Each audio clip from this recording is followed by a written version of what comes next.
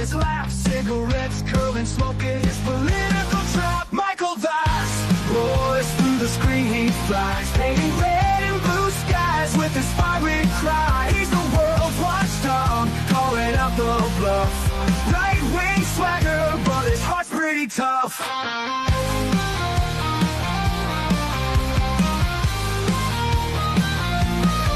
He's a Republican dragon with his truthful slight, fights the battles unseen in the shadows of the night. From policy to passion, he breaks it all down, giving a voice to the voiceless, wearing his crown. Caffeine-fueled mornings, the smoke curls dance, Fluffy at his feet, giving life one more chance. Through algorithms and bias, he cuts straight and clear.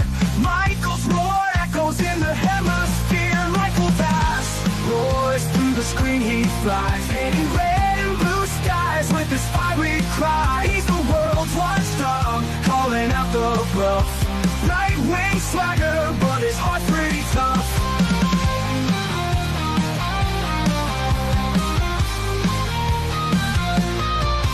No sound bites allowed is his ultimate creed. A dragon's perspective where facts are the seed. Standing tall on his battlefield of thoughts, guarding the truth that others forgot.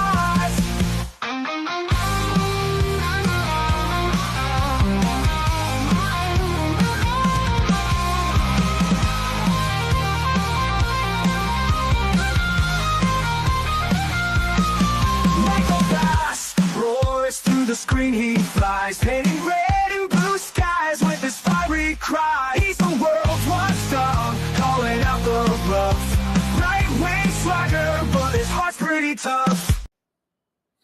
Hello, everybody, and thank you for joining us. This is No Soundbites Allowed, and I am your host, Michael Voss, the political dragon here in our offices in the Bronx, New York. Today is July 6th. I hope everyone's been having a very good 4th of July holiday weekend. Independence Day was a great day for all of us, I hope, around the world, that Americans were able to celebrate our freedom and 249 years of our country. Obviously, this is for those who are in Texas, it's a difficult time. And I know a lot of people have been affected by the flash floods. I believe the most recent data on this, and bear with me as I double check here. Sorry, bear with me. I'm trying to adjust sound. There we go. I believe, come on. Yeah, the most recent news that I see on this, whoops, nope, that's not right either. Hang on one second. There we go. There we go. So the most recent news that I saw is that there's about 70 people that are confirmed to have been dead. There's at least 11 young girls that are missing right now over at a camp. It is a difficult and troubling time for many people. Please, if you are religious, if you pray, please do pray for those in Texas, for those missing young girls, many of the young children that have been missing, and many of the families, that everyone can be found safely. I know it's a difficult time, and many people are very concerned and worried, justifiably so. But hopefully we will find that this will work itself out and that they will be safe and unharmed, or at least as relatively close to that as is possible. It is shocking news, and it is sad news. And I do hope that our government will work diligently to try and fix this. I mean, this is what we have FEMA for, the Federal Emergency Management and Assistance. That's what they're for, to handle hurricanes and flash floods, earthquakes, these kinds of natural events that you just can't predict and you can't prepare for. And I know I've seen people online who are already pointing fingers and saying, well, why are you making the camps in a flood zone? Why didn't anyone have warning? I think there was an article from the New York Times talking about, oh, they're there were problems with the forest rangers, and so they didn't have forewarning. It's a flash flood. This is an unnatural event. This isn't something that happens on a regular basis. It doesn't travel through the normal routes of the river that you would normally see. So these are unexpected things. It's like I lived in Binghamton, New York, and I recall that we were hit back to back. I think it was in 2011 and again in 2013, if I remember correctly, that we had a 100-year flood, which was followed up about a year and a half later with a 500-year flood. Massive floods. No one was prepared for that. It was in upstate central New York, and it's a southern tier, and we just got hit with a deluge of flooding. It flooded the river. It came up literally. The waters were rising up to the tips of the bridges. Bridges were actually getting flooded, and these are raised bridges about 20 feet or more, and they were being flooded. You could literally see water crossing the top of some of the bridges in the area downtown. The downtown region was completely flooded. That was the 500-year flood, and there was no way to be prepared for that. Houses that were on the sides by the river, the water just rose all the way up. Came up the bank, and I mean, these were steep banks, very steep banks that had been built with the idea of flooding in mind.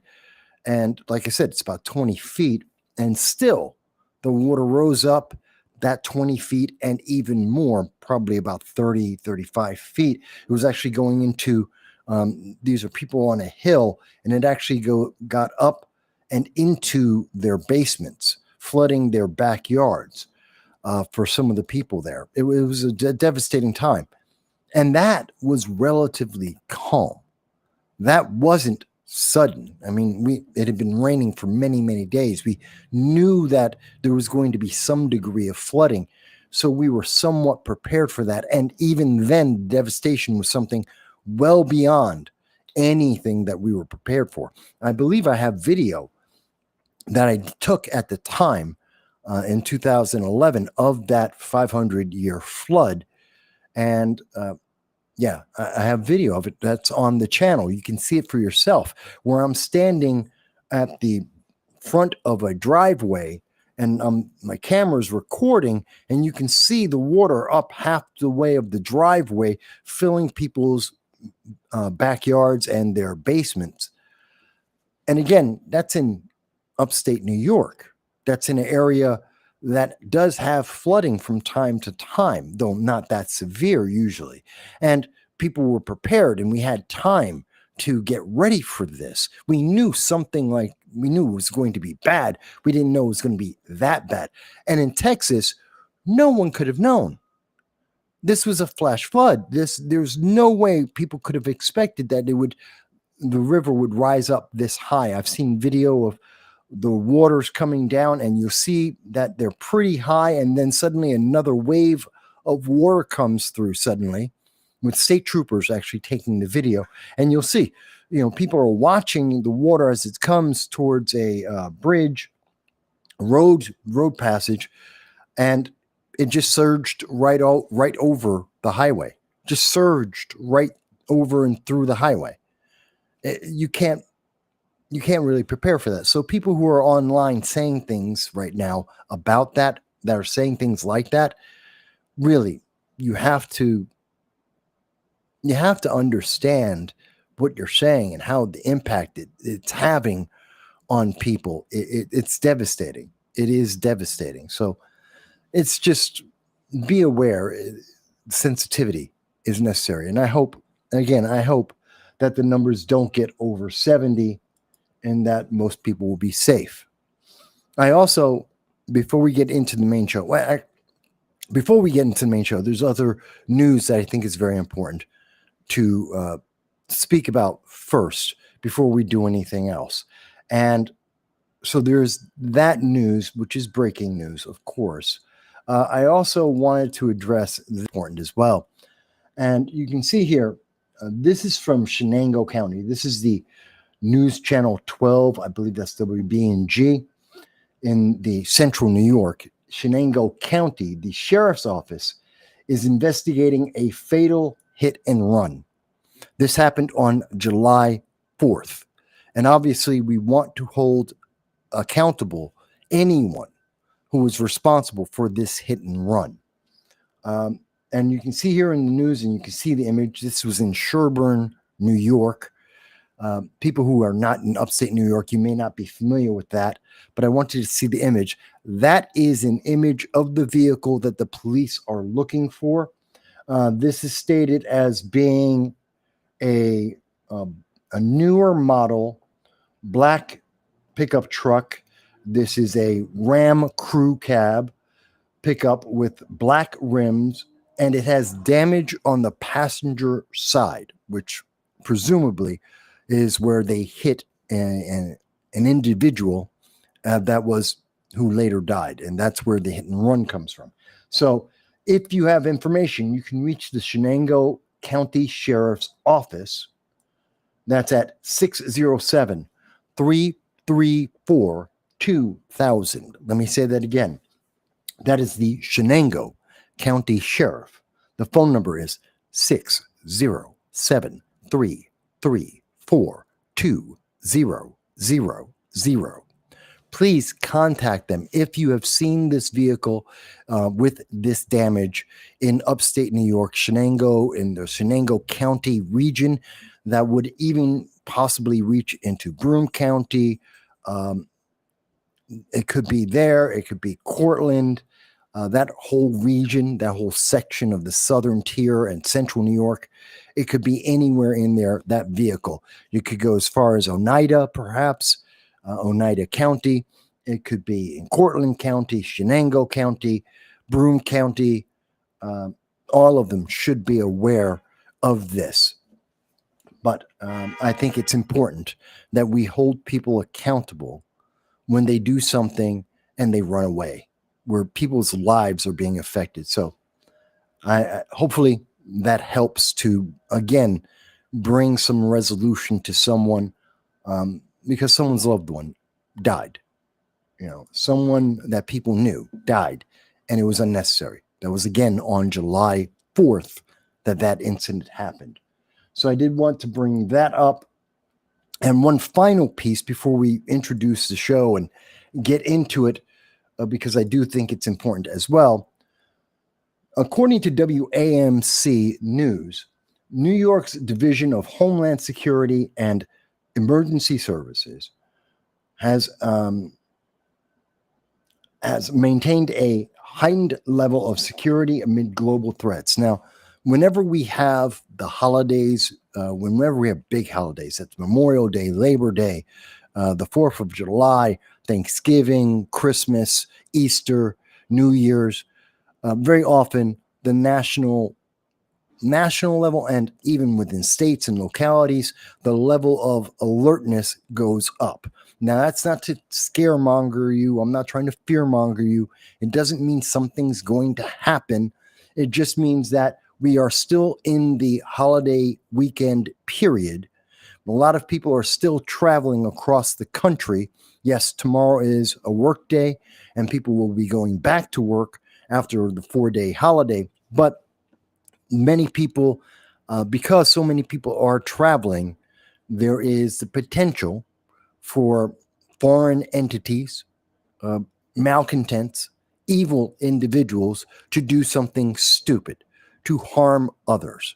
And because that is possible, that's why we see that there is, not just on July 4th, but throughout the entire weekend and continuing today, probably into tomorrow, you will hear that there is a heightened awareness of Homeland Security, that you should be a little more vigilant than you normally would be about packages being left alone, about individuals acting in very suspicious manners. Please keep your eyes open and, report things that are absolutely out of the norm, that are completely unusual. And if you're getting a gut feeling, in my life, this has been very true. that if you have a gut feeling that says something is wrong, something doesn't feel right, it probably isn't. Your instincts are telling you something. Your eyes or your ears saw or heard something that you didn't consciously necessarily notice, but your mind did. And it's trying to let you be aware that something is not normal and that you should be prepared. If you have that gut feeling, if something is catching your attention, make people aware of that to help people, because that's how we prevent the craziness of some of the domestic and foreign terrorist attacks in the world. The more people are aware, the less likely those individuals are able to do something or to minimize the amount of people that are affected by it. So I do want to make you aware that that warning still exists, and that isn't just in central New York. It is throughout New York. It is ongoing. And I just wanted to give you that awareness. Now, I know we went from 4th of July to a bunch of breaking news events and up notices and updates that are kind of down. I understand that. It's a roller coaster. That is life. It is a roller coaster. For every high, there is a low. And sometimes we have to navigate through that. It is difficult. But it is something that no matter how low the lows get, no matter how much you might be afraid, no matter how much fear you may have, please understand that as you continue to move forward, you will work your way through it. It is not overwhelming. You can overcome so many things. And I say this from personal experience, where I've been stuck in the middle of a civil war. I've been in the middle of an earthquake, a magnitude 7 earthquake. I've been hit by a car. I've been threatened by a crackhead with a gun to the center of my chest. I've slept I had to live in a crack house for a little part of my life. I've been homeless. Life happens to all of us. And for all of those negatives, I got hit by a car. It shattered my leg. Shattered. I have a rod in my leg right now, and I'll have it for the rest of my life. Even with all of these things that have happened, a coup attempt in Moscow, I almost got thrown into a gulag in Russia. Life moves on.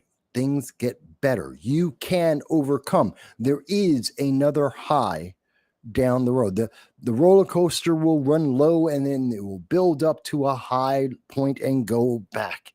It never is flat. Life isn't just constantly boring. It's always something happening. So don't let these things hold you back. Don't let them tear you down. Don't become depressed about it. Just understand that this is a moment and moments pass. That's always important. Yes, this may be a difficult moment for some people, whether you're in Texas or in New York, whether you're in Shenango County right now. This could be a difficult time for you. I understand it.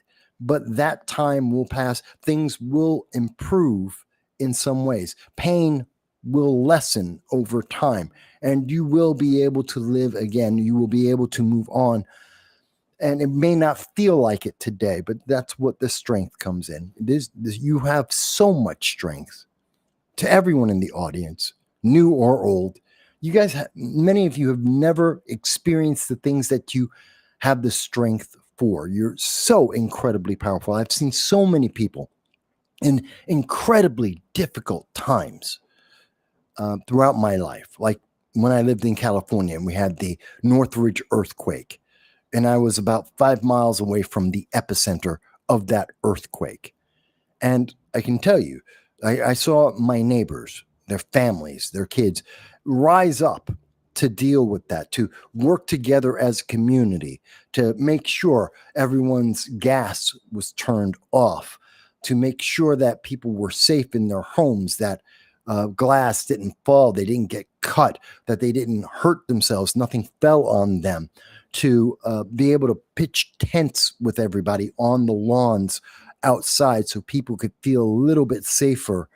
to barbecue, to all of us put our money together and took a long trip in the trucks, and we got a bunch of hot dogs and hamburgers and food that we brought back to the community so that each and every member of the community, we split up the hot dogs, split up the burgers, and we all just cooked. And kids would just come up from anywhere in the neighborhood. People from anywhere in the neighborhood, whether on my block or any of the neighboring blocks, would just come on by. And if they were hungry, they got something to eat, and they wanted to talk. We could have conversations. And then we slowly got back to normal. It took a couple of weeks, but we got back to normal. And so from these insane experiences I've had in my life, some devastating experiences I've had in my life, I can tell you that as difficult as things are in that moment, you do have the strength to get past it and to overcome. And it doesn't make everything perfect. It doesn't make everything better, but it will not be as bad. It will not be as painful. You will overcome. So I think it's important to say that, because a lot of people don't say that. We talk about the 4th of July, the Independence Day, and we talk about, fireworks going off. We talk about firecrackers and celebrations, having barbecues and beers. And we don't think about some of the times that sometimes it's difficult. People at the same time in our own nation are having very difficult days, even as some of us are celebrating. That doesn't mean you don't celebrate, but it does mean that maybe you give a prayer at the end of the night just before you go to sleep. Maybe if you have an extra, maybe you didn't buy that at one extra case of beer, you didn't get that one extra drink, you didn't get that one extra thing, and you've got an extra $5 to send to Texas, to send to someone who's in need across this country. Maybe you did see that Ram pickup truck, and you know what? You just remember, I saw it was going down this road. Give the police a call. The little things matter. The little things matter, and it helps us all to get through these things. All right. So I wanted to talk about that, and hopefully that gave some measure of peace. Of course, if it did not, if you still need help, please remember, there is always the mental health hotline. There is the suicide hotline. There's the drug addiction hotline. There is the battered individuals, battered spouses hotline. These things are available. You can get on your phone. You can reach them on your tablet, on your computer, on your phone, and not just to text them, but to just look them up. Please tap into those resources. If you need them, tap into them.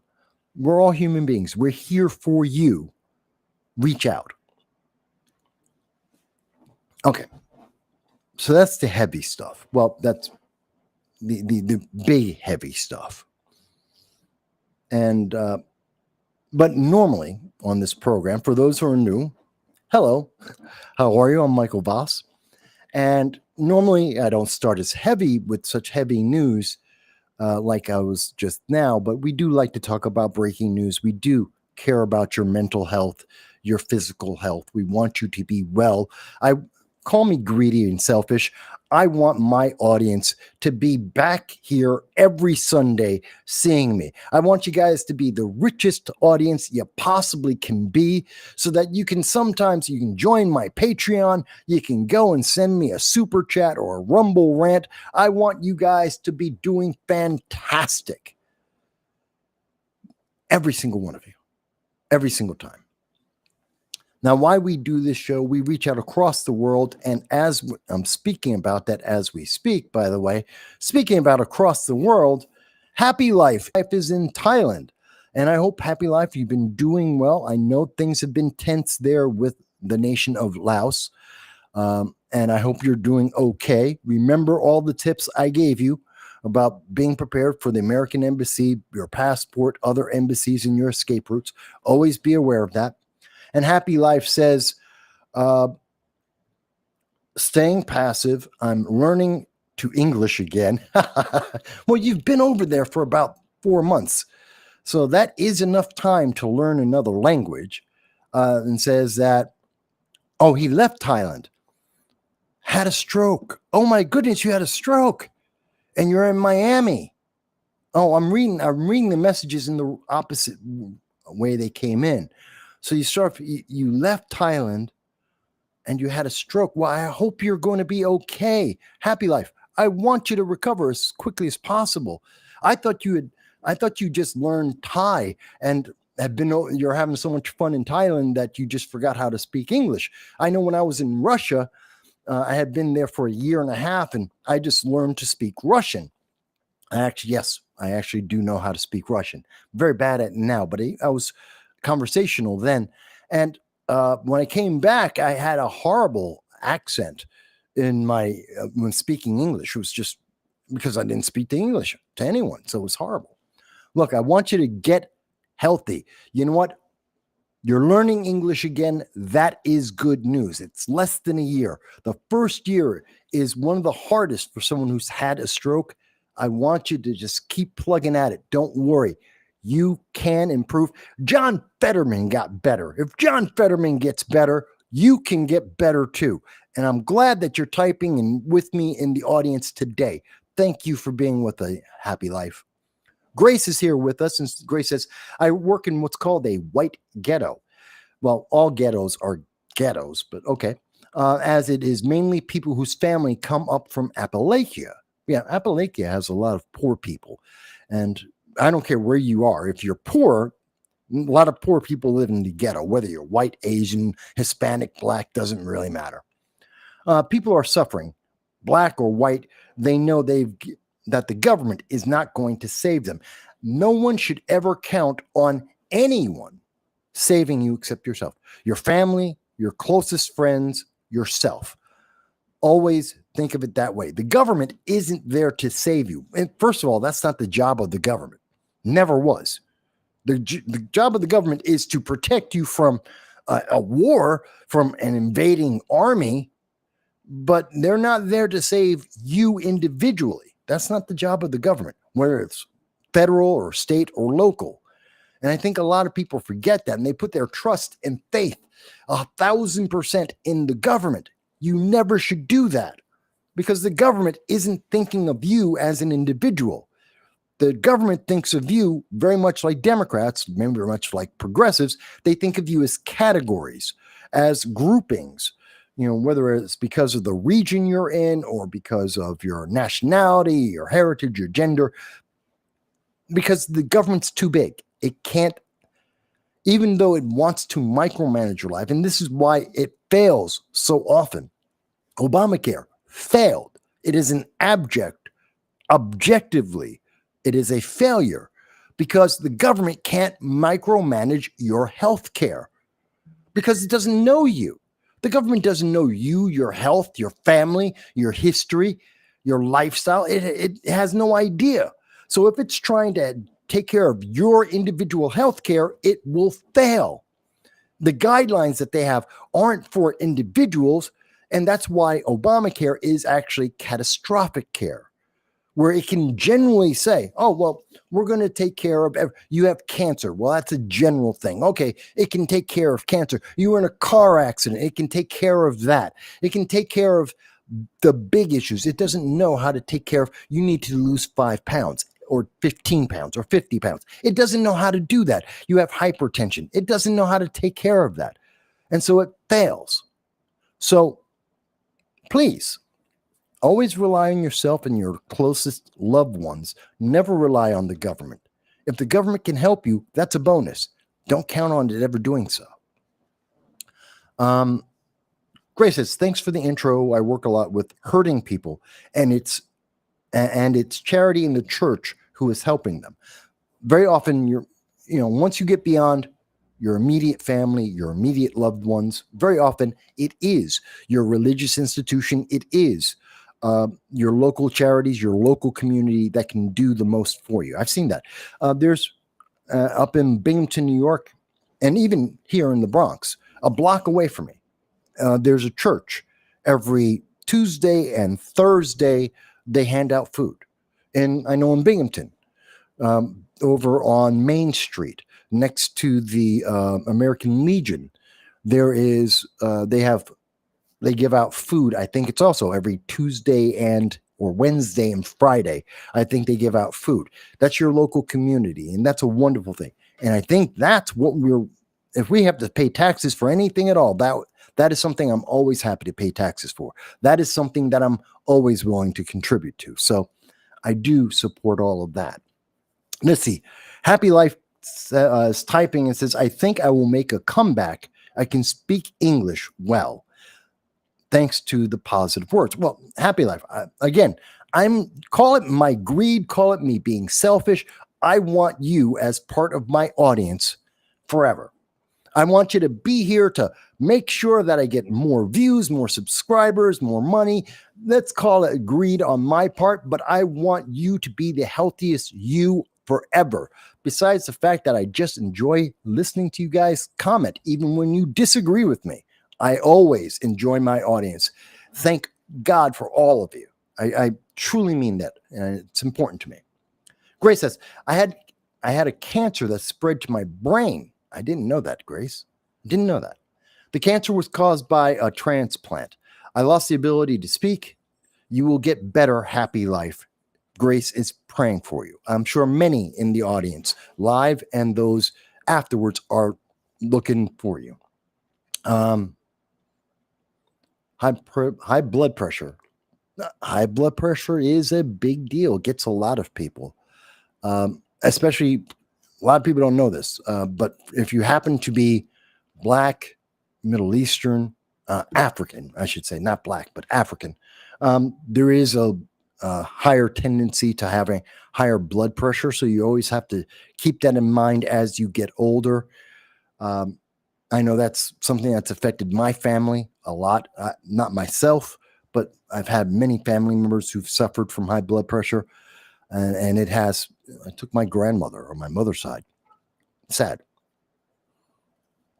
So that is something. You got to take care of yourselves, folks. I want you all to take care of yourselves. Okay. So, yeah, I love my audience. I love what I do. That's why I've been doing this for 8 years. 8 years I've been coming on every Sunday, talking with you guys about the issues. And for those who are new, please join on in. And I'm always happy to hear. You can see it is an interactive community, both people talking in the chat amongst themselves and also with me. And that's what this is supposed to be about. It's about interactivity. It's about you talking with me. If there's an issue I'm not covering and you think it's important, tell me. If you disagree with me, let me know. If you do agree with me, let me know. If you have something that you need to get out there, please feel free to super chat, reach out with a super chat or a Rumble rant, because we're on YouTube and Facebook and a couple of others. And I should be on X and Facebook and a couple of others. So please feel free to join us, and you can send in your comment at any time. I'm always happy to hear that. All right. But primarily, what we talk about here is politics. We start off with the local. We go into we start off with the breaking news. Then we go into international. We usually take a break for about 45 minutes. Then we come back, and this is all in one show. And then we come back and we talk about domestic. What's Joel say here? What do you say there? Voz has a great community here in chat. Yeah, I think it is a wonderful chat community. Very welcoming, even when people disagree. Even when people disagree, pretty even keel all the way through. The only one that anyone should get upset with is me. And so, have at it. Just be respectful and tell me you think I'm completely wrong. Trust me, you will not be the first one. People do that all the time. And it goes with being online and being a public personality. Oops, there we go. So I wanted to talk a little bit about what's going to happen after this holiday weekend. Monday, Tuesday, we're going to see the rest of the world wasn't on vacation. The rest of the world didn't have a holiday. while they watched America, and they always find it, you should see some of the comments that come out from people in other parts of the world when we're celebrating our annual birthday. The celebration that we have compared to what the rest of the world does is we're way more exuberant. But then again, we're Americans. We're over the top. We are exuberance in and of itself. And I think that's a great thing. We're exceptional because we're Americans and we don't do things small. We do them big.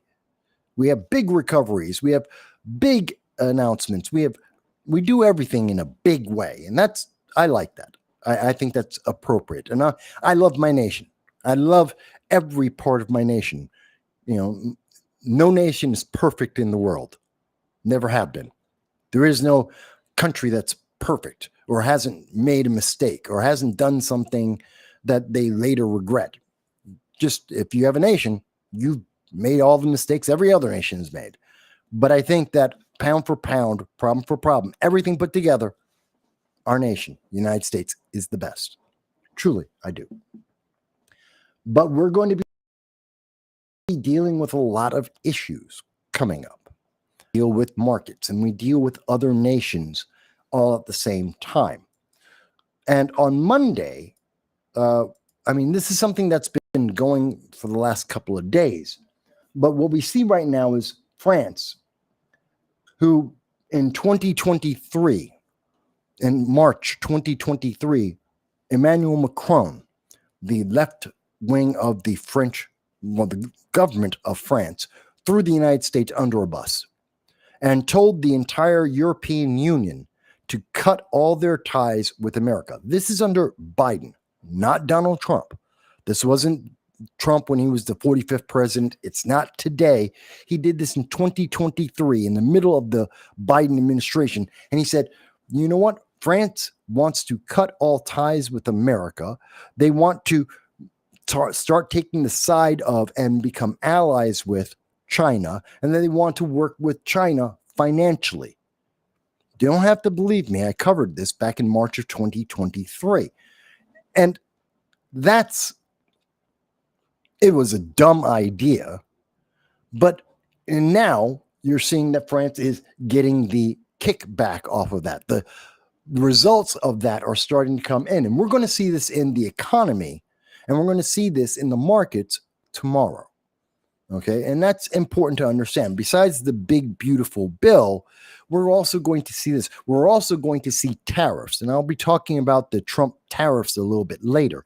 Again, I don't think the Trump tariffs are negative, and I don't think this is going to be as devastating. Remember the first time they told you about the Trump tariffs back in March and in April, and they said, oh my God, you're going to lose all your money. You're going to lose all of your jobs. None of that happened. None of that happened. Yes, the market went down, and then it went right back up. And the people who lost money were the ones who panicked, who were fearful.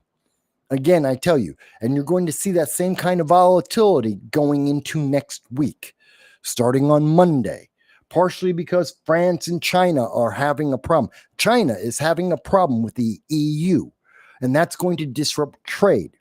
And if that's disrupting trade, that affects the United States as well. That has an impact on our economy, as well as the Trump tariffs will be reactivating.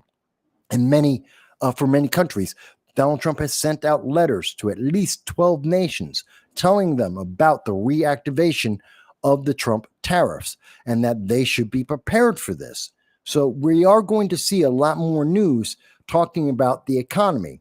And of course, because it's Donald Trump involved, you're going to hear doom and gloom. You're going to hear, just like you did last time, from MSNBC, from CNN, from ABC, you're going to hear the mainstream news media tell you that you are going to lose all of your money, that the United States is going to go completely bankrupt and the world is over. It's because of Donald Trump, because of MAGA, America First. They're all the bad guys. So you have to vote Democrat in 2026. That's the only solution to all of these problems. And the problem is Donald Trump is orange man bad, the devil himself. And that's it. Now, that's not a solution. Even if the left and the new mainstream news media were correct, and if they ignored what's actually happening with France, what's actually happening with the European Union, what's actually happening with China and its trade and its other military machinations that it's working in the background. If you ignore all of that and just blame it all on Donald Trump, it still doesn't mean the United States is going to suddenly go into a depression equal to or worse than 1929. It's just not realistic. It's not like we have been in a recession since August of 2022. We never came out of it. We never fully recovered. We've been in this is the Biden recession that we still are dealing with. And we're starting to see some improvement, and I will tell you about that improvement a little bit later. Believe it or not, as much as you're going to hear doom and gloom, we are actually seeing some things that are telling us things aren't nearly as bad as CNN wants you to feel, because they want you to be afraid because they have a political agenda. They just don't tell you about it. I mean, I'm honest. I'm upfront. I'm a conservative Republican. Absolutely. I've run for elected office as a Republican. I have no problem with telling you that. And you can say, well, Mike, you're just being political. Okay, take a pound of salt. But I've also been a stockbroker. And when I talk to you about economics, it's not about the party. It's about the reality. And if you just react by panic, you will lose. It will hurt you. There's an old saying as stockbrokers, and every stockbroker knows this. You can be a bull and make money. You can be a bear and make money. Pigs get slaughtered. That's an old saying. It's one of the first things that I was taught as a stockbroker. And what is that supposed to mean? Well, know your limits. Understand the situation. And think clearly. Pigs panic. Pigs follow crowds. They do stupid things because they're doing things based on their emotions. They don't have a plan. They don't think through the situation. Is it temporary? Is it political? Is it actually economic? Is it about that company? Think about what you're investing in. And also, more importantly, think about the environment. So we know France is having a problem selling their alcohol to China, which is a major export. In fact, most of the brandy that's being sold in the EU to China comes from France.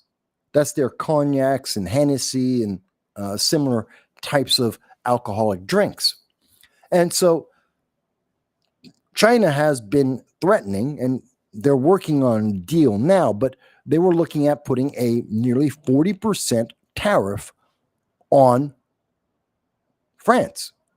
Oh, you thought Donald Trump was the only one who did 40% tariffs. Like America is the only country that does tariffs. That's just not real. There are tariffs, and every country has tariffs to varying degrees on every other country in the world, depending on which product. That's not new. What we see new is the way Donald Trump is trying to use those tariffs to create new deals, new trade deals that are more balanced towards America, kind of like what Trump has done with NATO. And forcing NATO, as you remember last week, NATO finally said, oh, every country is going to go and start paying 5% into their defense to pay for their own national defense instead of getting all of it on the backs of America, taking some of the pressure and some of the spending out of America's pockets, out of your pockets, and putting it back on these foreign countries that need to take care of their own people. That's France, Germany, Italy, that's England, that's all of NATO. They have to step up because they've been relying and piggybacking on us. So in the same way that by having big pressure from Donald Trump, from a strong presidential leader saying, if you don't pay your fair share, if you don't hold up your end of the bargain, if we don't have a fair deal, then there's no reason why we should comply with our end of the deal either. We don't have a deal at that point. You're just taking advantage of me. And so in that same way, think of tariffs in that same mindset. It's never explained in that same mindset, but that's part of the purpose of a tariff, to make sure everyone is playing on at least a somewhat level playing field, or at least with even terms that everyone agrees on. And so that can be beneficial to an economy down the road. And we're going to see this play out. And of course, if China is having a problem with France, China is having a problem with the rest of the EU, which means they're going to affect international trade all around the world. Because if the EU isn't selling their goods to China, then where are they going to go? Who are they going to sell it to? America? We already buy stuff from them. Are they going to try and sell us more? Do we want them to do that? No, we don't, actually. So what are they going to do? Mind you, they are loaning and borrowing money from us. This is going to affect various stocks, like the parent company of Hennessy.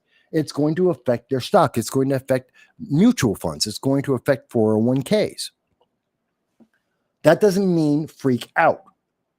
That doesn't mean that just because the EU is being hit with 34.9% tariffs on multiple products by China, that means that the economy in the world is going to go into a tailspin.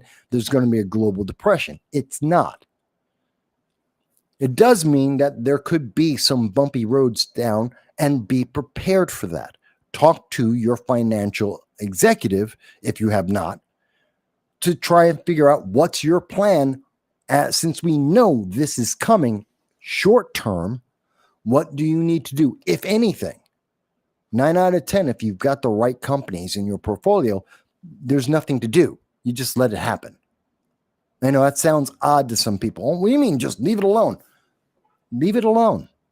If the company isn't broken and everything else is just hype, the markets move in hype. They move based on fear and emotion. That's what moves the markets more than anything else. Rumors will move a market faster than anything else, no matter what the facts are on the ground. If people are afraid of something, or if they're eager for something, that will make a price jump, and extraordinarily so. So I want you to think of it calmly. Don't feed into the emotion. Take advantage of the emotion. And when you hear the news media next week coming out and saying, oh my God, Trump, and you're going to hear this, you're starting to hear this now, Trump is putting out the tariffs. Oh my God, that's going to destroy the American economy. Every business is going to go bust. Everyone's going to lose their jobs, and no one's ever going to make money again. That's exaggeration. That's fear mongering. And that will there are some people who are not listening to this program. They're going to get terrified, and they're going to sell their stocks. They're going to sell their bonds. They're going to sell their investments. Even though the companies they own, they're not going to have business. As I'll just pull a name, Alcoa Aluminum, AA. Alcoa Aluminum, you still are going to buy tinfoil to put it in for your cooking in the oven, to wrap up some of your foods.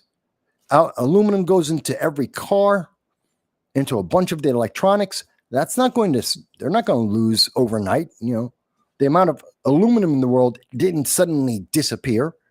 They're not going to suddenly go bankrupt.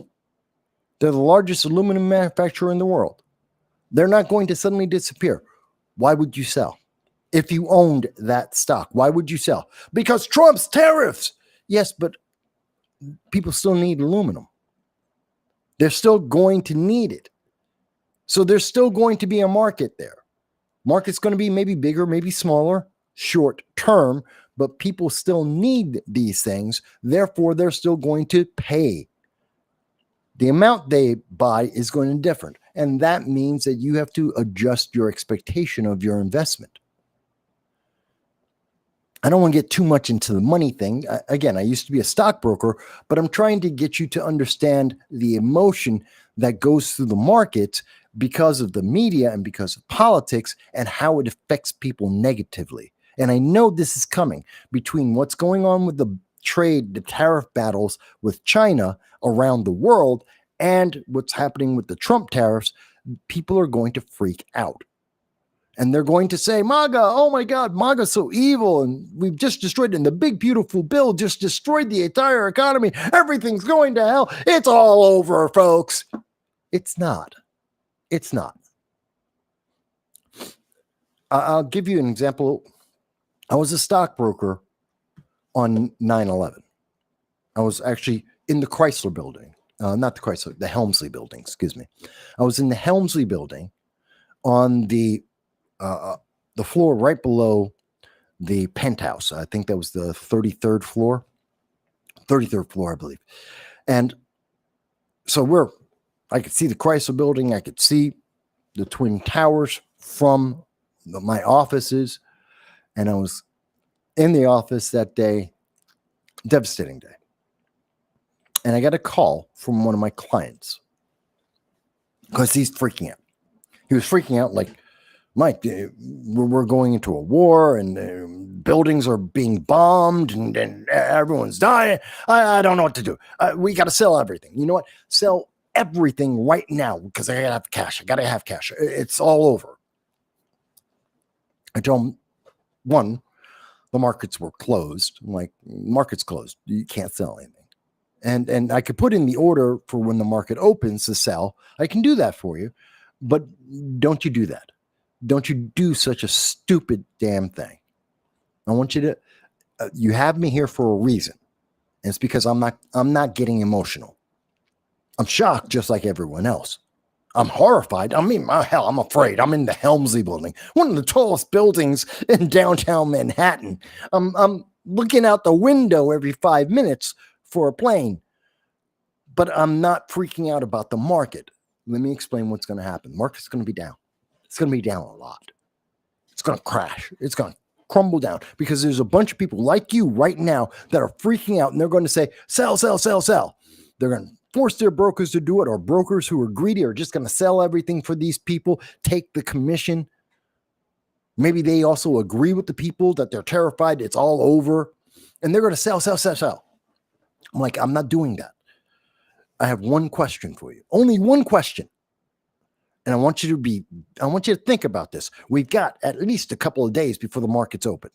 And I want you to think real careful. Will America exist in 5 years? It's a yes or no question. It's very simple.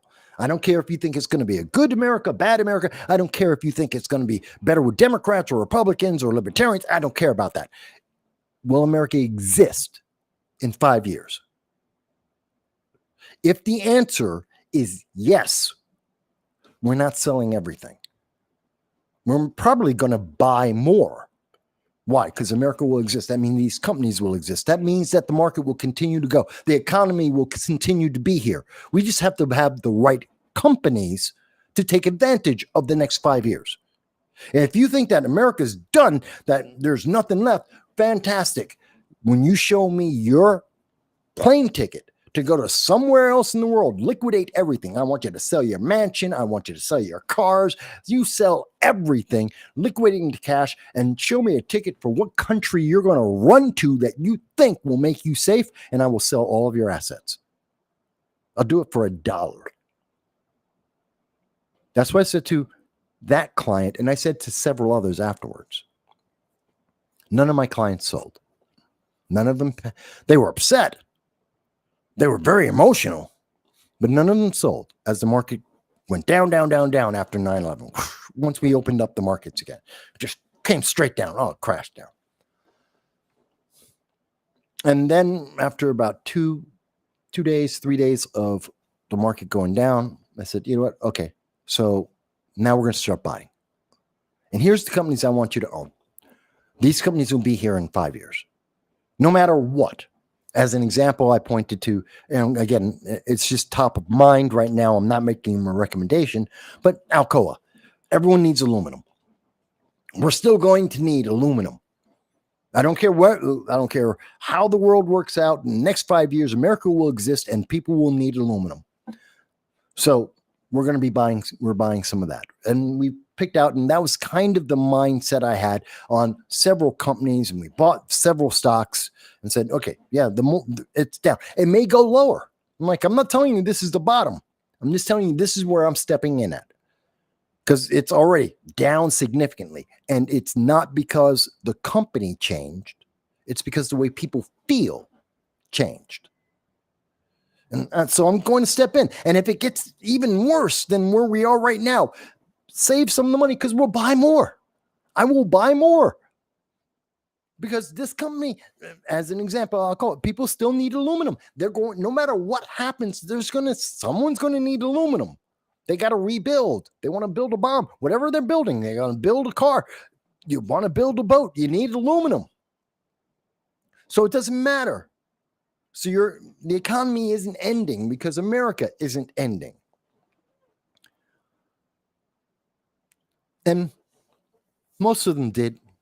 I had a group of 5, 6 stocks. We bought them. Most people did.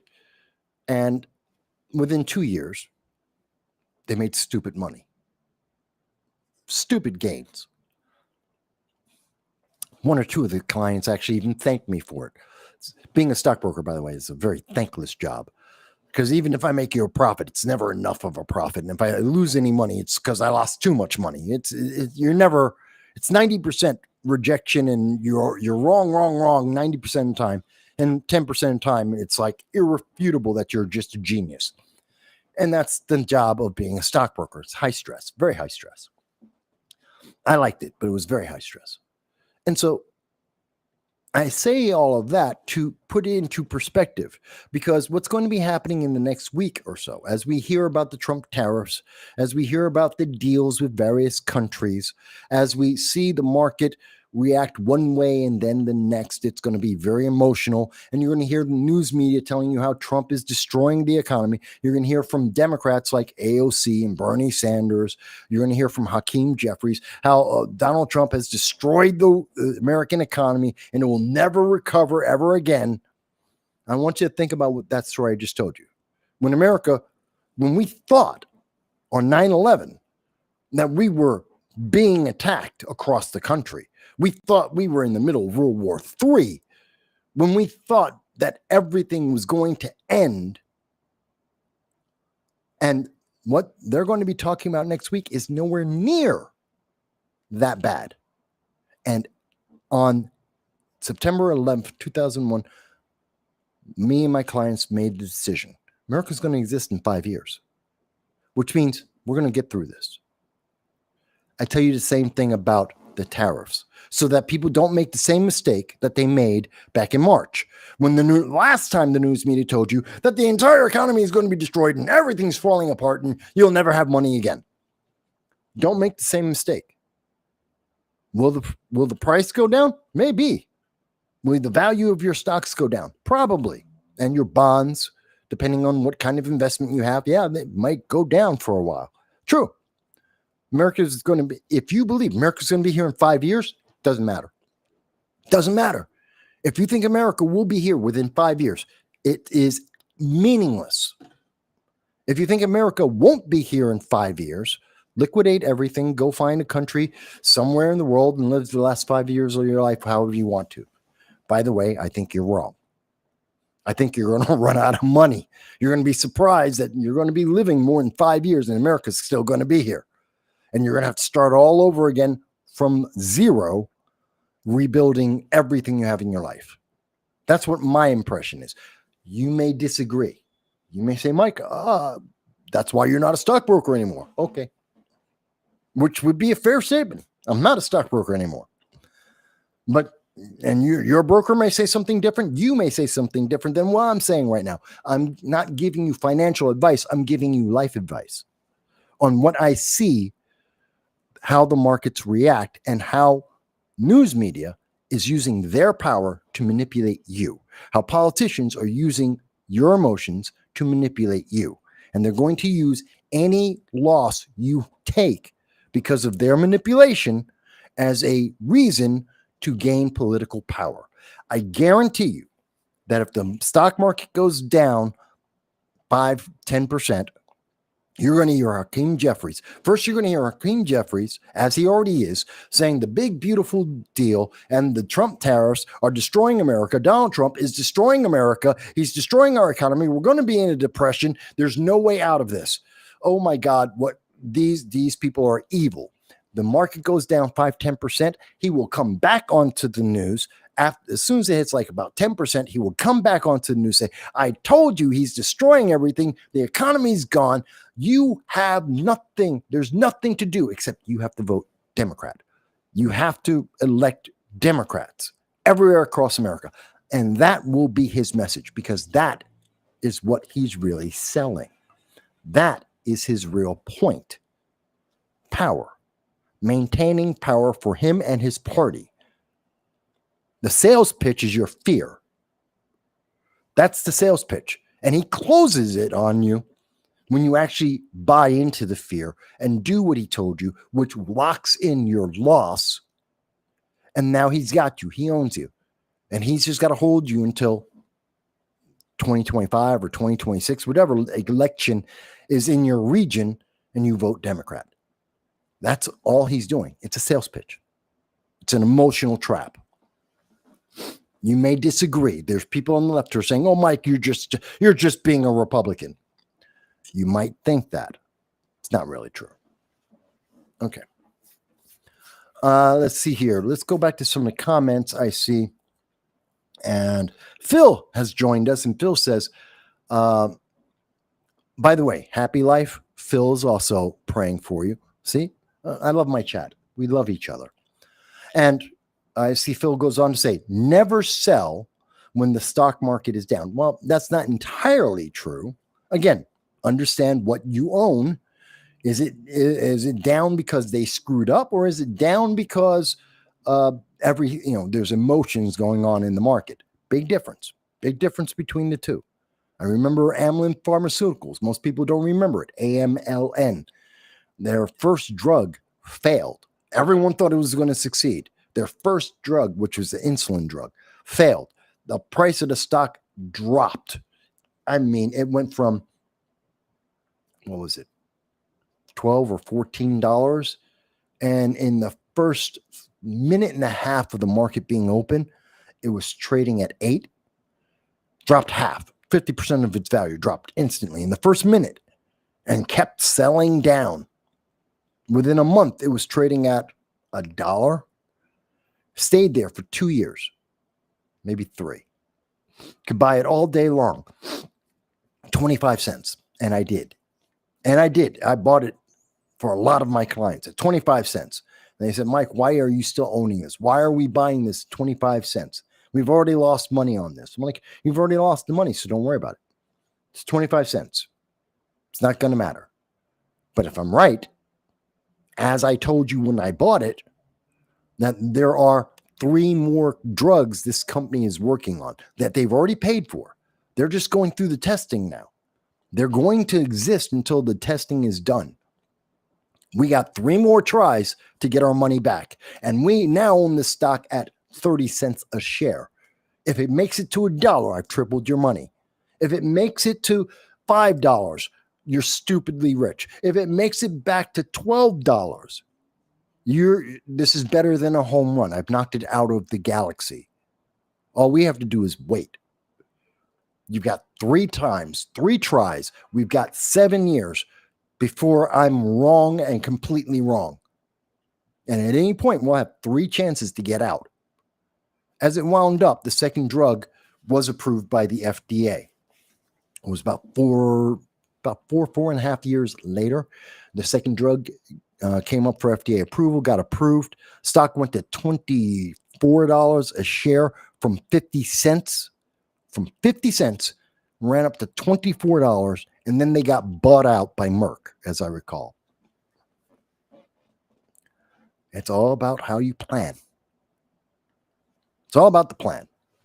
So again, it depends on, you got to know why you own the stock before you sell the stock, just to let you guys know.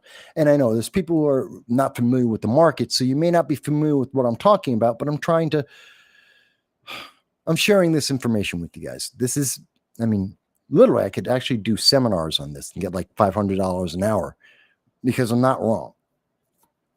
Phil says, a friend of the family sold their stocks in the 1987 crash. Ooh, that was bad. They lost all their money, and the stock market, of course, recovered because America still exists.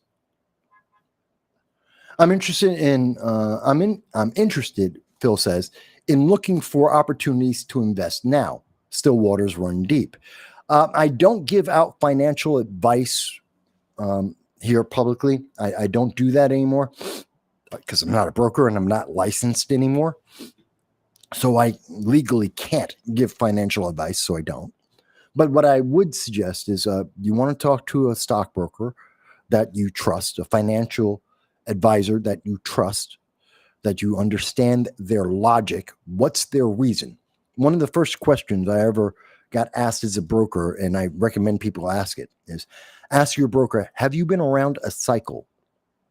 Now, when you say, have you been there for a cycle, means have you been in the market working with, buying and selling stocks for a year?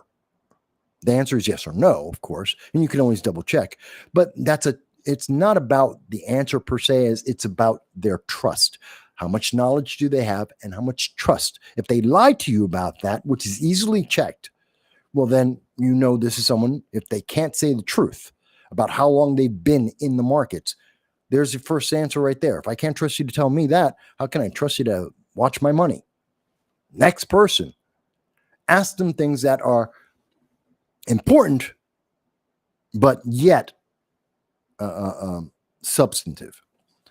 Yes, do your own research every time. Know what you're buying. Buy what you know. Warren Buffett has said that many times. It's true. Buy what you know. Yes, listen to the stockbroker. Listen to when they say when to buy and when to sell. 80% of the time, 60 to 70% of the time, you're going to be more often better off doing what the broker says when they say it than not, because they're not attached to the emotion of your money like you are. That's just true. But know what you're buying, know why you're on it, know what you expect. You have to do homework. Investing is like anything else in life. You've got to do homework. You've got to work it. It's as much about you as anything else. Anyone can recommend anything. You have to make the decision. So there's that. Oh, by the way, folks, we just got $2, a $2 super chat from Phil Vecchio. And Phil says, I use local mutual fund with a good track record. There's nothing wrong with that. That's a great way to invest. Great way. Again, what's comfortable for you is what you should do. I love options. I like high risk. When I go to Las Vegas, I play craps. Okay. I like high risk, high reward. I have no problem. That's the thrill ride. I'm into it, and I know what I'm buying, and I know why I'm buying it. I know what I'm trying to achieve. So I have strategies to take advantage of that, and I have enough experience to know how to do that. That comes with time. You need to do the same thing for yourself. Mutual funds are perfectly fine. I have no problem with people buying mutual funds. You can make millions in investments over time. The truth is, it's about giving yourself enough time, giving that investment enough time to make the money it needs to make, whether it's a bond, a mutual fund, a stock, whatever even real estate, whatever you're investing in, you have to understand what are you looking to get out of it and the time. Now, I've said all of that. And by the way, Phil, thank you for the $2. Again, I appreciate that. Thank you for the super chat. And yes, we're talking about stocks here today for a moment. I want you to understand that when you hear from MSNBC and CNN and CNBC, and they start telling you that the world's going to hell in a handbasket next week because Trump tariffs, the United States is not the only country with tariffs. The United States is not the only one negotiating tariffs at this time. Everyone is.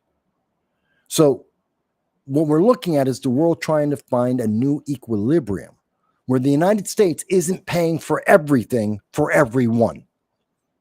That's a good thing. The less we have to pay for everyone else's stuff, the less inflation we have here in the United States.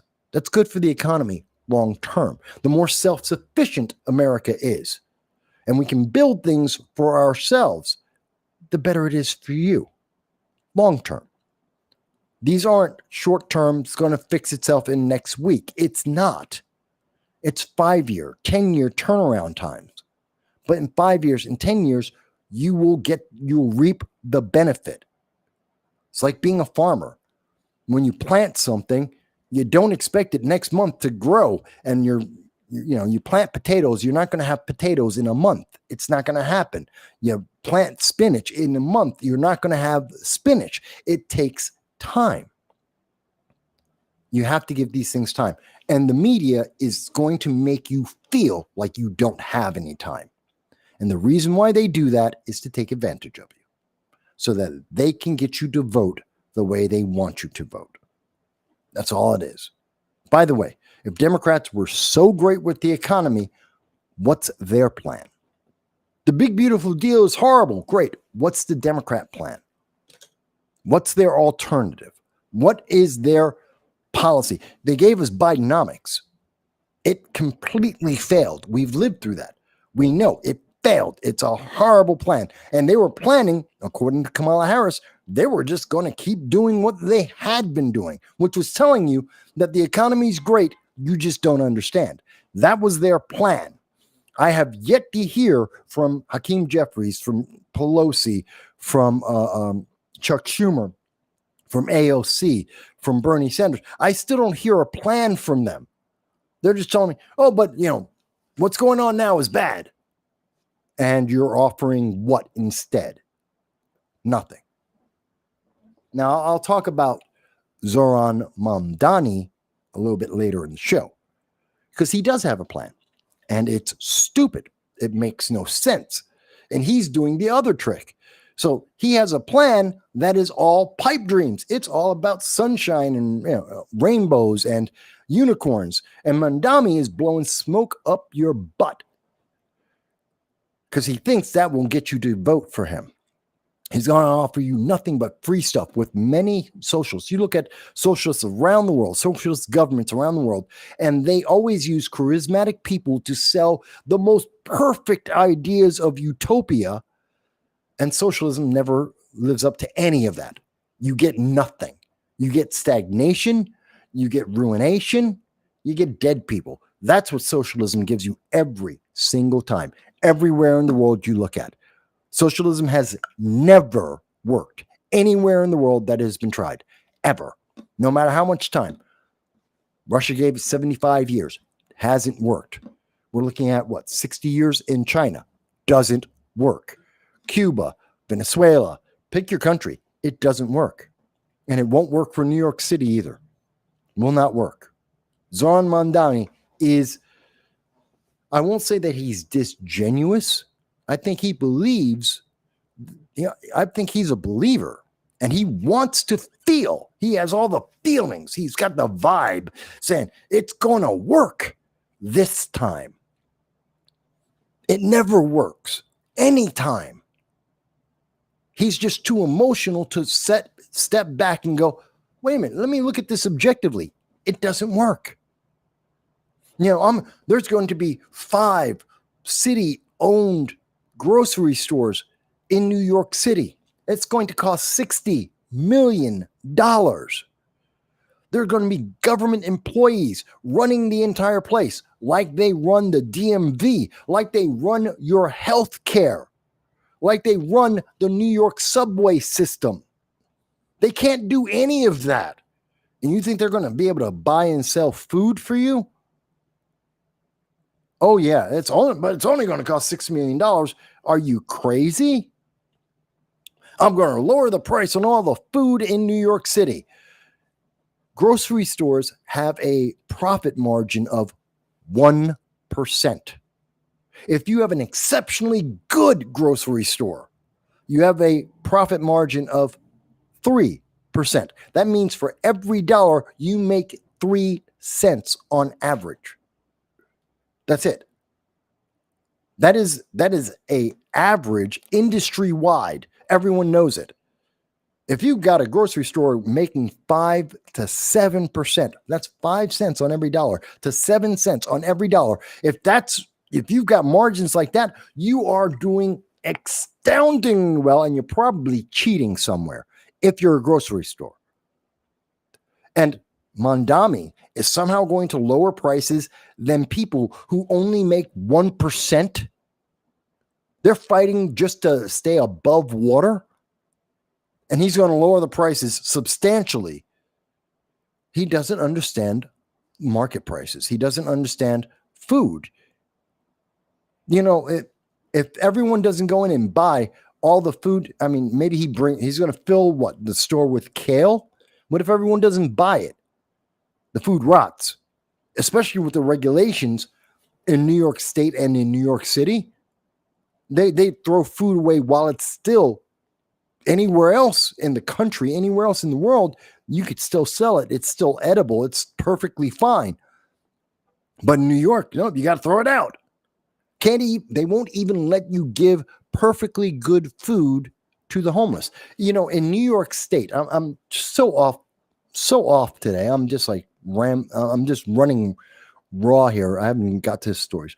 In New York State, especially in New York City in particular, if you have a pizza parlor and you made pizza and you have an extra pizza pie at the end of the night, and you thought that there would be a last minute rush, I don't know, from a basketball game, baseball game, kids in the park, whatever the reason, you made an extra pie at the end of the night and no one came to buy that pie. By law, you are required to take that perfectly good food that you just made and throw it in the garbage. It's edible, completely edible. You just finished making it. No one came and bought it. It's been there for 15 minutes, half an hour, and perfectly fine, sitting in the oven, good to go. Anyone can eat it any moment, and you just didn't have customers. So now you have to throw it into the garbage. There's a homeless guy standing right in front of you. And in front of that homeless guy's face, you are required to throw it in the garbage and to make sure that that homeless guy can't take it out the garbage. So it's not like you can, and I know people do this from time to time where they're like, perfectly good food, and it's an entire pizza pie. I'll just put it in a box and I'll put it on top of the garbage can. So the homeless guy will see it and see that it's perfectly good pie. There's nothing wrong with it. He can come over here and he can eat it. And if he does that, the pizza shop owner will get a fine. Because progressives and socialists like Mondami say, you can't do that. It's garbage. You can't sell it. If you didn't sell it, then you have to throw it out. That's a stupid rule. That makes no sense. There's no reason we could feed homeless with some of the extra food that we have in New York that doesn't get sold every day. And he's going to run a supermarket with rules that say, it didn't sell today, throw it out. It's not bad. It's still edible. It is still quality food. And Mondami is going to be like, throw it out. And he thinks he's going to run a better profit margin with people who are trained to work in the DMV. We've all been in the DMV. We're going to get an ID or whatever. Get an ID in New York City. You know how long that process is? It took a year for me to get an ID in New York City. I literally had my assemblyman, who is Carl Hasty, a guy who went to my high school. I've met him before. He went to Van Charles High School like I did, graduated a couple of years ahead of me. His office is 6 blocks away from me right now. I went 6 blocks over to his office, had his staff work with me talking to New York City. It took 4 months for me to get an ID in New York City. With the assemblyman, Carl Hasty is a speaker of New York State for the New York State Assembly. He's the speaker. I know him personally. He went to my high school 6 blocks away. It took them months to help me get an ID to navigate the system in New York City. That's how ridiculous the system is. And Mondami is telling you that he's going to make it all better in a day, that he's going to get elected and it's all going to go away. It's all going to be fine. He's lying to you. I'm sure he feels like he could make it all change. He can't. He can't. He has to change every law in New York State. He can't. It's just not possible. All right. So, completely sidetracked there, folks. Went down on a tangent, which I do sometimes. Went on a tangent and went into stocks, and then went into Mandami in New York City, and the illogic of the socialist paradigm in New York State. And I'm happy to hear from anyone who wants to tell me, oh my God, but Mike, you just don't understand. You know, he's going to do the New York City stores, grocery stores, like they did in Kansas. That program failed in 3 years. The program that Mandami wants to use in New York City that mirrors the one that happened in Kansas failed in 3 years. He doesn't tell people that part, that the program, yeah, it existed for 3 years and it failed, which is why they stopped it. And he'll tell you, oh, but Mike, you don't understand. It's like the program in Chicago. They did a study on this, which they've never released the results. They did do a study. No one knows what it says, including Mandami. There's a couple of articles that say, well, we think it will be a great idea. It could work. And he's like, see, they're saying it works. No, they said it could work. That's not the study. The study hasn't been released. He's trying to say, oh, I'm quoting the study. You can't quote a study you have not read. Oh, I hate when politicians lie to people. I really do. I really do. All right. So next week, you're going to hear a lot about the trade wars, and you're going to be told that the economy is going to suck. Every progressive, all the big major news media, they're going to blame it all on Trump. They're going to blame it on MAGA and Republicans. They're going to tell you everything's going to hell. It's not. They're going to tell you, oh my God, Medicaid, no one's ever going to get Medicaid again. No one is going to have Medicaid. When they tell you that no one's going to have Medicaid because of the big, beautiful deal, notice that they always say 3 million people, 18 million people, 15 million people. Why is that important? When Hakeem Jeffries says 15 million people will lose this coverage, 8 million people will lose that coverage, 3 million people will lose this other coverage, and he blames it all on the big, beautiful deal. Do you notice he doesn't say citizens? He doesn't say Americans. Because Americans aren't getting cut. Illegal aliens. He's talking about illegal aliens. He's talking about people who are refugees and illegal aliens and people who have overstayed their visas. He's talking about them. Because that's the fraud that's being cut. That's predominantly who he's talking about. I'm not going to sit here and tell you that, no, there's not one single American that might not lose coverage. There may be, that wouldn't be new. Obamacare took, 144,000 people lost food stamps because of Obamacare. Oh, you don't remember that. I do. 2010, I did an article on it. I covered it in a video. I remember it very clearly because the politicians who didn't read the bill didn't realize that Obamacare increased the income of people. And so they suddenly got it was between Obamacare and they had gotten a check from Obama, and it raised people's income above the threshold for food stamps. And so 144,000 people lost food stamps. Oops. So I'm not going to sit here and tell you that, oh, they're cutting food stamps, they're cutting Medicaid, and that means that it means no American lost something. I'm sure there are some who will, no doubt. But it's targeting fraud. It's targeting waste. Most of that is going to be with illegals and individuals who are questionable in America and some criminals, American criminals too. So every American that you hear screaming, I lost my Medicaid. Yeah, some of those people are going to be people who are committing Medicaid fraud. Just because they're American doesn't mean that they were being above board. Fine. But anyway, let me move forward. Getting back to the show at hand, talking about international, I'll talk about the domestic again. By the way, if anyone disagrees with me, If anyone thinks that I'm wrong, that I misunderstand, I mean, you can do what Phil did, of course, and you can, whether it's on Rumble or on YouTube, you're more than welcome to send in a super chat, a Rumble rant if you wish, or if you prefer, you can just send in a comment and in the chat that's available to everyone on Rumble, YouTube, Facebook, X. You are all more than happy to leave your comments and I'll respond. And you can tell me, Mike, I agree, I disagree. I think, Mike, you just don't understand. It's perfectly fine. I'm here to talk with you. What is it? Phil says, it's amazing how there's all these cuts, but the spending is going up. Yes.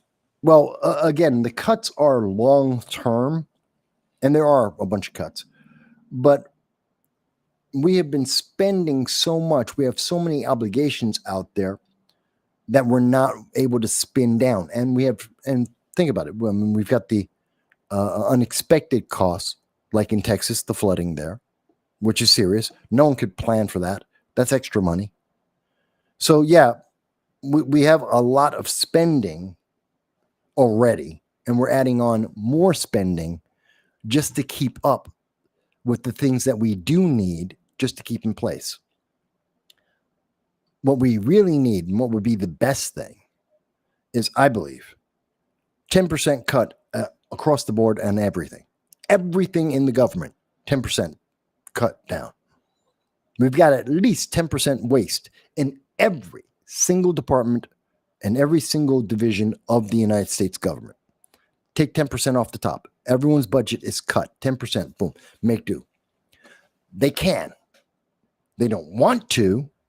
It's going to affect donors. It's going to affect various businesses, big money businesses. A lot of institutions will be hurt by that, but we can do it.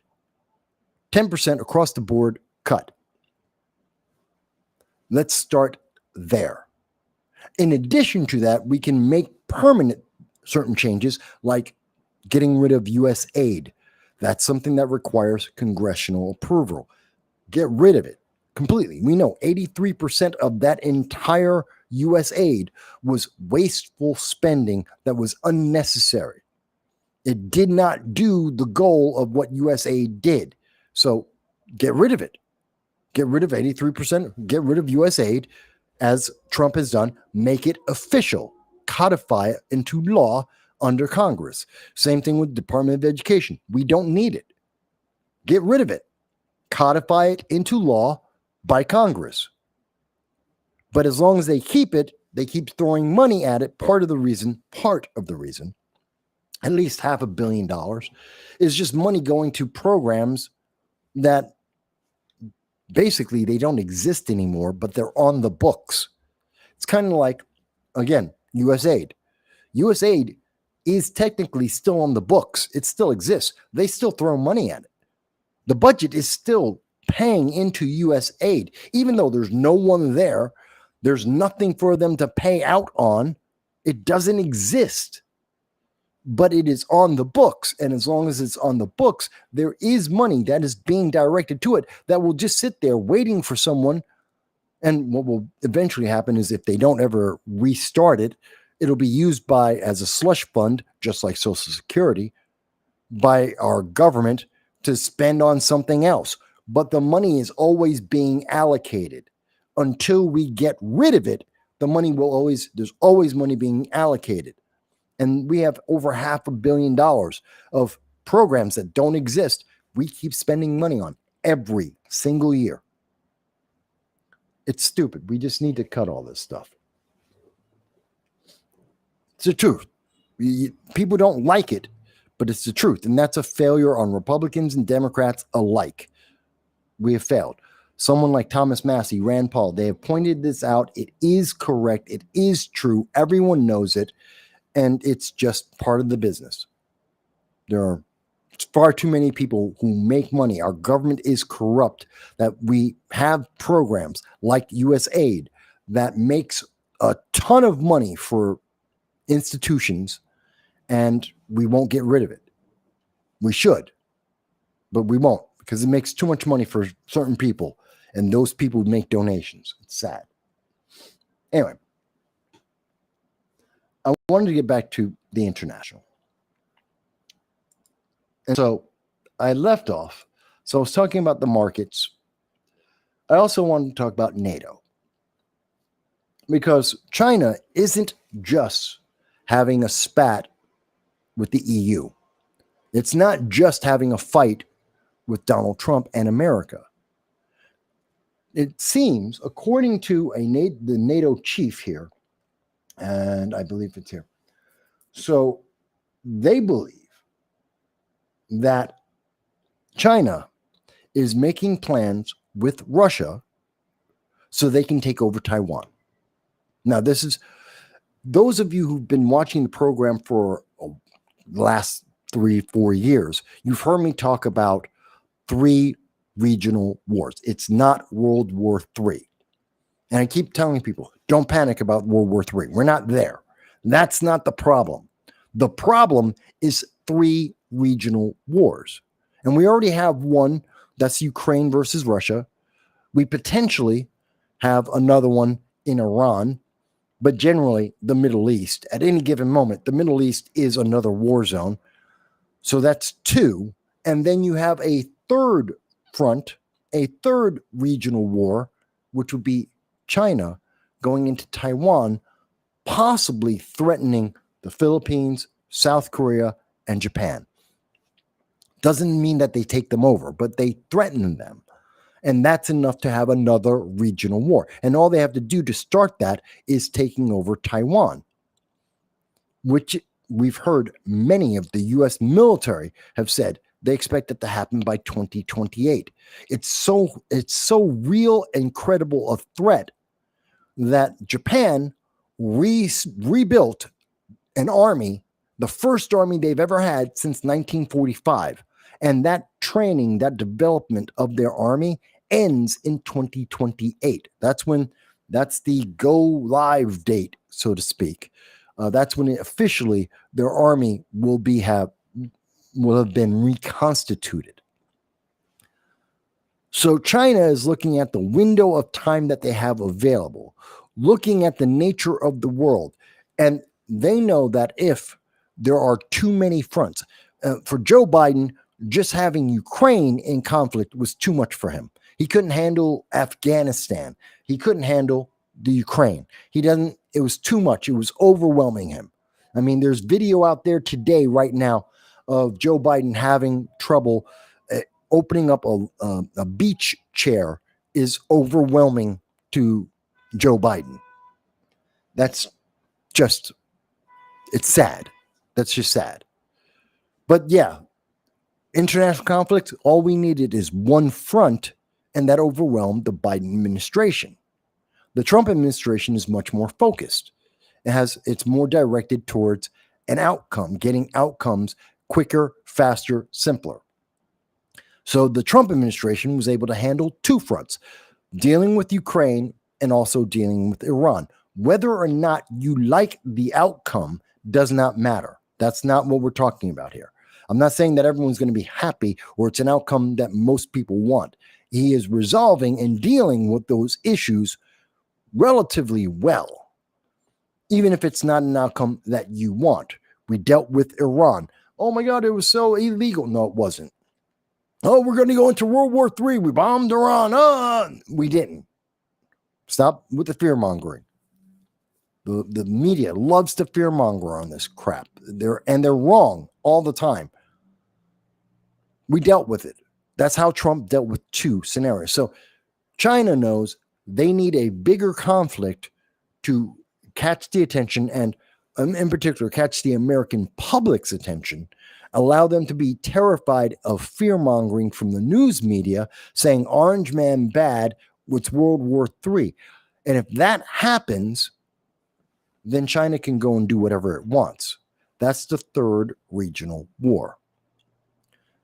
3 regional wars is worse than World War III. The conflict doesn't end. And I say that, and I've said it before, because if you have World War II, World War I, we had sides. you could take out one leader, one or two leaders, a couple of the key leaders, and the war would end. You could take out Germany and the war ended. You take out Japan, the war ended. So it's when you have a world war, it's a bunch of countries aligned and unified based on an ideology or a purpose, a specific goal that they have. But if you have regional conflicts, multiple regional conflicts happening all at the same time, you can't stop that. Because taking out one person doesn't stop it. They all have different ideologies. They all have different goals. They have different things that they need to resolve to end those conflicts. So it's worse than World War III. In World War III, you have one main goal. It's this side versus that side wants X, Y, Z. We want A, B, C. We can work that out. When you have, over here in, European theater, they have a certain set of criteria, and that requires a certain amount of resources. And then we have the Middle East, and there's another set of resources with an entirely different set of criteria that has to be satisfied. And then there's the Southeast Asia conflict with a different set of criteria, with a different set of goals and objectives. And you got to balance all of that. Very difficult. It's basically you're fighting a war on three different fronts from the American perspective. And we can't. The Germans tried to do that. Didn't work. Military strategy, classically, will tell you, you do not want to fight a war on two fronts, and you will lose if you fight on three. Everyone does. You fight on two fronts, you will probably lose. If you fight a war on three fronts, you will lose. Always happens. And so that's what China is now planning. According to members of NATO, I believe I have it highlighted here. And let me bring that back up for you. I believe there is increasing realization that if China made a move against Taiwan, Chinese President Xi Jinping would first make sure that he makes a call to his very junior partner in all of this. This is according to the NATO Secretary General, Mark Rutte, who says, and he's referring to Vladimir Putin in Russia. Two fronts.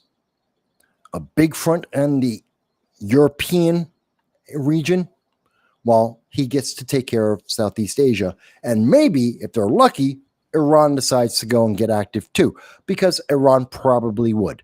If America is busy trying to deal with a massive conflict in Europe with NATO and the EU demanding that the United States sends troops in, and at the same time, we're trying to send our ships over to protect our allies in Japan and in the Philippines and in South Korea against China, who's trying to take over the Taiwan.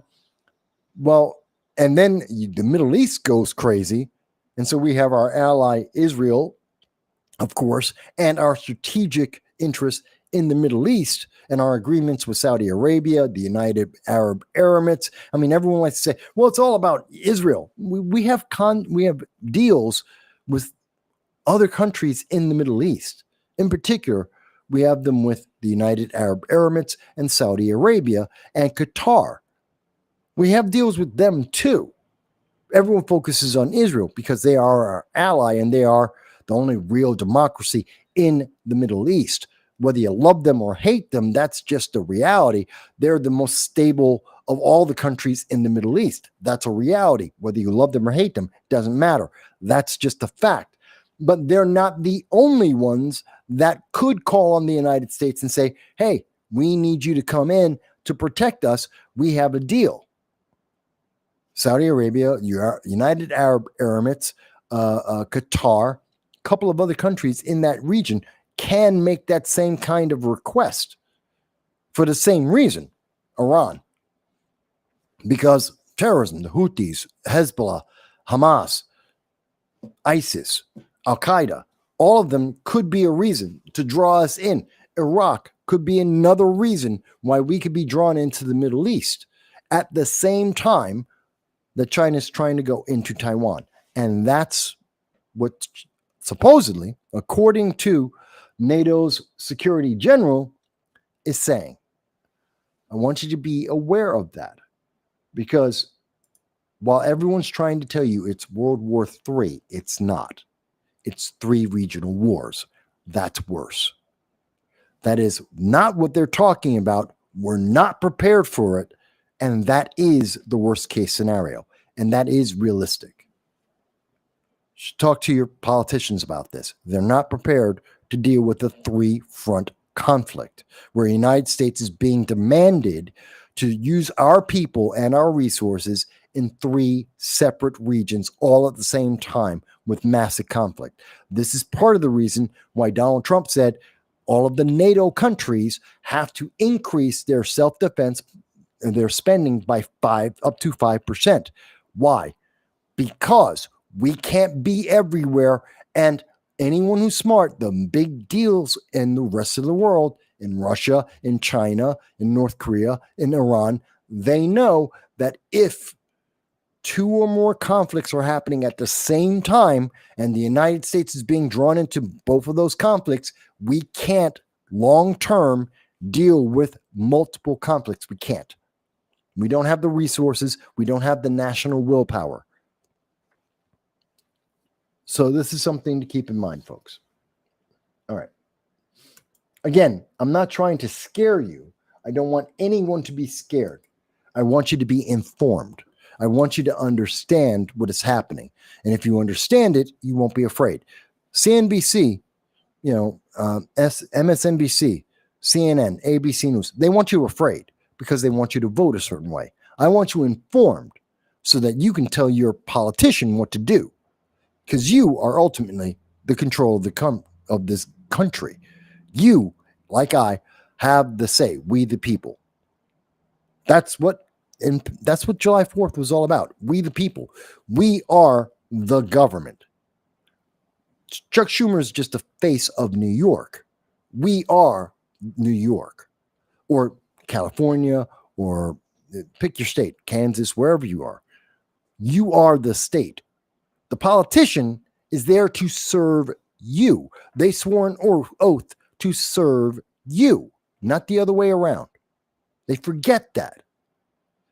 We need to remind them of that. They serve us. They do what we say. They can make suggestions, absolutely. They do what we say, not the other way around. Anyway, let me move on. Let's talk about immigration, illegal immigration, because I think that's also going to come up in the next week. You may hear about China and its moves trying to arrange for a multi-front war that the United States has to deal with, which would allow Russia and China and Iran to be able to achieve their goals, because America will be too divided to stop any one of them properly. We won't have all the resources to put on any one person, and therefore they all win. So you're going to hear possibly a little bit more about this as we go forward. I'm going to get to your comment in 1 second, Phil. And before I go further, let me answer your question. Real quick, I'll go. Phil says, do you think the U.S. military has equipment that's too complicated? In World War II, Germany had the King Tiger, but not enough to win. Does America have a wonder weapon problem, or super weapon problem, some would say? Real simple. Soldiers, troops on the ground, win wars. Not drones, not planes, not tanks. Troops. Soldiers on the ground win wars. They hold the ground, period. That's a fact. And we waste too much time, and most of the world is like this, where we're going into the higher and higher tech and AI-driven drones, and that all makes sense, and hypersonic missiles, and that makes sense, and nuclear weapons. Absolutely, that's a dangerous thing. But what wins wars is soldiers. Now, mind you, you're talking to a Marine. I'm a basic rifleman. Every Marine is a basic rifleman. So I have a certain way of thinking about this, which may not be exactly correct according to military strategy. But at the end of the day, no matter what weapon system you use, the person wins is the last person standing on the ground saying, I own it. And I think we need to remember that a lot more. That means, to me, that we do not send Americans into a conflict anywhere in the world unless we want to own that ground. So, as an example, I said this about Iraq with President Bush. We should not send a single United States soldier into Iraq unless we're going to own Iraq. Said the same thing about Afghanistan. No American troops go into Afghanistan unless we plan to own Afghanistan. Period. Full stop. Doesn't matter who we're fighting. Doesn't matter why we're fighting. If we put in one of our soldiers puts their boot on the ground and they get into a firefight, we own the ground they stood on. Period. And I don't care if you want to call it imperialistic or colonizing or conquering or an empire. I don't care. If it's not important enough that we own it, then we shouldn't be fighting for it. Period. No, that's full stop for me. So if you're asking me, do we have too many high-tech weapons? Yes. They serve a purpose. Just like, when we went from balloons to planes, or when they introduced balloons, and when they introduced the tank, technology has its purpose. But at the end of the day, ultimately, troops win wars. That's how you win. And the other thing that you need is that what the troops own, you own. And that's the problem with a lot of wars today. Nobody wants to be labeled the conqueror. No one wants to be labeled the empire builder. I'm sorry, it's a war. If I'm fighting it, I want it. I own it, period. And I don't care if someone wants to label America the empire or a colonizer or colonizer, any of those terms, empires, colonizers, whatever the silly crap they want to name it. I don't care. If it was worth fighting, then it's worth owning, period.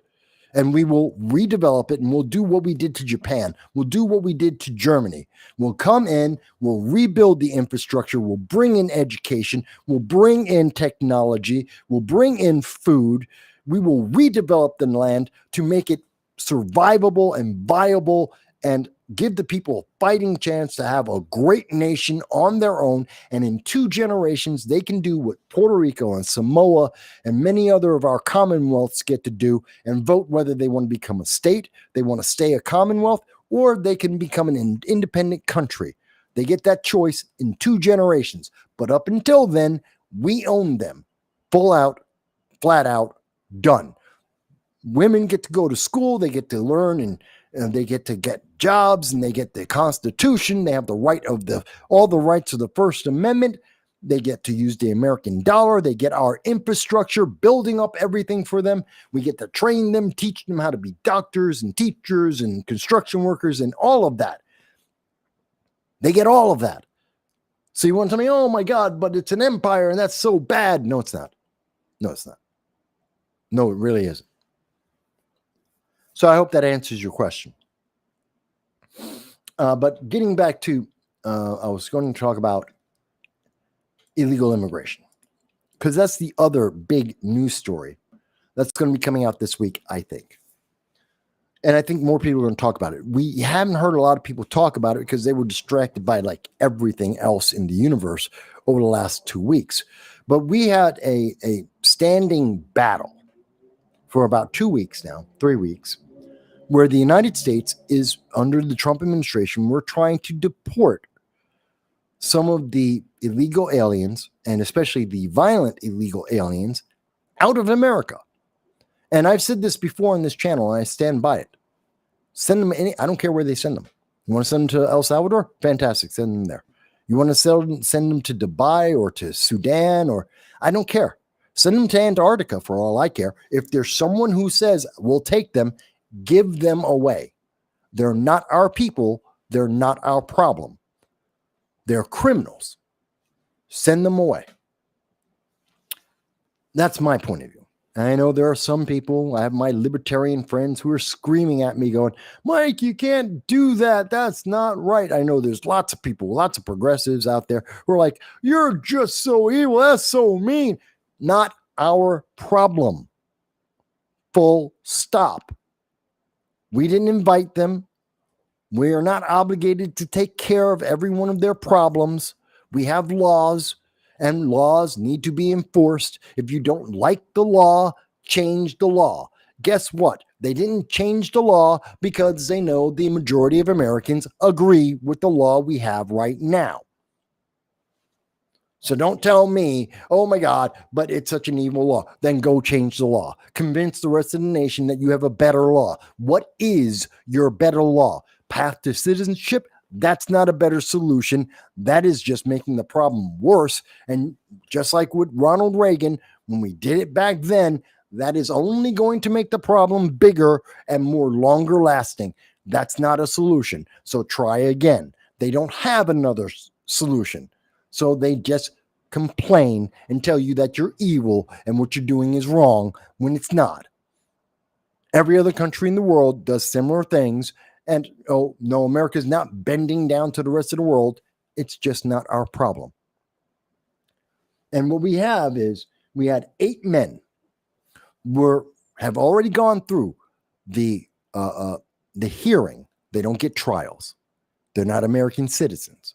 They don't get the same due process system that American citizens do. Let's not confuse the two. But everyone's a citizen. No, everyone isn't a citizen.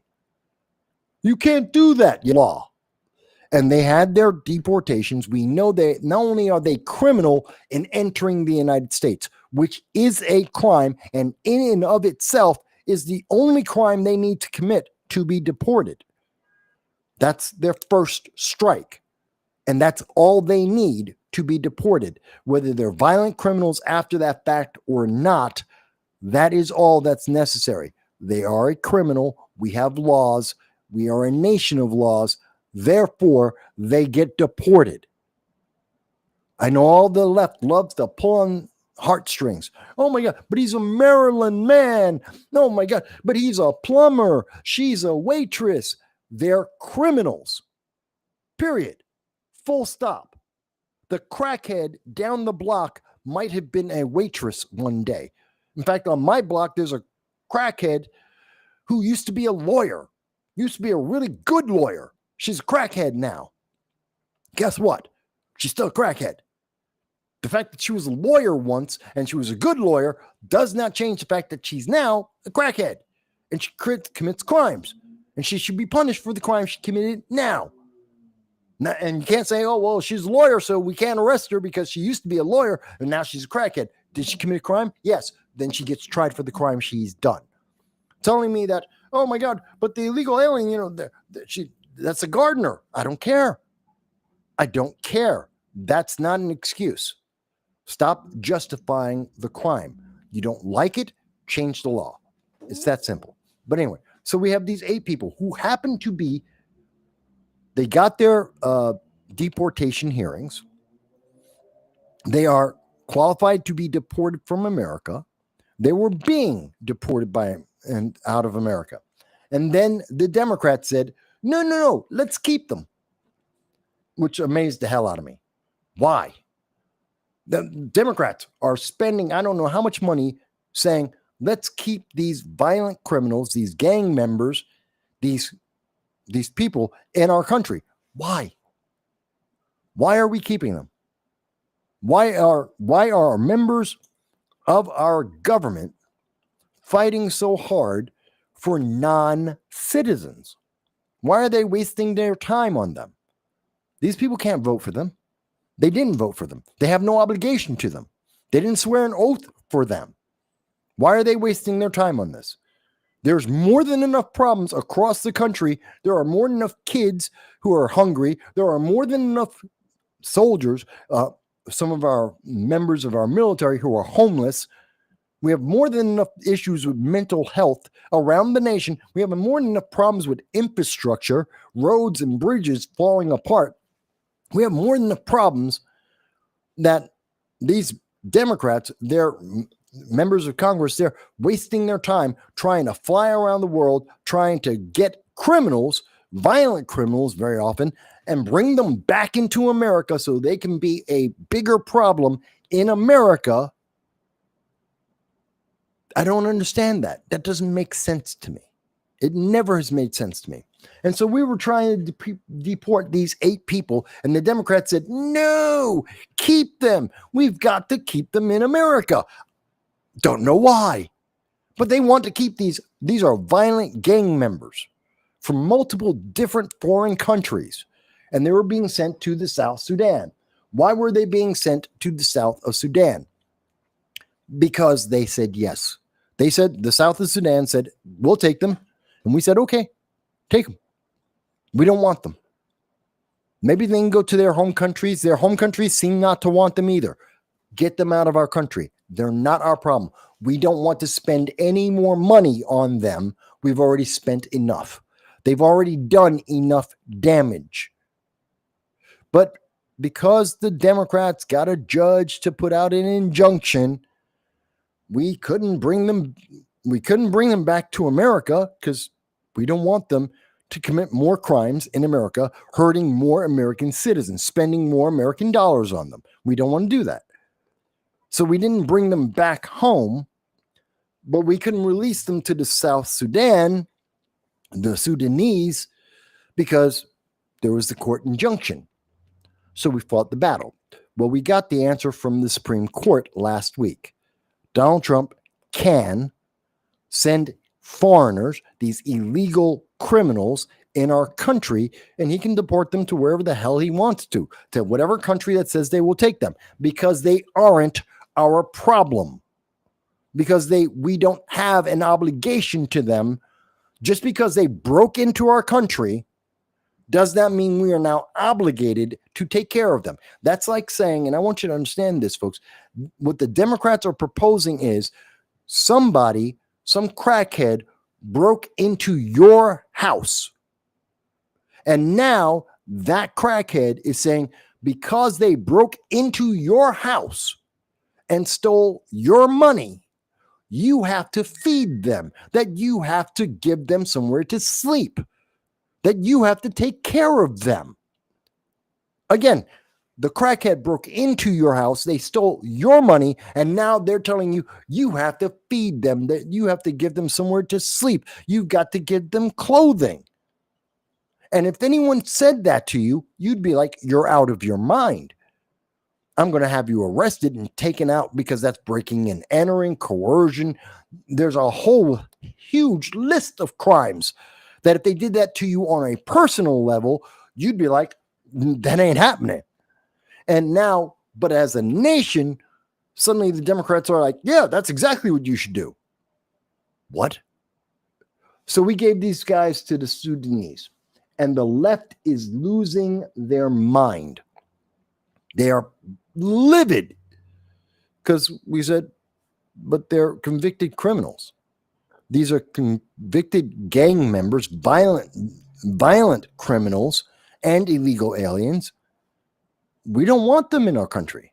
We don't want them to commit crimes in our country. And their home countries don't want them either. Why? Because they are violent criminals. So they don't want them back in their home countries to be violent criminals preying on their own people any more than we want them to prey on American citizens. The news media is going to twist this on you. And they don't know if they don't want to tell you this story or if they want to harp on this.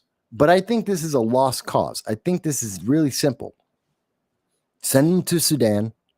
Send them to El Salvador. Send them to the Alligator Alcatraz.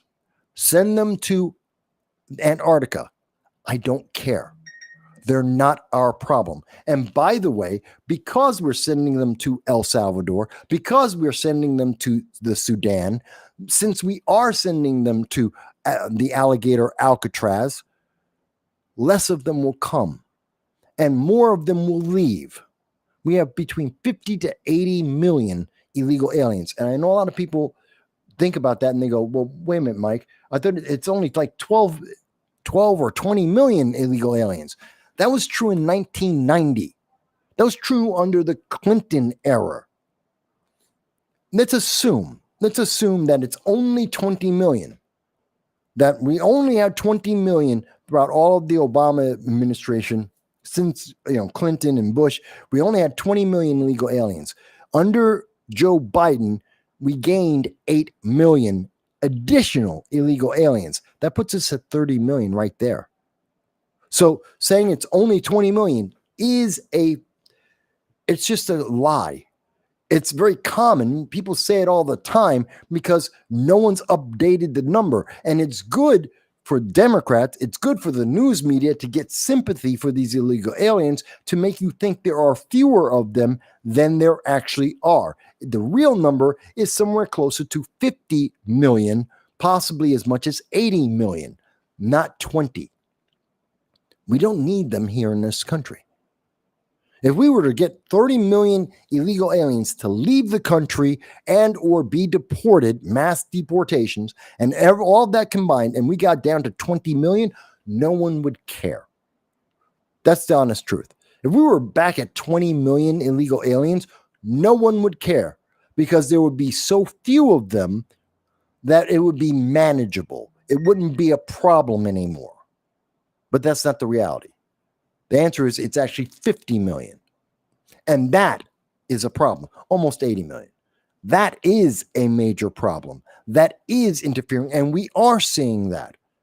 Where you got in LA, the vice mayor of Cudahy, California, is currently trying to convince the Florencia 13 gang and the 18th Street gang to attack the federal government, our law enforcement, the ICE agents, to get into a gang war with federal agents because she doesn't like Donald Trump. That's stupid and illegal. And that's why she's being investigated. That's Cynthia Gonzalez, by the way, Vice Mayor of Cudahy, California, Cynthia Gonzalez, literally was trying to, that's an act of treason. That is an act of treason. And she was committing it. And the left is like, whoa, well, it's not that bad. Yes, it is.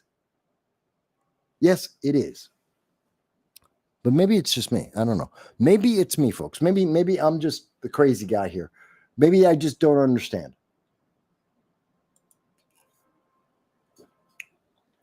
But anyway, let me hang on a second. I just need to see who's sending me like 50 million messages.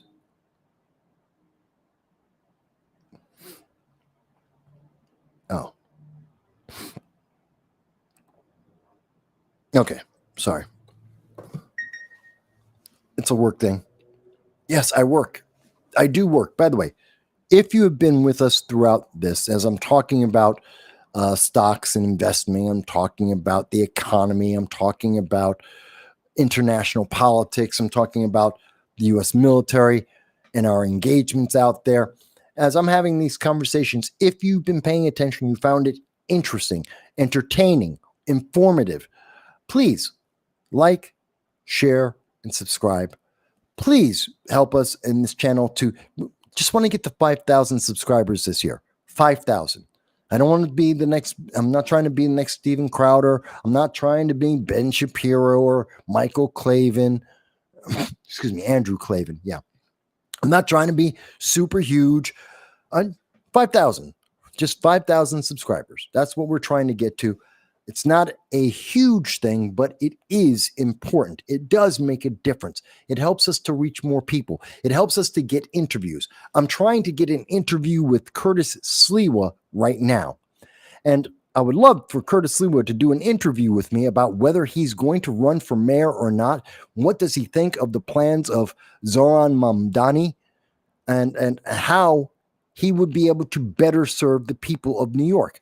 I want to hear about that. I want to hear if he's going to step down and allow the Republican Party to bend the knee and take on Eric Adams rather than support their own duly voted for, the primaries, the candidate selected by the rank and file Republicans, Curtis Sliwa. I want to ask him these questions. And I can do that if we've got 5,000, 10,000, 30,000 subscribers. I can ask for that interview and they will say yes, because it's enough eyeballs that they want those votes. That's just what it comes down to. I mean, it takes, you'd be surprised how hard it has been for us to get as many members of Congress to do interviews with us as we have. There's actually, I used to have an entire team of people in Broome County that would work behind the scenes, spending weeks trying to convince the various people I've done interviews with to come in and do an interview. But they do, because I do a good interview. But it's a lot easier if I've got 5,000, 10,000, 30,000 subscribers, and I say, I want you to come in and do an interview with me. They'll say, yes. It'd be easier. I can get people like, I don't know, maybe Chris and Mayer. Maybe I could get Gary Beegler, Nerdrotic, to come in to do a show with me. Maybe I can if I've got just a few more people. So like, share, subscribe. That really, really makes a big difference. I would really appreciate it. Okay. That being said, so I'm going to answer a question here. And let me see. Bear with me. I'm getting used to the system, by the way. Getting used to the system.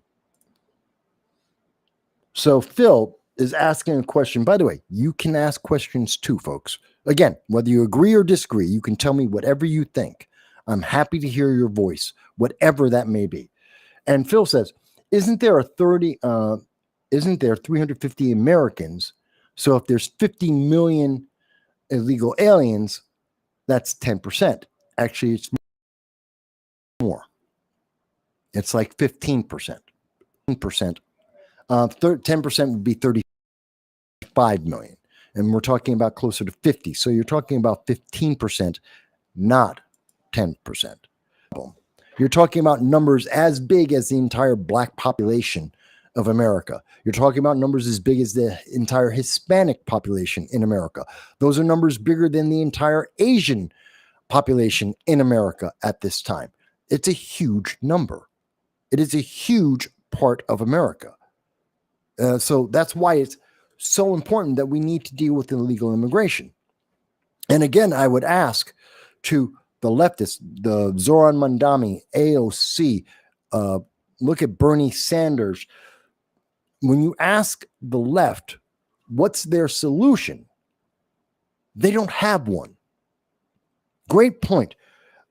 All of the major cities. So if you look at Boston with Mayor Chu, if you're looking at Johnson in Chicago, if you're looking at LA, which is Mayor Bass, if you're looking at Seattle and Austin and Colorado, Boulder, if you're looking at the major cities in America, which all are Democratic strongholds, every single one. And if you ask every single one of those mayors, if you ask the governors, Kathy Hochul, Gavin Newsom, Gretchen Whitmer, J.B. Pritzker, Joe Shapiro, I forget who's the mayor of New Jersey, it used to be Tom Wolf, Pennsylvania. If you ask them, okay, so what are you going to do about the illegal aliens? What's your solution to the illegal aliens? They don't have an answer. They have no answer whatsoever. That's part of the problem. See, it'd be one thing if Democrats could tell me, oh, but Mike, your solution, the Trump solution, the MAGA America First solution, which is mass deportation, which the majority of Americans agree with, mass deport these people. Okay, well, that's just not the right answer. We have to have a different solution. Okay, what's that solution? For the 4 years under the Biden-Harris administration, with a Democratic Congress, Joe Biden opened the floodgates. There was no American border, essentially. Anyone and everyone could come into America, and 8 million people did come into America, flooded in here. Hundreds of thousands of children by themselves, hundreds of thousands of men and women, many of them being used for sexual slavery and human slavery in general, drug mules. Yeah, we got all these people in. Fantastic. What was your plan? Eric Adams, as an example, and Kathy Hochul, they said New York has no border. Illegal aliens aren't illegal. And they let them in. Come on in. Fantastic. And then what? We were spending over $2 billion a year. $2 billion a year that could have gone to feeding kids, that could have gone to housing the homeless, that could have gone to mental health issues, that could help people with all the shelters, could have gone to a lot of different programs that the left advocates for, and instead we had to spend it on illegal aliens. And then what? What happened next? What was the plan? Well, they're an illegal alien. Okay. And they're going to stay in a hotel. Okay. And we're going to give them money for food. Okay. And then we're going to give them money for walking around and buying stuff. Okay. And then what happens? They never stopped being illegal aliens. Most of these people were not asking for asylum. 80% of the illegal aliens aren't asking for asylum. They're just an illegal alien. They're just in America. The open border policy says they can come in. And then what? What are we doing with them? We're spending money on them. And then what are we doing? The Democrats had no answer. To this day, they still don't have an answer to that question. And then what? Oh, we have to take those illegal aliens in. And then what? Well, we're going to put them in a hotel. And then? And American people are going to spend a whole lot of money on them. And then? And the part they don't answer, the ultimate solution is, well, then we'll make them American citizens. No, that's called cheating. That's cutting the line. That's rewarding them for being criminals. They broke the law and you want to give them a reward, which would be American citizenship. No, that doesn't get to happen. That's not the right way. That's a problem. And if you think rewarding criminals is going to stop crime, look at California. They were trying to pay. They had a couple of, I think it was in San Francisco, San Francisco. They were paying criminals $1,000 a month not to commit crime. The second they stopped paying the criminals $1,000 a month to commit crimes, the criminals started committing crimes again. You're not rewarding the crime does not end the crime. And I would say, if I were a legal alien, think of it from their point of view. If I'm an illegal alien from Venezuela, a country that is completely destroyed by socialism, people are eating animals out of zoos. People are starving. There is rampant medical issues where measles and mumps. Why are we getting so many measles and mumps cases in the United States? It's not because of vaccinations. It's because we have illegal aliens that never got vaccinated in their home country. In fact, if you look back to 2018, we know for a fact that since 2018, the amount of, there's been a 1,000% increase from 2018 on the number of measles and mumps cases. Why? Because the people weren't getting vaccinations from the government anymore. And those illegal aliens, those same Venezuelans leaving Venezuela, trying to find a home somewhere else, were bringing measles and mumps with them because they were never vaccinated to other countries where people may not have been vaccinated, and tracking with them through tens of thousands of people in a caravan coming into the United States month after month after month in the hundreds of thousands, filling up our schools, our shelters, our cities, and they've never been vaccinated. They're bringing the mumps and measles with them. That's why we're starting to see more mumps and measles in the United States. It's not because I didn't vaccinate my kid. It's because I didn't vaccinate my kid, and that illegal alien's child has measles. Guess what? If those illegal aliens weren't encouraged to come into America, their kid wouldn't be in school. There would be no problem, because you'd have an American student who's vaccinated and an American student who's not vaccinated. Neither one of them are a problem. Neither one of them are getting measles or mumps, which has been the case for decades. But when you get people from countries where their government has completely collapsed, like Venezuela, like Cuba, like Angola, like Burkina Faso, there's so many nations. When you have people from these foreign nations that are completely collapsed, they're not getting medical health care, and they come into the United States with various conditions, not because they're bad people. This has nothing to do with whether they're good or bad people. This is they didn't get the basic health care that we in America take advantage of. We think of it as second nature, but in their countries, that's premium health care. They never got this. These illegal aliens, these refugees, these asylum seekers, they don't get that. So they come to America because they want basic healthcare, and they know they'll get it when they show up here. And so they come in with these problems. Those problems spread to the rest of the people. And so when I asked the Democrats this, and you can ask this of any Democrat, I'm talking about the Democratic elected officials, but again, you can ask rank and file Democrats and progressives this all day long.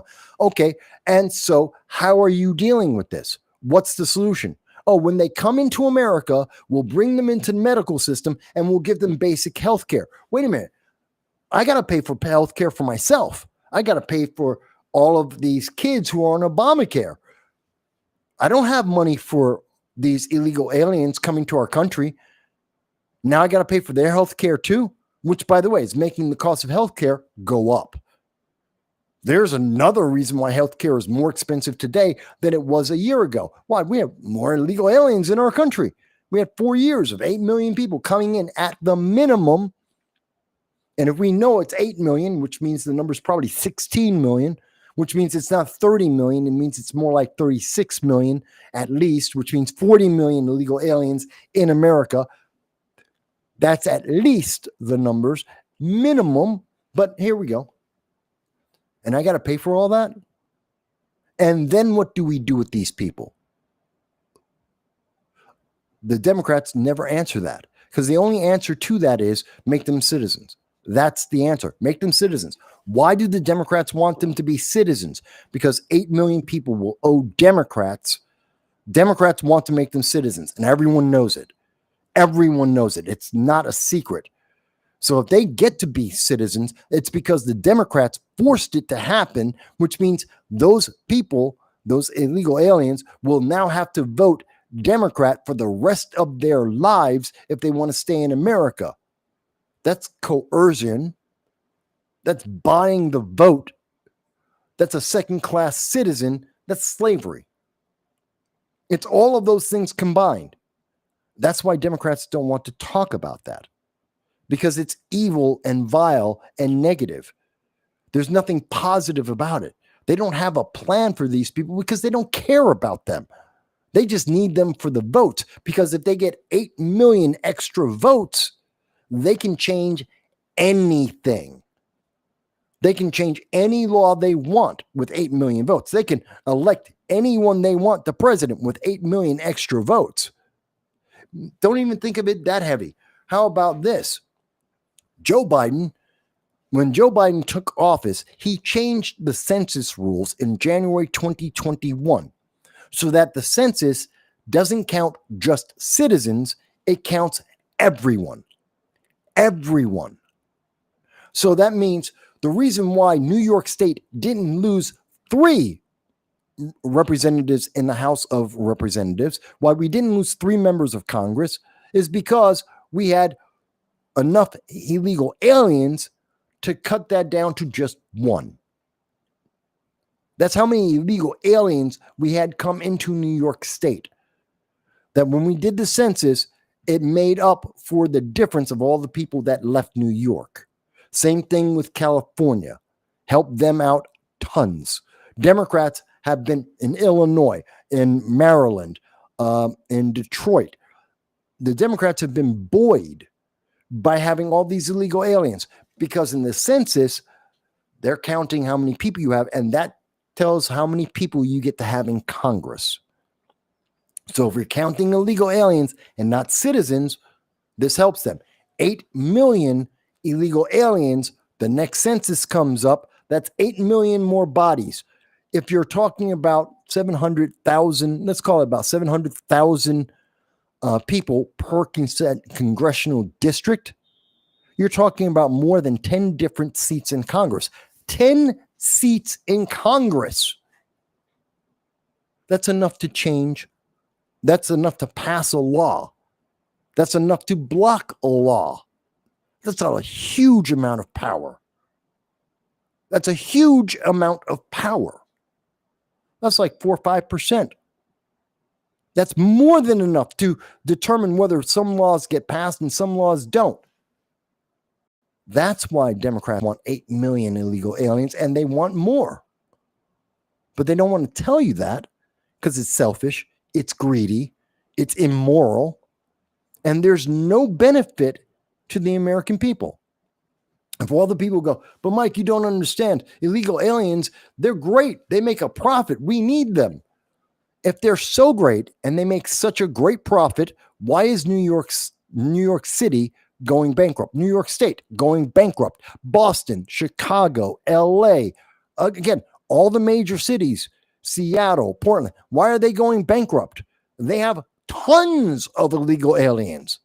Hundreds of thousands of illegal aliens. If they're so damn profitable, we should be making a profit, at least breaking even. Instead, we're losing billions. Each and every one of those cities I've mentioned, each and every one of them, losing billions, separate of any other plan that they have going on in their cities. Billions for the illegal aliens. They're not making a profit. So every time they tell you, oh, but the illegal aliens, they make money. Liar. Bald-faced, lying in your face. No, but you just don't understand. That's the answer. That's the answer from Democrats. That's the answer from progressives. Okay, it's math. This is basic math. It's that simple. If I'm wrong, give me the math. Show me the numbers. Because I've looked at the numbers and we're not making a profit. So we're losing money. Oh, but you're not looking at it right. You just don't understand. Okay, explain it. They never explain it. Which makes me believe if they will not explain it, and I've told you what my theory is, I'm right. That's why they fight to get illegal aliens back from El Salvador. That's why they're fighting to get illegal aliens back from Djibouti and South Sudan. They're fighting to keep them in America because they want the votes. They need them for the Congress. They need them to be able to become citizens so that they're always enslaved to the Democratic Party. That's the only reason. Rank and file Democrats, rank and file socialists may tell you that they're doing it because it's the right thing to do. And I don't doubt that rank and file Democrats and rank and file socialists think it's the good thing to do. Okay, they have a big heart. They're dumb, but they have a big heart. But the fact is, the leadership knows what the truth is. And the truth is what I've just explained, which is why deport them. It is cheaper and it is better for our nation. Send them away. Anyway, okay, so I covered that, and I wanted to. All right, so we've been on for about 2.5 hours. Time flies, folks. 2.5 hours. We've covered everything international. And I want to talk about more about the illegal aliens. I want to talk about what's happening with Alcatraz, the Alligator Alcatraz. And that's kind of in line with what we're talking about with the illegal immigration. It's kind of like what we've been talking about with the economy. And we're going to talk a little bit about all that. So I want to do that when we get back. So I'm going to take a small break. We're going to step away for a little bit. I'm going to give you guys a chance to hang on. There we go. I'm going to step away, walk around 45 minutes. That'll give you a chance to get a cigarette, get something to eat, walk your dog, because that's what I'm about to do. I'm going to walk my dog, to stretch your legs. I know it's a hot day. Drink some water, get some ice, cool down, and then we'll come back and we'll finish up. I think it's very interesting. And I thank everybody for everyone who's been paying attention, whether you've been with me for 5 minutes or 5 hours. I think these are essential things to talk about in America. I look forward. I'm loving all of your comments and your super chat and your Rumble rants. And I want to hear more from what you guys have to say, whether you agree or disagree. I'm perfectly happy to hear either. This is a conversation we're having around the world. If there are people in South Sudan who think I'm wrong, if there are people who are in El Salvador think I'm wrong, if there are people anywhere in Europe that think I've got it wrong, I'm happy to hear your voices. Let's have these conversations as well as all of my fellow Americans. Absolutely. So with that said, I'm going to play this. This is from 3 years ago, 2022, July 5th, 2022. We were talking about Chicago and guns. By the way, I will be talking about Chicago and guns a little bit when we get back from the break. And I'll talk about how well gun control worked in 2025. Did the Democrats' gun control make anyone safe in America? And we're going to go through the numbers from the left, from their databases, whether or not gun control has worked at all this July 4th, this July 4th weekend. But until then, I'm going to play this. Bingo. And I will be back with you guys in 45 minutes. And thank you for joining us. This is No Soundbites Allowed, and I am your host, Michael Voss, Dragon of the Southern Tier. I'm happy to be here with you today. It's July 5th, the day after the National Day of Independence, the celebration of America as a great nation, as the most free nation in the world, the example of freedom and democracy worldwide. We are proud of our nation, with all of its lumps, with everything put together, the best nation in the world. And we were happy to be able to spend that time to celebrate this nation. Now, before we go further, we do want to mention that for 5 days, due to technical difficulties and some monetary issues, we were offline. We had no internet. And so we weren't able to keep up with everything that's going on. But my God, what we saw this morning, it pissed us off. And that's why I want to talk to you about it today, because I think it's important. Now, if this is the first time that you have seen the channel, we want to welcome you and thank you for being part of our audience. We do long-form political commentary, and every Sunday at 2:30 p.m. Eastern Standard Time, we almost always reach out with you in a live stream to hear what you have to say. We listen to you as you tell us what is important around the world about the issues that are affecting us all. And whether your government agrees, whether or not the internet overlords agree, we look forward to every Sunday, virtually every Sunday, to be able to be with you at 2:30 p.m. to hear what you have to say in tweets, chats, and phone calls from anywhere around the world. We hope to see you this Sunday, July 10th at 2:30 p.m. Now, with that said, as I said, this weekend, due to technical issues, we were not able to be live with you. And we weren't on the internet. Now, being someone who was born before home computers actually existed, wasn't that big a deal. Went around the house doing some cleaning, did some yard work, worked on a couple of other things that we had going on. Life was okay. Being away from the internet isn't a death sentence. But when we got back today, Tuesday, this morning, at about 7 in the morning, we started catching up on some of the things that we had missed. And one of the first things that we saw, and this is all going to tie together, and we thought that we were going to be talking to you today about the FBI, because the FBI released their app.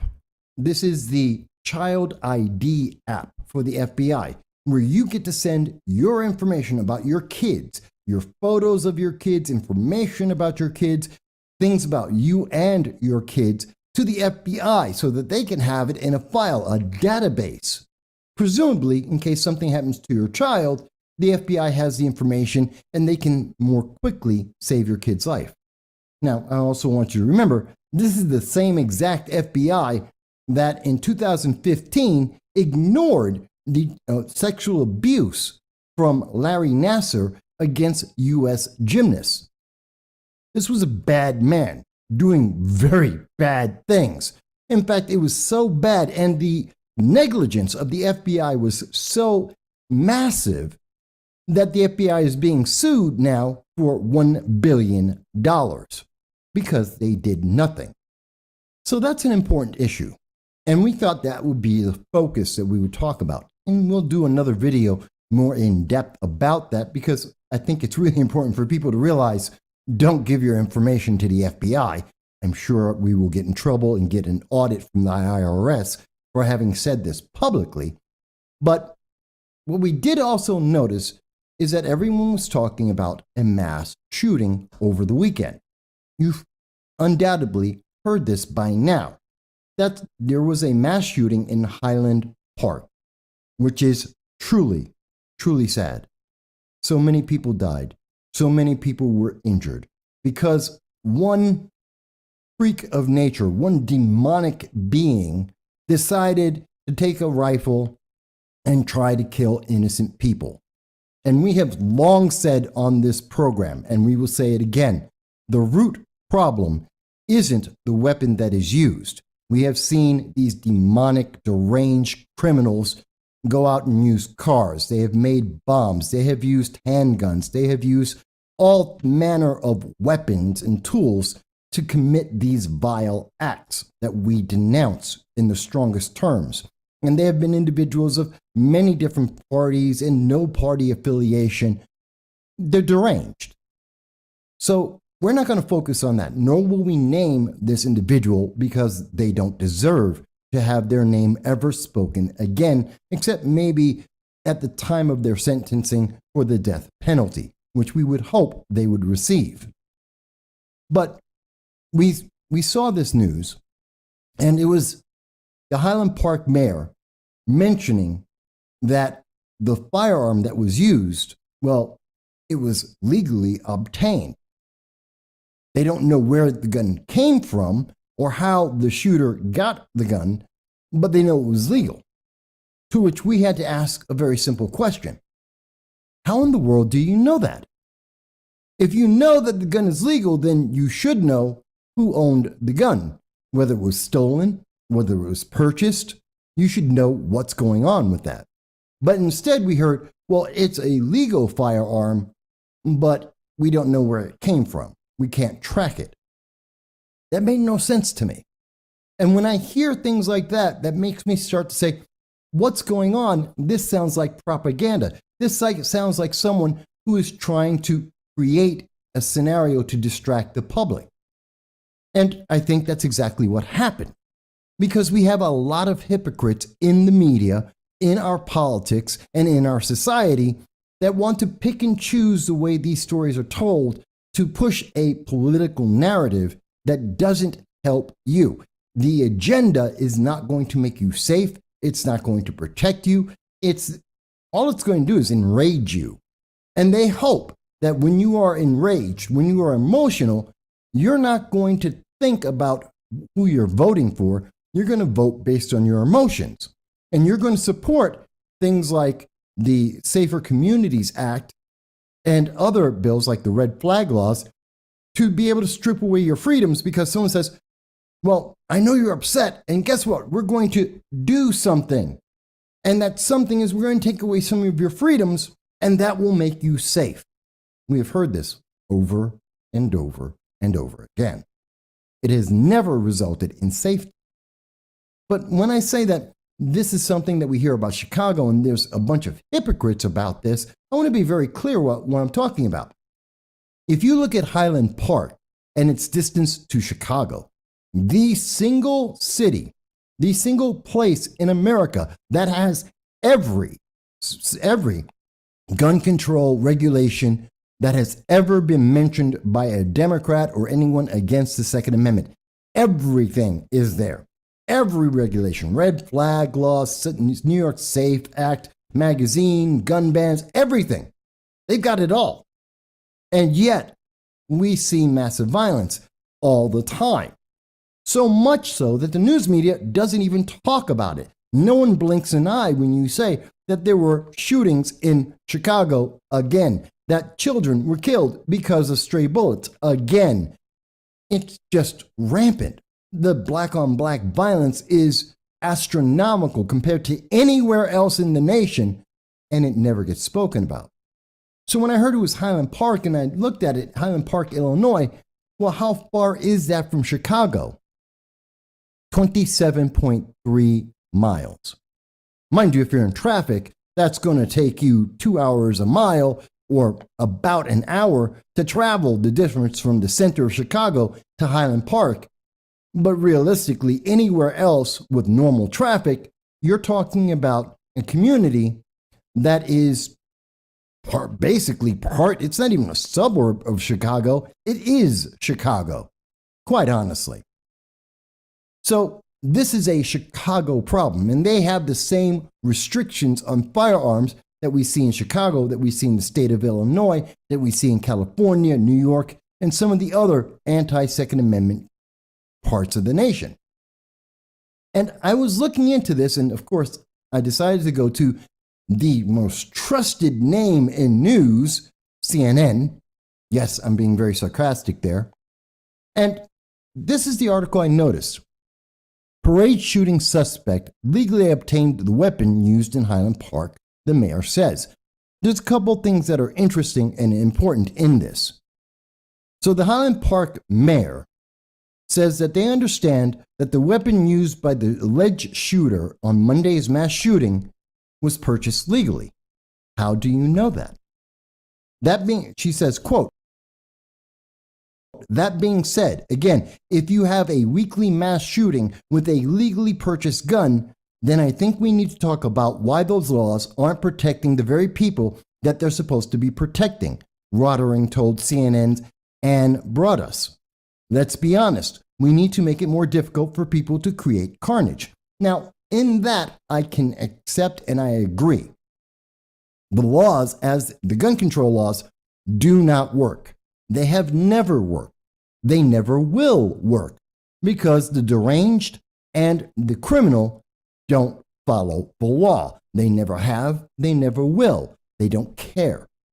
These gun control laws have been created to punish law-abiding citizens. 99.994% of the legal law-abiding gun owners in America, 165 million people. That's who they're targeted against. That's who they affect. That's who we're hurting. And we're not affecting the criminals at all. We'll get into that. We'll show you what we mean. But I think it's important that she has recognized this, and she's talking about weekly mass shootings, which you may debate, and we have debated, what is the definition of a mass shooting? But let's take her word for it, that in Chicago, there are weekly mass shootings, even though they have every single gun control measure ever imagined by a Democrat, which is basically the same one over and over again, different variations on the same theme of you don't get to have a firearm. You don't get to protect yourself. That is the theme of Democrats when it comes to gun control. Take away law-abiding citizens' right to have a firearm. You may agree with that. You may not like it being said honestly to you, but that is the reality. That is the theme. And every single form of gun control that has been put out in the last 45 years has been a variation on that theme. Stop lawful American citizens from being able to have a firearm, which is the Second Amendment right, and therefore leave them defenseless. That's just the reality. And she really recognizes here, and it takes this kind of horror to make her recognize all of this fluff, this propaganda, these empty promises from politicians on the right and on the left that have said they're going to protect you, that they're going to take care of you. It's not true. They don't. They can't. Unless you were to have a police officer on every rooftop, on every street corner, in front of every home, following every citizen everywhere they went, 24 hours, 24/7 a day, that would be the only way. And that is realistically, logistically, emphatically not real. That's not possible. So I found that very interesting. And the fact that this mayor actually knew this criminal. They knew this person. Now, mind you, they said, well, we knew them back when the kid was in the Cub Scouts and don't really have a relationship with this shooter since that time. Maybe that's true. Maybe it's not. Don't know. I don't know how many people, how much they mix together in their communities. I'll take the mayor's word for that. But it's important to let you understand that even with people who knew this person, their uncle, their father, people did not recognize this individual, although strange, as being deadly. And that's one of the problems with all of these things, the red flag laws, all the gun registrations and licensing. You don't know. You can't tell. Very often, no matter what is out there, it's not going to be enough. And as we see from the FBI, sometimes even when you have the information and you know there's a problem, it's still not enough. That's why the Second Amendment allows you to protect yourself, your property, your family, and, of course, to protect your nation, your government. But that's not necessarily good enough for some people, because some people have to, well, like most of us, we try to figure out, why did this happen? Not just how did it happen, but why? What was the motivation? In fact, this is one of the most important questions we can ask about gun control ever. And for years on this program, we have been saying the only answer, the only way to get to a solution is to ask what makes a person decide that the only answer in their life is to kill innocent people. We have said that every single time that there has been a mass shooting, a school shooting, when gun violence is being discussed. That is the only question that we must address. And if we have legislation that does not address that specific issue, we will never resolve this. Tired of having to say this. And I'm tired of listening to these hypocrites who are trying to find any and every other answer than that answer. In fact, this is the reason why we're even doing this video today. We saw this. And this message from Nathalie, a Democrat animal lover, kindness matters most of all. Well, here's her kindness. Who do you blame for the mass shooting that happened today at the 4th of July parade? This was yesterday, and I understand it may have been an emotional moment for Nathalie. But let's think about this. Who do you blame? There's only one person to blame for the shooting. And we have to be honest with that. And we have to think about that. Our answer was the shooter. You ask as if someone else could possibly be responsible. No one else made the decision to commit this demonic attack. So who else had the blame? There's no one else to blame. No one else is to blame. The shooter is the blame. The accountability is on the shooter. Now, I see people who say, oh, it's the Republicans, KKK. Other people are saying, it's the NRA. No, it's not. because the NRA did not fire that weapon. Because Republicans or Democrats or Libertarians or even the Green Party, the Democratic Socialists of America, did not fire that weapon. The shooter fired that weapon. Ultimately, at the end of the day, that's who's responsible. Same as in Uvalde. The Uvalde shooter, whether they are on the left or the right, whether they're trans or gay or straight, doesn't matter. They were the one responsible. Buffalo, whether or not that person was a racist, and they were, as far as we can tell from all documentation, they were a racist, doesn't mean anyone else was responsible. They were responsible because they're the one who fired. Same thing as the New York subway shooter, also a racist, a black supremacist. And also, the fact is, it wasn't the black supremacy that was at fault.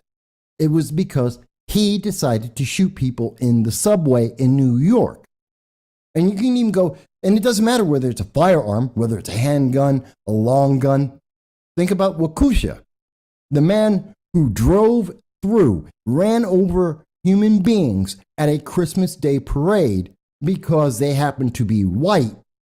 It wasn't his racism that made that happen. It was because he made the decision to run over innocent people at a parade. He is accountable for it, not racism, not whether or not America is racist inherently, which it is not. No, it was because he made a decision. We can't put this off on someone else. Yes, I do think that Antifa is terrible. Yes, I do believe that the progressive leaders of tomorrow are a hate group. Yes, I think these hate groups are complicit. They incite people. But at the end of the day, the shooter and the killer is responsible for their actions.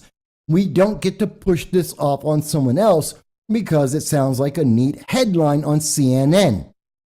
Is it that hard to understand? Republicans didn't do this. Democrats didn't do it. Libertarians, the Green Party, Democratic Socialists of America, the Communist Party out of China, none of them did this. The shooter did this.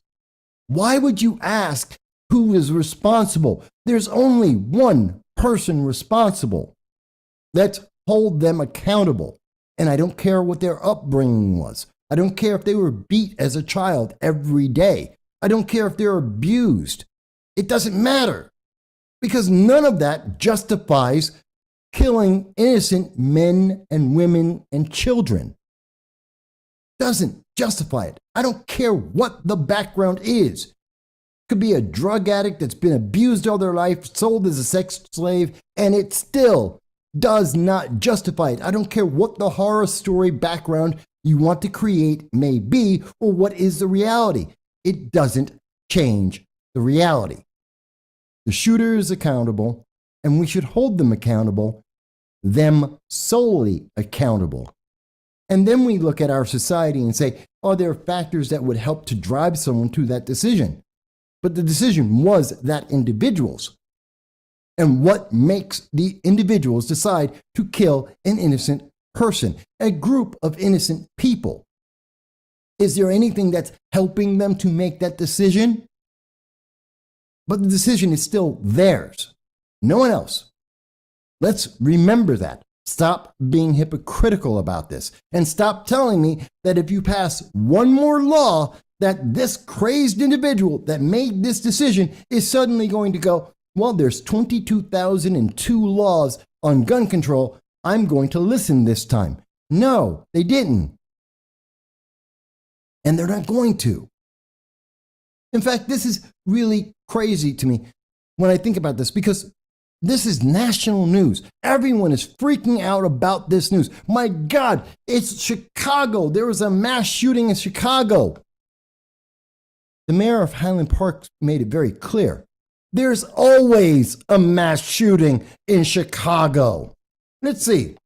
And this is coming from ABC News. ABC News. Chicago shooting, 71 people shot, 8 people killed in 4th of July weekend violence. There's always a mass shooting in Chicago. Let's see. As ABC News reports, The toll was lower than last year. 19 people were killed and more than 100 people were shot over the long 4th of July weekend. 100 people were shot. And in 2020, 79 people were shot, 15 fatally. In 2019, 68 people were shot, 5 of them fatally.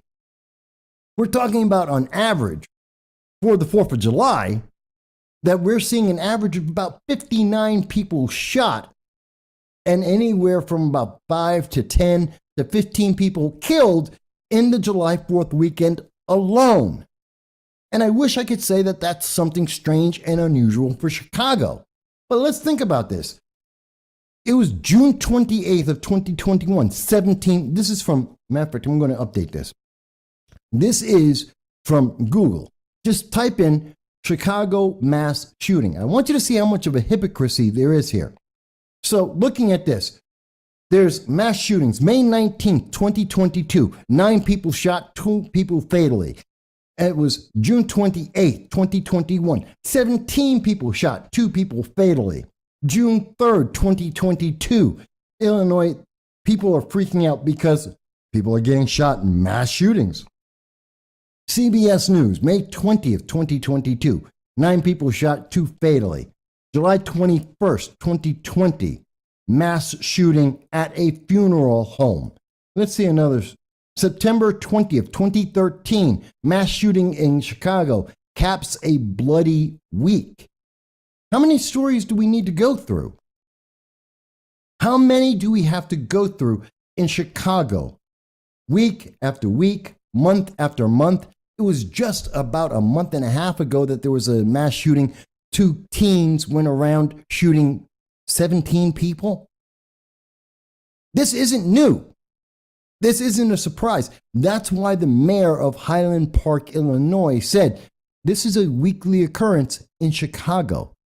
But right now, the news media is acting as if this is shocking. This is brand new news. No one has ever imagined that in Chicago there's going to be mass shootings. Of course there is. Stop being a hypocrite. Stop acting as if this is brand new. It's never happened before. No one's ever discussed this. No, lots of people have discussed it. The major media and most of the major politicos, they don't mention it. They try to avoid it because it proves that every single form of gun control in the United States at this moment fails. That is just a fact. Look at the numbers from the FBI, Crime in the USA report every year. Look at New York State, the New York Gun-Involved Violence Elimination Report. Year after year, we have done studies on this over and over. We have written reports about this. Red flag laws, gun bans, magazine bans, it doesn't work because we're targeting legal, law-abiding citizens. In fact, the only thing we're doing is making it more dangerous for law-abiding citizens. We're making it more dangerous for women, for kids, for people trying to protect their families and their property. That's a fact. And we should address that fact. I'll give you an example of what I'm talking about. So we know now that the Supreme Court has decided that you have a right to carry a concealed carried weapon. That is part of your Second Amendment right that shall not be infringed. That states must provide you with a license to conceal carry unless there is a specific and serious reason why you right. It is an absolute right given to you by birth, not from the American government, not from a law professor, not from the Democratic Party or the UN. This is your right by birth, recognized by the United States government at its beginning, at its core. This is fundamental to our freedom in our nation, unlike any other nation in the world. Now, the response from the appointed New York Governor Kathy Hochul was that she decided to take a page from her former boss, the disgraced former Governor Andrew Cuomo, And she decided that she was going to go in the middle of the night and to pass a law that American citizens never got a chance to read, that American citizens never got to see. All they got was the promise. We're going to do this and you're going to be safe. As we have shown previously, Kathy Hochul doesn't even have data to back up what she has said. There is, as far as we know, no data that says that individuals who conceal carry are more dangerous than any other group of people. In fact, we believe, and the correlation is, that you're more safe, that concealed carry permit holders are less likely to be involved in a gun shooting than any other group of people. But let's go with the fact that in New York State, appointed Governor Kathy Hochul has decided, with the single party rule of New York State, of Democrats throughout the state, they said, hey, we're going to get together and without informing anyone, we are going to, in one night, pass a law and strip American citizens of their rights because that'll make them safe. Just like it did with the New York SAFE Act. It is exactly what they did with the New York SAFE Act. And that's what she did. Because the Supreme Court said and reaffirmed that you have the right to conceal carry, to be able to protect yourself in your home and outside of your home, and that New York State does not have a right to deny you that, she decided to pass this bill in an extraordinary session, emergency meeting. And it was an emergency to protect you because, well, this is the only way to protect you, because criminals and the deranged, they're going to follow the law. Well, this is what the law says that was passed. And by the way, I want to be very clear here. This was passed in one night. Here it comes. Here's the evidence. It was New York Senate Bill 51001. And on July 1st, a Friday, in one day, one night, this was written, it was approved, it was voted on, and then delivered and signed in less than 24 hours. In less than 24 hours. No one got to read this. No one knows the details because it was done in 24 hours just before a long holiday weekend. No one knows about this. So what did they say? And in this bill, now anything you see on this page, this is from the state of New York, and we will have the link so that you can see this directly, but this comes from the New York State Senate. Everything that you see in green was added into the existing law. Anything with a red line through it, that was removed from the existing law. Let's look at some of the things that are important in this. The first thing that we see here, for an individual to be able to get a license, since you must be 21 years of age or older. Okay. In addition, you must be of good moral character. Now, that's tricky because what does that actually mean? What is good moral character? Not being a drug dealer. Not being George Floyd, a violent repeat felon. That might be it. I think we can all agree with that. But then again, there's people who think George Floyd is a saint. They absolve him of his violence and of his criminality. So what is good moral character? Well, New York State decides we need to address that. And they add in, which for the purposes of this article shall mean having the essential character, temperament, and judgment necessary to be entrusted with a weapon and to use it only in a manner that does not endanger oneself or others. What in the hell does that mean? And in fact, in New York State, under the New York red flag laws, it is proof to own a hammer, a screwdriver, to own a steak knife, to own a baseball bat. These are reasons to justify a red flag action against someone in New York State because they are recognized as deadly weapons. So if you have the right, if you have the temperament, if you have the judgment to be able to buy a baseball bat without question, without a license, to use a hammer or to buy a screwdriver without question. Well, what about a firearm? No one cares about the others, but firearm, now that's special. And who gets to decide what's the essential character? In New York State, does that mean I have to be a progressive? Does that mean my temperament has to be that the government is inherently racist or sexist? That it's transphobic? Is that the essential temperament? Because that is the temperament of New York State politics. And many of the individuals working in New York State government are politically to the left. So does that mean that's okay? And what if someone, in looking at this, says, well, I don't think you have the right temperament because you're a conservative, you're a Republican, you're a libertarian, maybe even that you're a communist.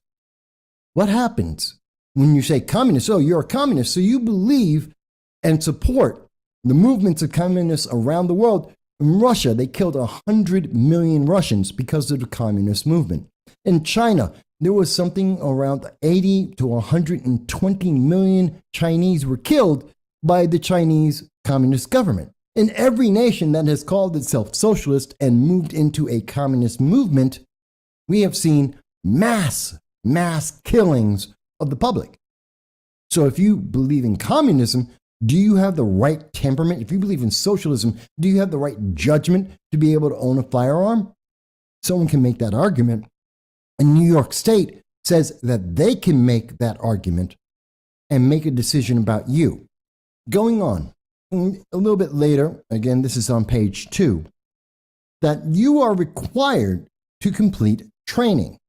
Now, here's another aspect of this that we have to ask. So you have to have training, 19 hours of training using a firearm. Okay, who's paying for that? How much is it going to cost? Can you afford that? Can you afford the time to go out and spend 19 hours to then go get a license that you may be denied to be able to conceal carry? Do you have that ability? Are you sure? Because you still might be a libertarian or a Republican or a conservative or just a moderate Democrat, and that's not the right temperament. Maybe you're a socialist, and that's not the right temperament. So you'll be denied, but you've still spent 19 hours. You've still spent the money to get this training, even though you've been denied the license. Is that fair? Is that expressing your rights? Because someone says, well, I don't like your politics. I don't like that tweet that I saw. In fact, that is exactly the next part and perhaps one of the most egregious parts of this whole thing. You see, on page 3, they mention that as a requirement, not only must you have good moral character, you have to have the right temperament, the right judgment, according to some bureaucrat that may have entirely different viewpoints about the world and life than you do. Besides the fact that New York State has explicitly said they don't believe you should be able to have a firearm, and they don't want you to have a firearm, and they have done everything they can to take firearms away from law-abiding citizens who are the least likely to cause a problem. Well, we know that. But no, they're going to go further. Besides adding a financial burden on you in terms of getting trained, which fine, maybe we can compromise with that. Maybe 19 hours is too much. Maybe some would say too little. But not only are they going to add that burden, making it less likely that someone who is poor, who may live in a crime-ridden area, who may need enhanced protection, and they don't have a cop at every corner, they don't have a cop at every rooftop. No, what we're going to do is make it even harder. We're going to raise the burden even higher. And that is that you have to submit 3 years of your social media. You have to show 3 years of your tweets and Twitter. You have to show your Facebook posts, YouTube, any and all social media that you may have access. You have to give that to the government. And if you don't give it all to them, you will be denied. After spending the 19 hours in training to a proficiency, by the way, No one knows. How proficient do you have to be? So you may be denied because you're not good enough of a shot for someone else. They may say that you need 90, 95. Basically, it's Jim Crow. You have a standard that is ever put above you, so it's more expensive, so you can't match that burden. And if you do, well, now you have a proficiency, and maybe you're just not going to be good enough. And they're going to keep it high enough that you won't be good enough, that you'll just be denied and discouraged from being able to do this, which is a way to steal your rights. Let me get back to focusing on this one part, because I think it's important.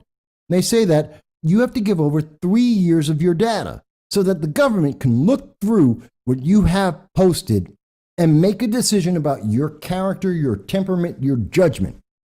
And what if you said, well, appointed Governor Kathy Hochul sucks. I don't like that she fired 34,000 doctors. What if you said that Andrew Cuomo, he seems like a bad guy? Maybe because you've heard rumors of one of his 11 sexual assaults. Maybe you heard him admit that he tried to cover up the death of 16,000 people in nursing homes because of his regulations. Maybe you heard about all the corruption that surrounded him, and somehow miraculously, when the Morehouse Commission was looking into this, the Moreland Commission was looking into the corruption in New York State, as soon as it started getting close to some of his closest friends, he stepped in and shut it down. Maybe you said, well, that didn't seem right. That seemed a bit corrupt. Maybe there's a Democrat who is looking over your application and reads through your tweets, your posts, and they don't like what you said. Maybe you said, hey, 4th of July, I love America. I don't think America is racist. They don't agree. Or conversely, some conservative is reading through and you're too much. You sound like you support Antifa. You agreed with the autonomous zones in Seattle, in Austin, attempted in Brooklyn, in other parts of the United States. You supported the riots. Well, you obviously shouldn't get that. Is that fair? Is that not just denying someone their rights, their freedom, their ability to live? This is just page 3 of a bill you never got to read, that you never got to comment on. And they voted on this with the quickness that you would be stunning. In fact, in the New York State Senate, every single Democrat voted for this. Every single Republican voted against it because you didn't get to read it. And because at the end of the day, everything I've just described about it, giving up your privacy, letting someone else scrutinize your messages out of context that they may or may not like, putting in a financial burden that is meant to deter you, to discourage you, putting in requirements in terms of physicality that do not have anything to do with your rights. It has to do with putting a hurdle in front of you, that all these obstacles, the Republicans voted against it, Democrats jumped right on in. And I ask you this question: how is that going to protect you? In the assembly, 150 members, and we had all of 31 people vote. 31. There were 2 committees, 2 committee votes. In fact, here they are. On July 1st, we had the Codes Commission. Every single Democrat voted for it. Republicans voted against it, 2-1, and it got passed. And then it went to the Rules Committee. More than 2-1 on Democrats versus Republicans, and every single Democrat voted for it, including Donna Lopardo, my assemblywoman of the 123rd District. She voted for this. And I asked Donna Lopardo, asked all the members of the Senate and the Assembly a very simple question: how is this going to protect us? If you deny women who want to protect themselves from rapists, who want to protect themselves from muggers and those who would assault them, you have individuals throughout this state who want to protect their families and themselves from the growing levels of violence that we have seen throughout New York State and throughout this nation. And I ask you, How does this make them safer? To do something so that they can have their ads out on time on Labor Day and to say, hey, look, we did something and you're now protected. Vote for me. In that mad rush, they forgot to ask, how does it protect you? See, whether or not you get a concealed carry does not stop a crazed or demonically deranged individual from getting on a rooftop and trying to shoot at you. That's just the honest truth. That's a reality. And that's where the hypocrisy comes in. We ignore the fact that we have evidence for decades, not just once or twice, for decades, we have evidence that has shown us in Baltimore, in Detroit, in Chicago, in St. Louis, across this nation, not once have the gun control laws worked. They have not stopped these mass shootings, these school shootings, these criminals that use firearms to intimidate and to attack innocent human beings. And yet we're told one more law, taking away just a few more of your rights, and you're going to be safe. The fact is, they're not dealing with the root problem. Yes, we've gone on about this in the long way round, but that's because we want to make sure it's as clear as possible, because we have been saying this for well over 15 years. This isn't the answer. They have not improved anyone's life. You aren't safe because the criminals never followed the law in the first place. The deranged didn't care about the laws in the first place. So this isn't helping you. If anything, it's denying you the potential to protect yourself. Just like in taking away your right to own a bulletproof vest. In the same way, when they passed the law just a month and a half ago and said, no, bulletproof vests are deadly, that they're dangerous, that they are criminal.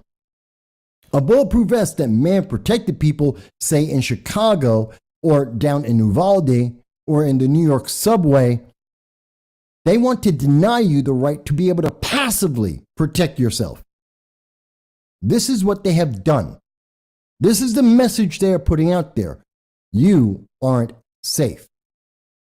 But trust the government, the very same government that we saw sat back and did nothing, even though they knew women were being assaulted. Gee, I wonder how far Larry Nassar would have gotten with those gymnasts if even one of those young women was able to conceal carry to protect herself from his sexual assault. Is it perfect?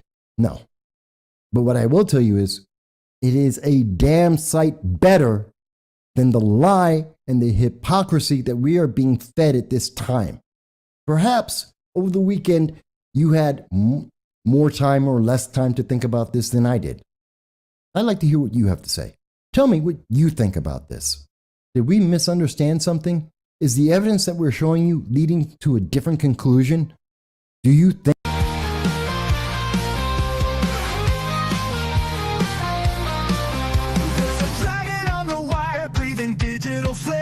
No soundbites allowed is the name of his game. With a coffee in one hand and his puppy on his lap, cigarettes curling, smoking his political trap. Michael Vass roars through the screen, he flies, painting red and blue skies with his fiery cry. He's the world's watchdog, calling out the bluff. Right-wing swagger, but his heart's pretty tough.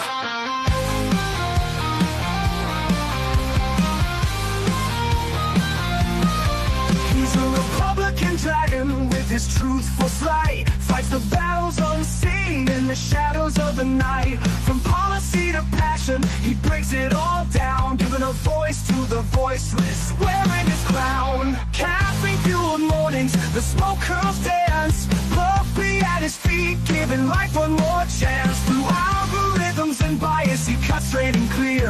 Michael's roar echoes in the hemisphere. Michael Vass roars through the screen, he flies, painting red and blue skies with his fiery cry. He's the world's watchdog, calling out the bluff. Right-wing swagger, but his heart's pretty tough.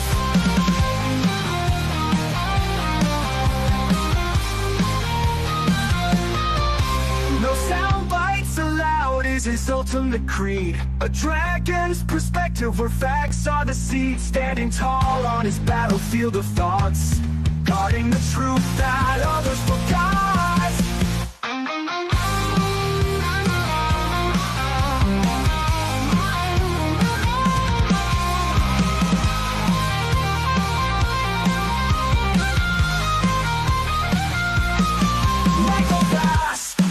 Through the screen he flies, painting red and blue skies with his fiery cry. He's the world's watchdog, calling out the rough. Right-wing swagger, but his heart's pretty tough.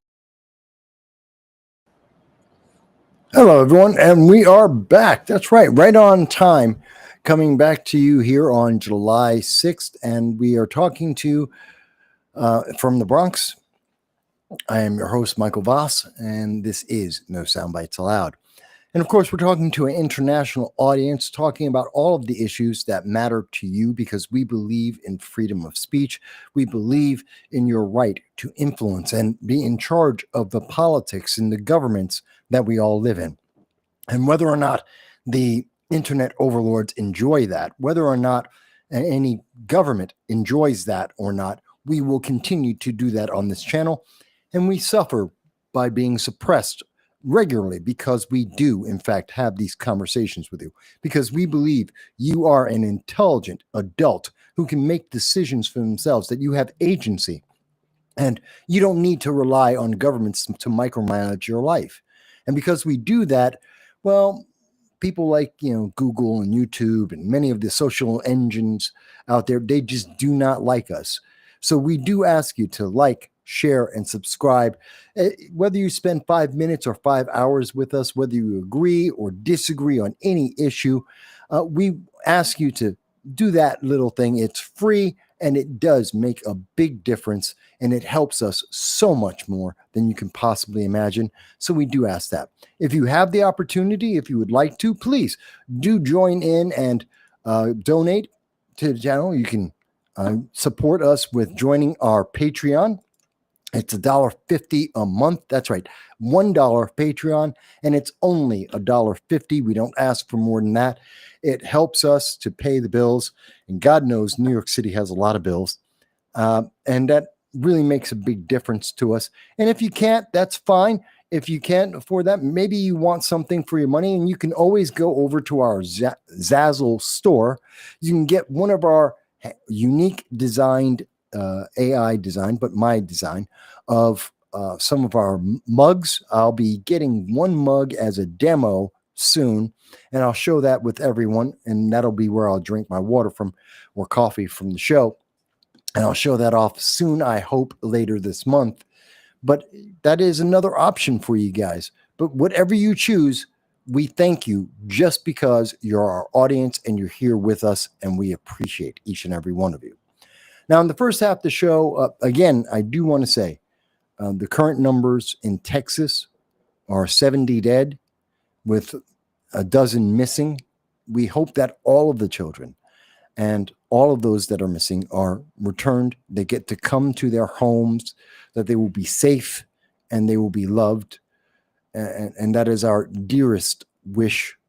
We hope that the numbers do not go any higher than they are already. And our condolences to everyone who has lost someone in Texas and across the country, but in Texas this weekend. It's a horrible thing. So I did want to mention that. I do remind everyone once again that there is, of course, if you have seen this is in central New York. Oops. There we go. In central New York, there is, if you have seen this vehicle, this is a new edition Ram Crew Cab pickup truck. It's in black, and it has damage on the passenger side. It is wanted for a hit and run murder, and that's in Shenango County. So it means this vehicle could be in Cortland County, it could be in Broome County, it could be in Tioga County, it could be in Oneida, anywhere in that region, anywhere in central New York, possibly, possibly in other areas. Do let the Shenango County Police know if you've seen this vehicle that fits this description. You can reach them at 607-334-2000. I say again, that is 607-334-2000. Reach out to the Shenango Police if you have any evidence or any information about that. It is critical. It does make a difference. So I hope that individual, if they have committed that crime, if they are responsible for that hit and run, that they are caught quickly and they are held to the fullest account of the law, fullest extent of the law. That, and by the way, if you're wondering, that accident, that hit and run was believed to have happened on July 4th itself. So just to let you know. So if you do know about that, please do make people aware. There was some breaking news. Well, not really breaking news. Something I want to address really quick before we got back to the show. I know the first half we were talking about the U.S. economy, what we can expect in hearing about the talk on tariffs, what we're going to see happening because of the battle of tariffs with China and the EU and France more specifically. But there was something else that came up, and this July 4th, everybody was out. We were firing off the fireworks. We were celebrating the independence of our nation, our 249th birthday. And I don't know if anyone noticed this, but there was supposed to be a bunch of protests. There were supposed to be across the nation more than 5 million. I was told that there would be 15 million people protesting all across America against the Trump administration. The No Kings protest, which was supposed to be bigger than the protest in June, which really wasn't big at all. Not, in fact, the No Kings march, the protests, and the violence, the destruction, the criminality that occurred in June, well, that only represented about 1.5% in the entire nation. It wasn't even a majority of progressives. I mean, in no way, shape, or form was this the major opinion of the American people anywhere in America. But we saw a lot of them out protesting in New York, which is a progressive stronghold, in LA, a progressive stronghold. In fact, all of the progressive strongholds did have tens of thousands of people. But if you went to the rest of America, not really. No one was really talking about this. But on July 4th, the same people who said, oh, we brought all these people together. This is an organic, this is natural. This is what Democrats, and not only Democrats and progressives, but everyone in America, this is what the people believe. So on July 4th, they were going to get together and they were going to swamp across DC and all the major cities. They were going to protest to show their full support against MAGA, against Donald Trump, against Republicans and conservatives. Well, no one's talking about it. There's been no coverage, protest. Nobody had anything to say about it. No one even noticed that the protests were going on. In fact, if you look at People's Magazine and looking at their July 4th, their coverage of the day, and they were out across the nation, and you had a cosplayer that was in Washington, D.C. No crowd. Let's see. Washington, D.C. 2 people with a sign. 2. There are other people looking at other things, not paying attention, not part of the protest. 2 people with a sign. Los Angeles, you had this one woman in a clown makeup. You had 3 people holding up signs. You had 1, 2, 3, 4, 5, 6, 7, 8. 8 people dressed in traditional Mexican fare in the middle of the street. That's not a major protest. There's a couple more people here in this image. And in New York, let's see, we had 1, 2, 3, 4, 5, 6, 7, 8, 9, 10, 11 people, 12. I stand corrected. 12. A full dozen people laying on the ground in front of Trump Tower. What a massive protest. Just no one. Same people, different images, handful of people. Gee, it makes you think the No Kings protest wasn't organic. It wasn't real. It was made up. It was a setup by some progressive organizations closely aligned to the same the PSA, I believe, or PSL, excuse me. I think it was the PSL, a socialist organization in America that also helped to train the shooter, the killer of 2 Israeli embassy personnel. It's sad. It's sad. Because it's not organic, because most Americans do agree with Donald Trump. Most Americans do agree with making America great, do agree with America first. And of course, on July 4th, that is the whole point of July 4th. America is great, and America is first. I don't know. Maybe that's me. But I wanted to bring that up because I know a lot of people forgot, because I forgot, quite honestly. I remember they were talking a whole lot of trash, like we're going to go out there and we're going to, hoorah, we're going to get all the people out against Donald Trump, and they did nothing. They were useless because they weren't genuine. They had never been genuine. But it's just something to notice. All right. So with that said, let me continue here. I wanted to pick up on the show where we had left off because we were talking about the United States and its domestic issue.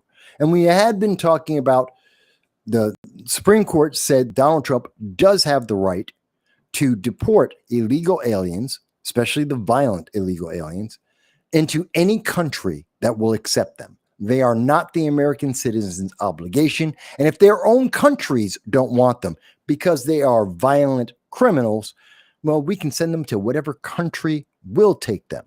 And we've sent them to El Salvador, which is notoriously one of the worst prisons in all of South and Central America. Not our problem here in America. And we've also sent them over to the South Sudan, where there is a civil war going on, and it's not a very stable place. But again, not our problem. And for those illegal aliens that continue to remain in America, the answer is leave. Go back to your home country.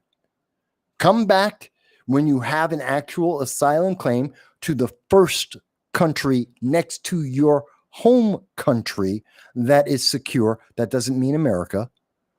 In almost every case, that's not America. So go back to your home country, claim asylum wherever you need to claim asylum. And if you want to try and legally enter America, go through the process and we'll be happy to have you here. But if you don't want to go through the legal process, well, you can go to South Sudan, you can go over to El Salvador, and until we can send you there, you can go to Florida, to the wonderful accommodations of the Alligator Alcatraz. I'm happy to send you. Now, this is currently being funded solely by Ron DeSantis, the governor of Florida, and the state of Florida, and possibly the Department of Homeland Security will put in matching funds. This is in the middle of a swamp. And oh my God, do you know the left is upset? They're so angry because this is in the middle of a swamp. And so they're worried about the ecology. They're like, oh, you're going to destroy the swamp. Wait a minute. Do you know what was there before the Alligator Alcatraz? It was a training field, an airport to train people to fly planes. So no, it's not destroying the ecology. The same people were screaming about, oh, it's going to destroy the swamp. It's going to destroy the ecology. Well, wouldn't the airport, with all the air fuel, the airplane fuel, some of that leaking out, all the planes and their oil and all their machinery, wouldn't that have an impact to people who are there? You're telling me that that's better for the swamp that's better for the alligators? I don't think so. I truly don't think so. But they need an excuse. They need some way to make this seem evil, to make this seem bad, even though the American people overwhelmingly support it. Somewhere between 54 and 73% of Americans agree in mass deportations. Depends on who you ask, what day you ask, and how you ask the question. The number is somewhere between 54 and 73%. So it's a majority of Americans at the minimum.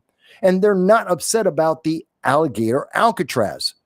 Because, yes, I'm going to send you there. Why? Because the illegal aliens won't escape. I heard the excuse as well. Oh, but Mike, what if an American citizen's detained there? That's why we have the detention center. So that if you are an American citizen, and that will give you the opportunity to identify yourself, to be identified as a citizen, and return back to your home. Detention is not a concentration camp. Detention is legal. Police can detain you. Law enforcement can detain you. In fact, you can be detained in most states for 24 to 48 hours. It's not unusual. So to say, oh, you got detained and you got sent to the Alligator Alcatraz, no, not a problem. You're an American citizen and you'll be escorted out. You'll be taken back to your home. Now, if you're an illegal alien, you're going to sit there until we can fly you to somewhere in the world that isn't America. I have no problem with that. Oh, but there's alligators. The alligators aren't in the camp. The alligators are not in the facility. The alligators are outside of it. So if you try to escape because you're an MS-13, you're part of Florencia 13 or the 18th Street Gang. These are gangs, both Venezuelan gangs and Mexican gangs. And if you're there and you're trying to escape, trying to get back into your gang life, well, guess what? If you can make it through an entire swamp, I think it's about 4 to 5 hours of swamp that you would have to cross with alligators all throughout that. And if you can make it through 4 hours of alligator infested swamp, you know what? You deserve to be here. You deserve to be here. And I've said this before. I think I said this on my, on the Wednesday roundtable with the Liberty First Foundation that we do at 8 p.m. every Wednesday. I told this story about when I was in the Marine Corps and when I was in basic training at Parris Island, which is South Carolina. And so I was at basic training, and at one part in the basic training, you work in the kitchen for the entire base, helping make meals for everyone in the base. Another part of the time you're at the laundromat and you do the laundry for everyone on the base. And all the recruits always do that. And that's a continuous cycle. And you're there for a couple of days, maybe a week, and then you cycle into other jobs. It's normal. But if you're at the laundromat, and I was in second platoon, second division. And so when you're there and you go to the laundromat, that's very close. That's right on the edge of the island, leading right into the river and the swamp. And about 2 miles away, 2 miles away from the base, there's the city of Beaufort. It's a small town, very small town. But right over the bridge, right across from Parris Island, is the town of Beaufort. And so my senior drill instructor, Sergeant Williams, I'll never forget his name. I will never forget his voice. He made an impression on me. Senior drill instructor Sergeant Williams came up to us while we were at the laundromat and said, "Boys, here's something. I'm going to make a deal with you. Real simple. I know everybody here has passed swim qual. So you're all qualified. You can all swim. I know that. And all you have to do is 2 miles just that way. If you swim, you'll get to the town of Beaufort. And if any of you make it the 2 mile swim to the town of Beaufort, you will get a honorable discharge from the Marine Corps." Senior drill instructor swore he would make it personally so. He would guarantee if you could swim to the town of Beaufort 2 miles, you will be able to get an honorable discharge from the Marine Corps. Don't have to serve another single day. Then he gave us the catch. By the way, you can make 2 miles. Not worried. No one's going to drown. Everybody made it through swim call. You can make it. That's not far. Here's the thing. You got to get past these guys. Look down. We all look down over the edge of the road of the building that we're at, and we looked down, and there were 6 alligators just chilling, just hanging out, just waiting for somebody to be stupid enough to jump on down. He goes, if you can get past them and the ones in the river and the ones on the other side of the river on the edge of the town, if you can swim past all of those alligators, you earned it. Well, I have kind of the same opinion about the Alligator Alcatraz.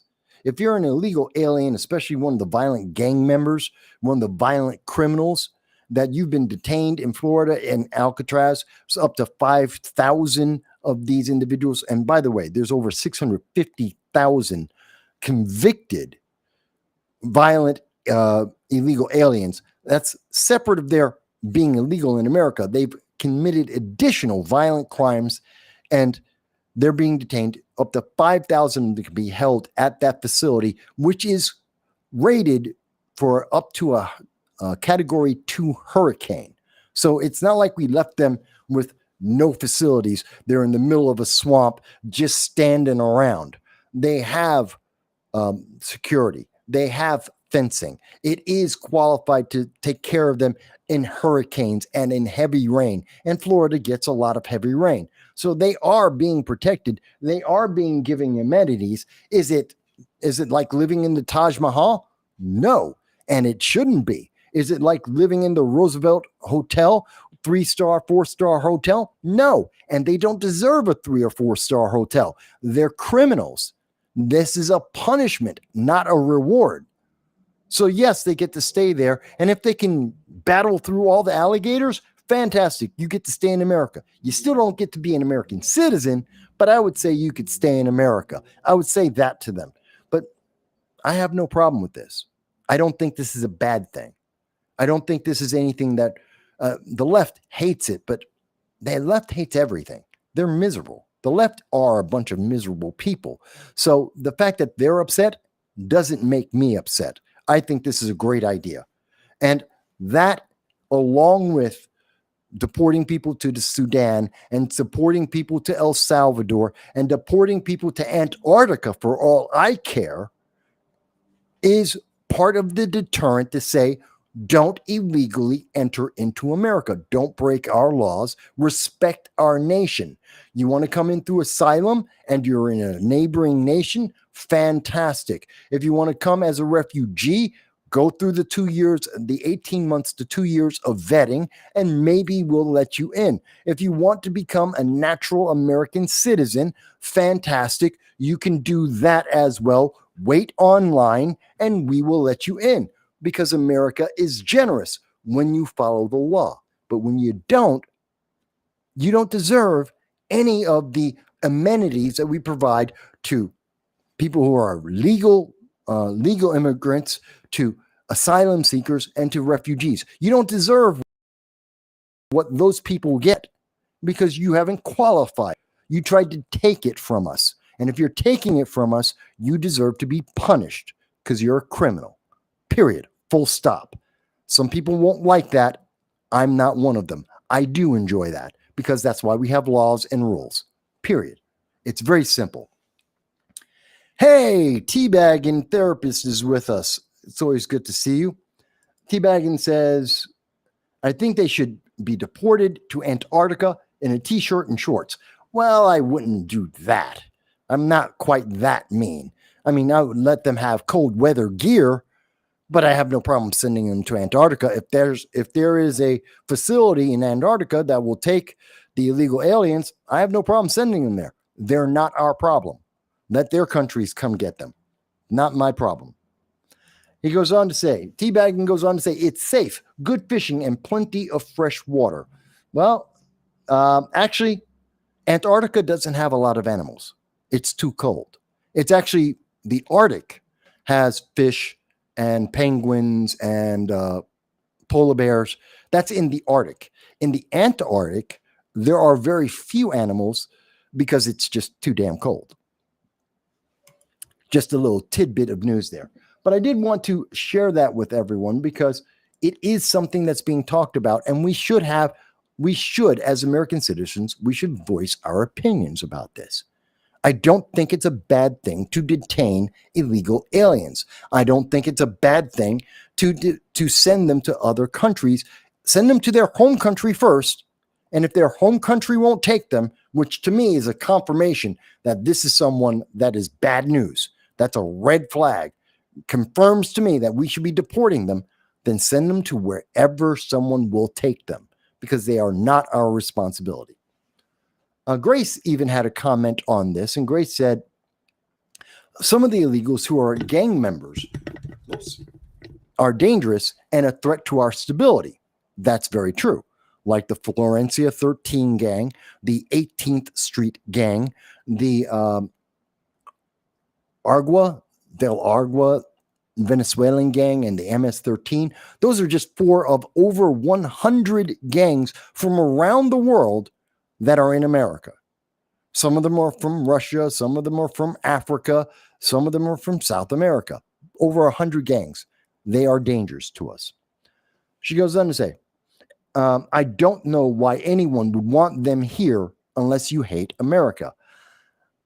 Well, as I explained earlier in the show, the answer is they want to use them to be able to control the census and therefore control the number of representatives they have in Congress, because everyone's moving out of California. People are moving out of New York. People are leaving the bluest of blue strongholds because life sucks. The taxes are too high, because all of the services are being given away to illegal aliens and not to the people that need them. That there's too many regulations, so small businesses don't prosper. And, well, we know the education system sucks. So people are leaving California, New York, New Jersey, Illinois. They're leaving all the bluer than blue states to go anywhere and everywhere else, which means California is losing members in Congress, in the House of Representatives. New York is losing it. In fact, New York has been losing since Democrats have had single party control of New York since 1958. New York had 45 members of Congress, 45 for our state. We now have 26. That's from 1958 to 2025. We now have 26. We would have lost 2 more members of Congress if it weren't for counting illegal aliens. That's why they want illegal aliens, because it keeps more power in these bluer than blue states that they wouldn't otherwise have. And that's cheating the system, to be honest. That's depriving people of their rights. Florida should have more influence. Tennessee, Kansas, Dakotas, Iowa. The rest of America should have more influence and a bigger voice, and it's being stolen by progressives and socialists in California and New York by playing petty games with people's lives. That's why they're doing it. Okay, so let's get into Elon. I think a lot of people have been waiting for me to talk about Elon Musk and what's going on with Elon Musk. And some people hate Elon Musk, and some people love Elon Musk, and I'm neither of those. I've never thought that Elon Musk was the greatest thing ever. I thought he was a good choice, along with Ron Paul, to work with Doge to cut some of the federal spending. And if you go back on any of the shows that I've done, any of the videos that I've done, you can see that I said exactly that in 2024. I said it when there was a rumor about Doge. I said it after it was confirmed that there was Doge. I've said it throughout the entire process. Doge is a good idea, a Department of Government Efficiency. We need an efficient, effective government, always. That's one of the primary things I have said on this program for decades now. But that isn't exactly what we got. And obviously, Elon Musk expected to have more credibility, more adulation, and probably a few more perks for his businesses than he received. And he was upset about that. And he's upset as well, or at least reportedly, in the spending in the big beautiful bill, the BBB. He thought it was wasteful spending, especially since he wasn't getting any of the perks that he initially might have imagined and wanted that he was going to receive. Let's remember, Elon Musk didn't get fired. As much as the news media want to say there's a war between Elon Musk and President Trump, there isn't. There never was. Now, personally, as individuals, Elon Musk and Donald Trump may be going back and forth and they may have issues with each other. That's personal. But in terms of the United States government, there was never an issue. Elon Musk was a temporary special employee. He had 130 days in government. That's it. That's what his contract was. That's what he signed up for. He didn't have a day more than that. And when his contract was fulfilled, he left the government. That's not an issue with MAGA. That's not an issue with the presidency of the United States. That's a guy doing his job. He came in, he made his recommendations, he's done. So that's not important. To say that he's having a battle with President Trump, how do you have a battle with the president? Elon Musk isn't elected to anything. We only have one president in the United States. Elon Musk is a businessman. Yes, he's got a lot of money. Absolutely. He can use that money to influence politics and politicians. Sure, but he's not an elected official. He has no power. So everyone's saying that this is all about, oh, well, this is a battle with him. No, it's not. No, it's absolutely not. But regardless of all that, what has happened is Elon Musk is now upset. He thinks that the American government is inefficient and ineffective, and it is. As we have said on this channel before, whether it's Trump or Biden, Obama or Bush or Clinton or another Bush, you can go back many decades. You know what? Our government's become more and more inefficient. It is swollen in its size, and it is bloated, and it is corrupt. This is true for members of Congress, the Senate, whether it's people working at the ATF or the Department of Education. It's just true. We're bloated and swollen. It's one of the things we know, that once someone gets into a government job, it's almost impossible to fire them, no matter how bad they are at the job.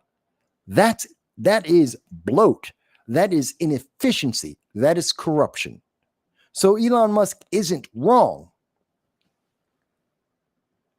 but he's upset because he's not getting the immediate answers that he wanted.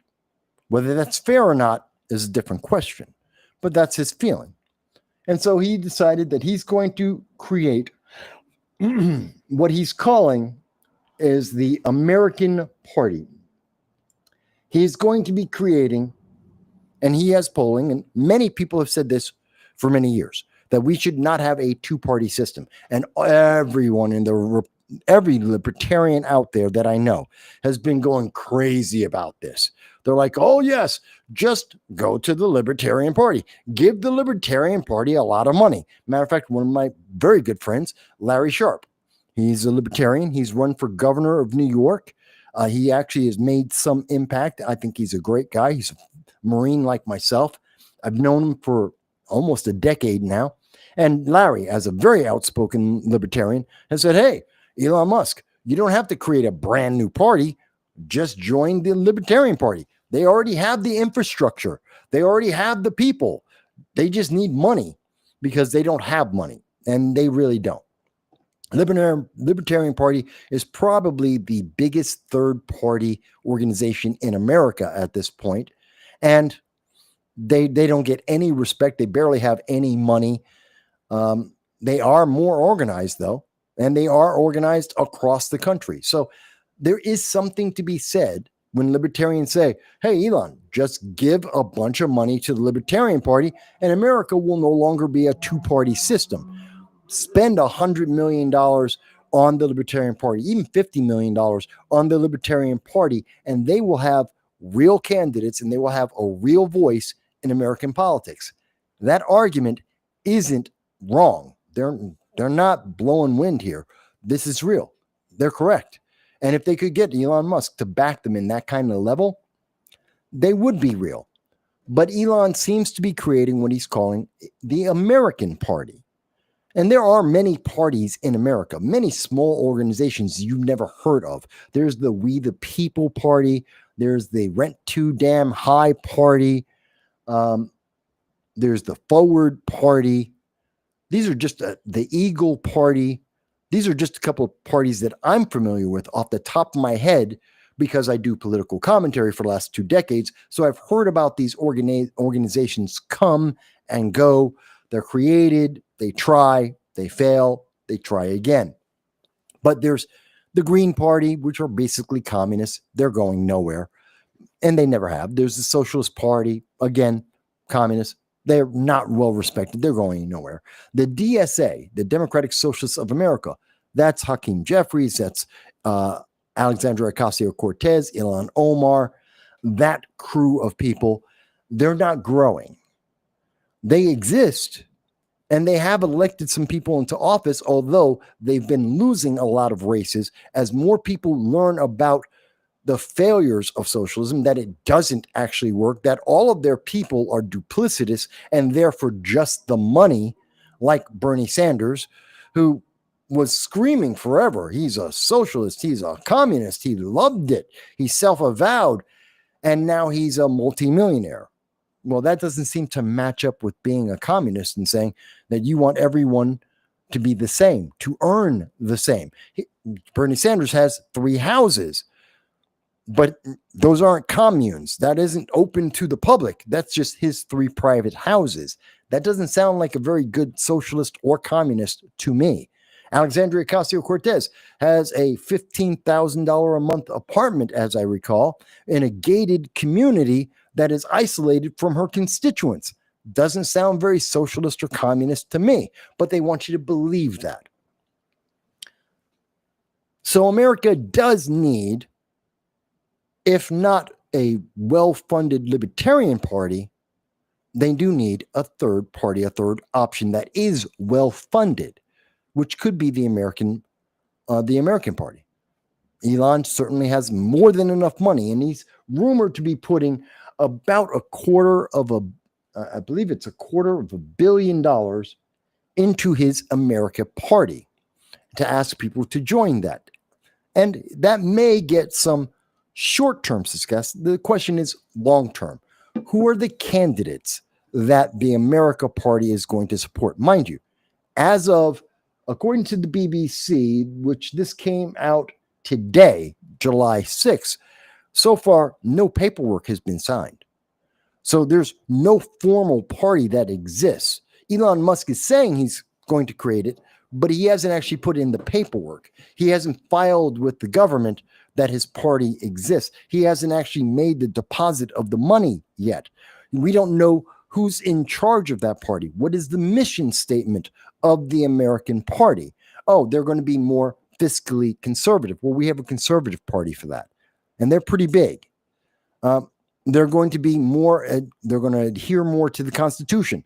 Well, we have a constitutional party, and we also have the Libertarian Party. They're both very big on adhering to the word and spirit.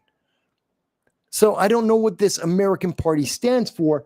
And even reading through this entire article, it seems no one knows what the American Party stands for exactly, what their mission statement is exactly. In fact, this article spends more time talking about, and I stand corrected, it's $250 million, $250 million. I think I may have said it was $250 billion. It's $250 million, $250 million that Elon is saying that he's going to put to this. But this article is mostly about Elon Musk and Donald Trump having a feud. No one cares. That's 2 rich billionaires arguing. I don't care about that. In terms of politics, I do care.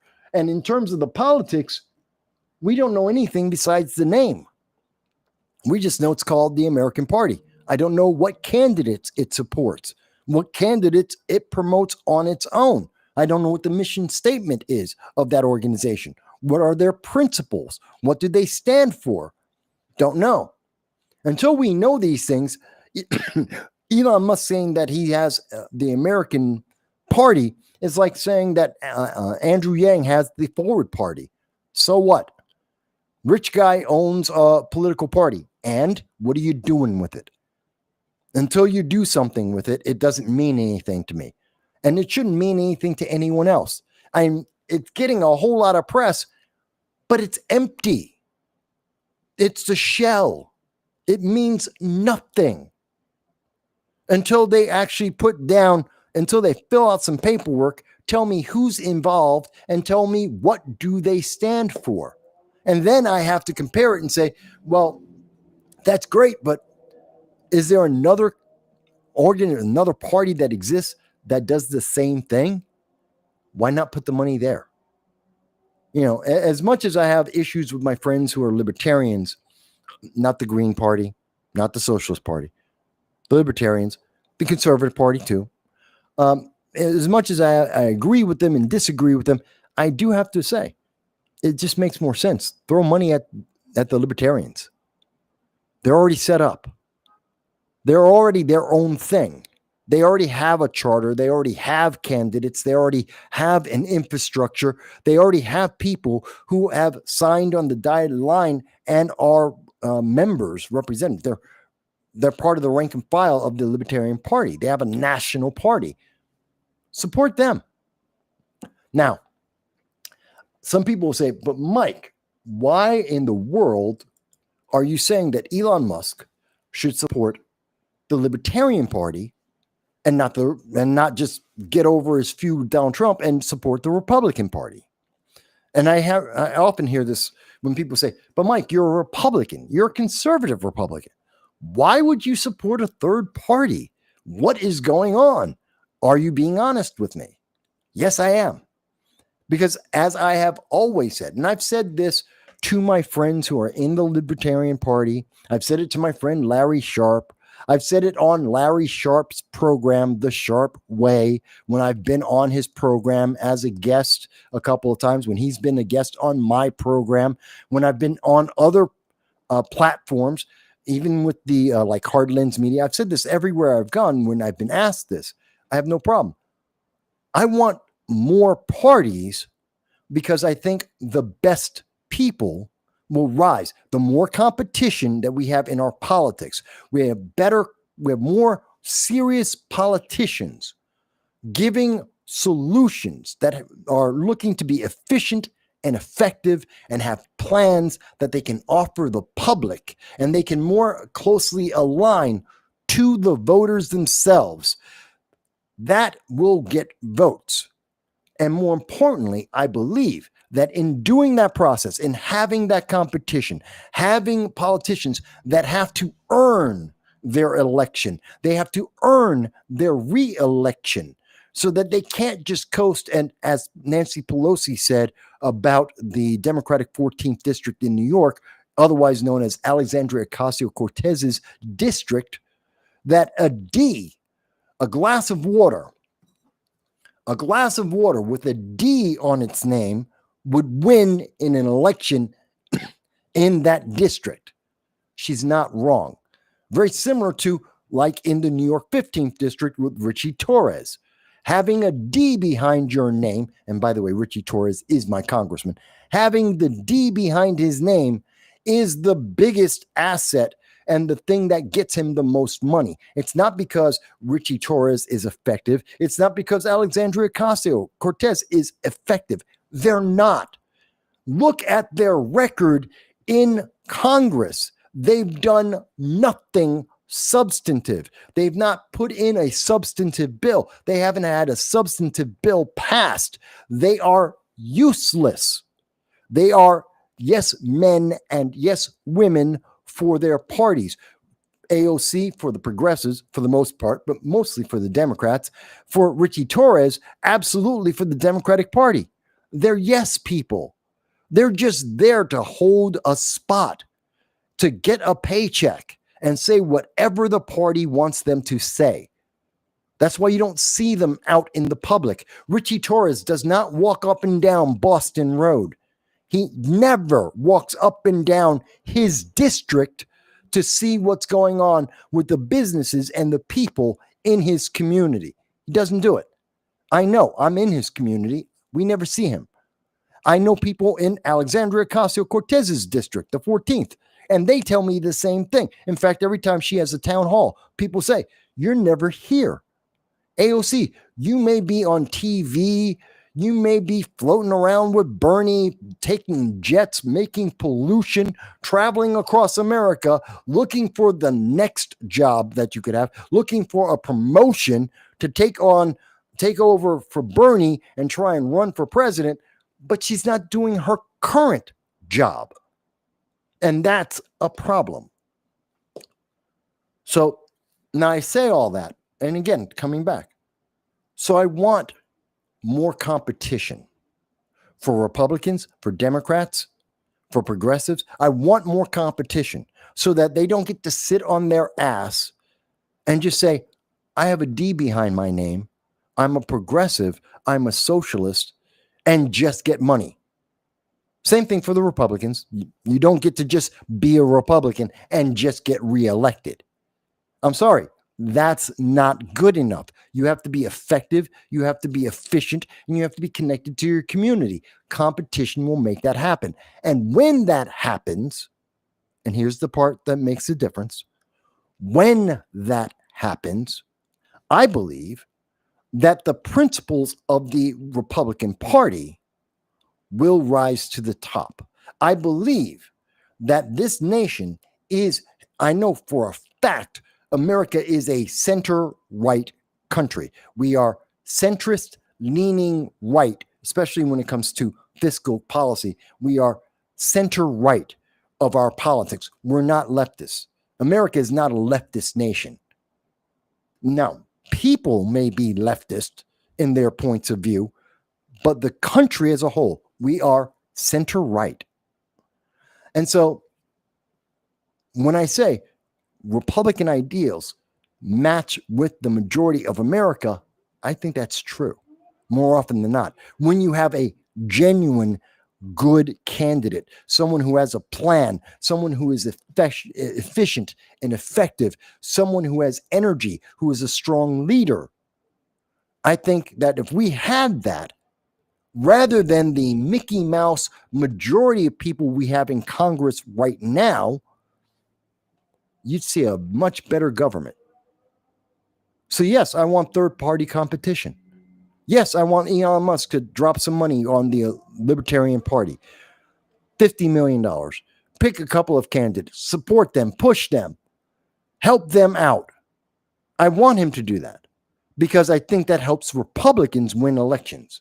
Because Republicans, the bar gets raised and they have to raise to it. And when they do, the American people will come together on that. They will come to Republicans. I truly believe that. Now, many people may say, Mike, you're just out of your mind. You just don't know. You're a partisan hack. They bought you. I wish they did buy me. I could use the paycheck. Trust me, I'm poor. I could use the paycheck. I'm pretty cheap, a couple $1 million, and you can buy my politics. It costs you like 20 million. That's cheap in terms of politics. No one's come up with that. No one's even tried. I wish they were paying me. No, this is what I truly believe in. And that's why you can go back years upon decades on what I have written and what I have said at speeches, what I have said in public, what I have said on this program, and it's always consistent because this is something I truly believe. I have principles. I don't make this up. This is what I think.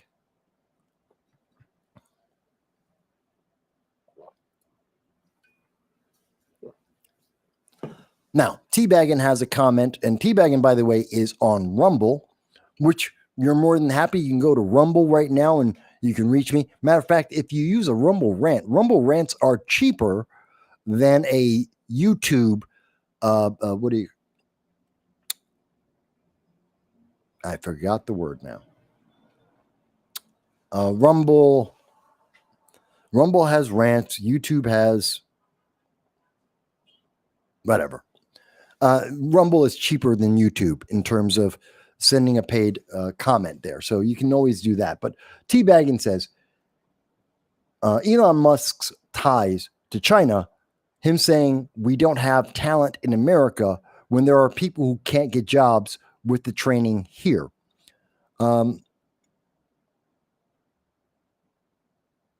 He doesn't agree. So he doesn't like Elon Musk. Well, here's the thing. Yes, we have a lot of talent. In fact, what people don't know as much, and it's a fact, there's about a 3-to-1 glut in the math and technology and STEM. Sorry. Lost my word for a second. In the STEM fields, there are 3 Americans for every STEM job in America. There's a glut. The reason why you see a lot of people like over in India, a lot of call centers from foreign nations, they're cheap. And H-1B visas, they're cheap. They're cheaper than using Americans. But we have more Americans in America with STEM degrees that are happy to do STEM jobs. 3 for every 1 STEM job in America. There's a glut. In fact, that's one of the reasons why I tell young people, you may want to look at trades. You may want to try and become a carpenter or a welder. You may want to be an electrician. One of the trades, because there isn't a lot of competition, there is a dearth of these jobs in America, and you are going to be paid stupidly well immediately. Right out the gate, you're going to be paid well. I've heard people starting as an apprentice getting $50,000 to $70,000 a year because there just aren't enough machinists and plumbers and electricians and carpenters in America. They're just not. Or you could go and get a STEM job, and there's at least 3 other people going for the same. For every 1 person, there's 3 others getting the same degree, all looking for the same job, and you're all working at McDonald's. That's just the reality of it. Now, so is Elon correct when he says that America doesn't have talent? That's not true. America does have talent. We have tons of talent. It's part of the reason why we're leaders in technology around the world. We are one of the leading nations. Now, yes, AI, we're fighting with China. Yes, we have some technology. We have competition, absolutely. But America is a leader, if not the leader, in most fields in technology. We still are. Because we are a great nation. We have great talents. The thing we don't have is a lot of discipline, and we don't have a lot of people with a focused goal, a vision, something to attain. See, if you've ever noticed, most of the people on the left, most of the progressives, most of the socialists, they're almost entirely, every single one of them, they're miserable people. They are just upset at life. Everything annoys them. It's blue sky. Blue sky is not happy about anything. They are eternally upset. There's always another microaggression. There's always some infraction on the left that they go through. And so they're always pissed off, and they're always demoralized, and they demoralize and depress everyone around them. They depress people who aren't socialists and progressives. And that has a big impact because a lot of these people are teachers. And these teachers, which you see on the libs of TikTok on a regular basis, they are depressed and living miserable, unhappy lives. And they're teaching our kids about how to be a miserable, unhappy person, because that's the progressive thing to do.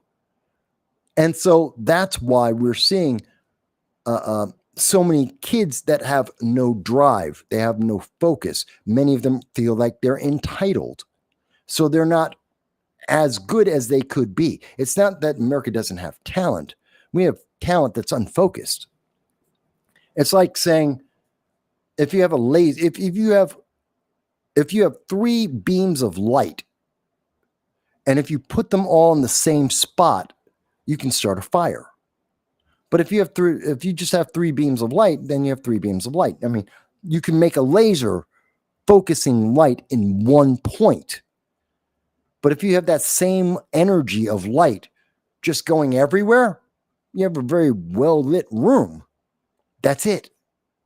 There's the big difference. It's that focus. It's that attention to detail, that drive that makes the difference. And I think that's what Elon Musk is addressing, which many people, Vivek Ramaswamy said the same thing. Donald Trump said the same thing. Many people have said this. I've said it on this program. We need more focus. We need more discipline in our youth, because that has a big impact on the next generation and how they turn out. So, and your choice is, you can have a focused, determined nation that works towards goals, not guaranteed to get them, but works towards them because they're not entitled. Or we can have an entitled generation of kids who are miserable because they always want more, because they're never satisfied, because they have no respect for what they have and what has been given to them, because they didn't earn it. And they have no goal and no drive because everything's been given to them. That's the generation we have right now. And that's the generation I think Elon Musk is talking about most generally when he says that Americans don't have drive.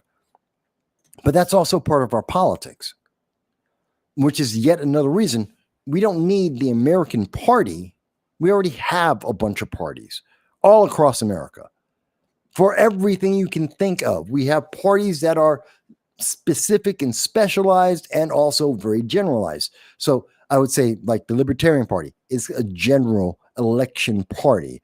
They have big picture, big top-down view. Let's be more aligned with the Constitution in its words, a strict adherence to the Constitution. Okay, that's big picture.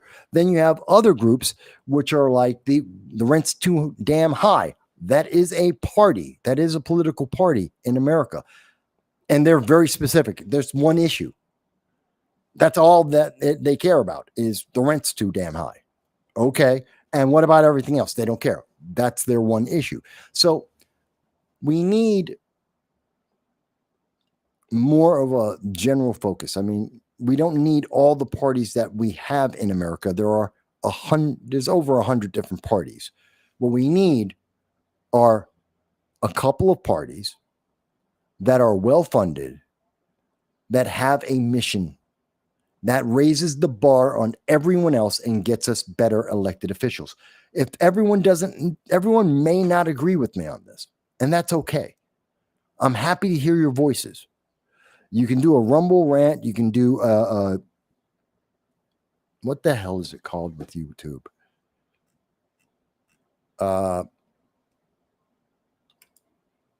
It's like Phil did. Super chat. That's the word. Couldn't think of it for a second there. Super chat. You can always send me a super chat and say, Mike, I think you're absolutely wrong. The American Party has to be completely different. It has to be completely separate. How? How is it different than any other party that already is out there? We've already got there are dozens of leftist organizations out there. There's a few that are more right-leaning. There's a few that are in the center. What is going to be different about Elon's party? I don't see a whole lot there. Elon, you do better taking the $250 million and put it into 2 or 3 actual existing parties that already have people. Because now the other thing is, if he has the American Party, so now they have to open up offices across the country. They have to get petitions. They have to get members, then get petitions. They have to find candidates. They have to register in every state. This is a process that takes years. And from the people that I do know in the third-party realm, to really start up a serious national level party across America, it takes years. Just because of the paperwork, it takes years.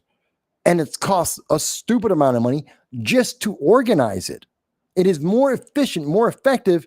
Use the money on someone who's already done the paperwork, who have already got the grassroots establishment already there. They already have the infrastructure, the election infrastructure across America. Just put the money there. But people if you guys disagree with me, you think, Mike, you got it wrong.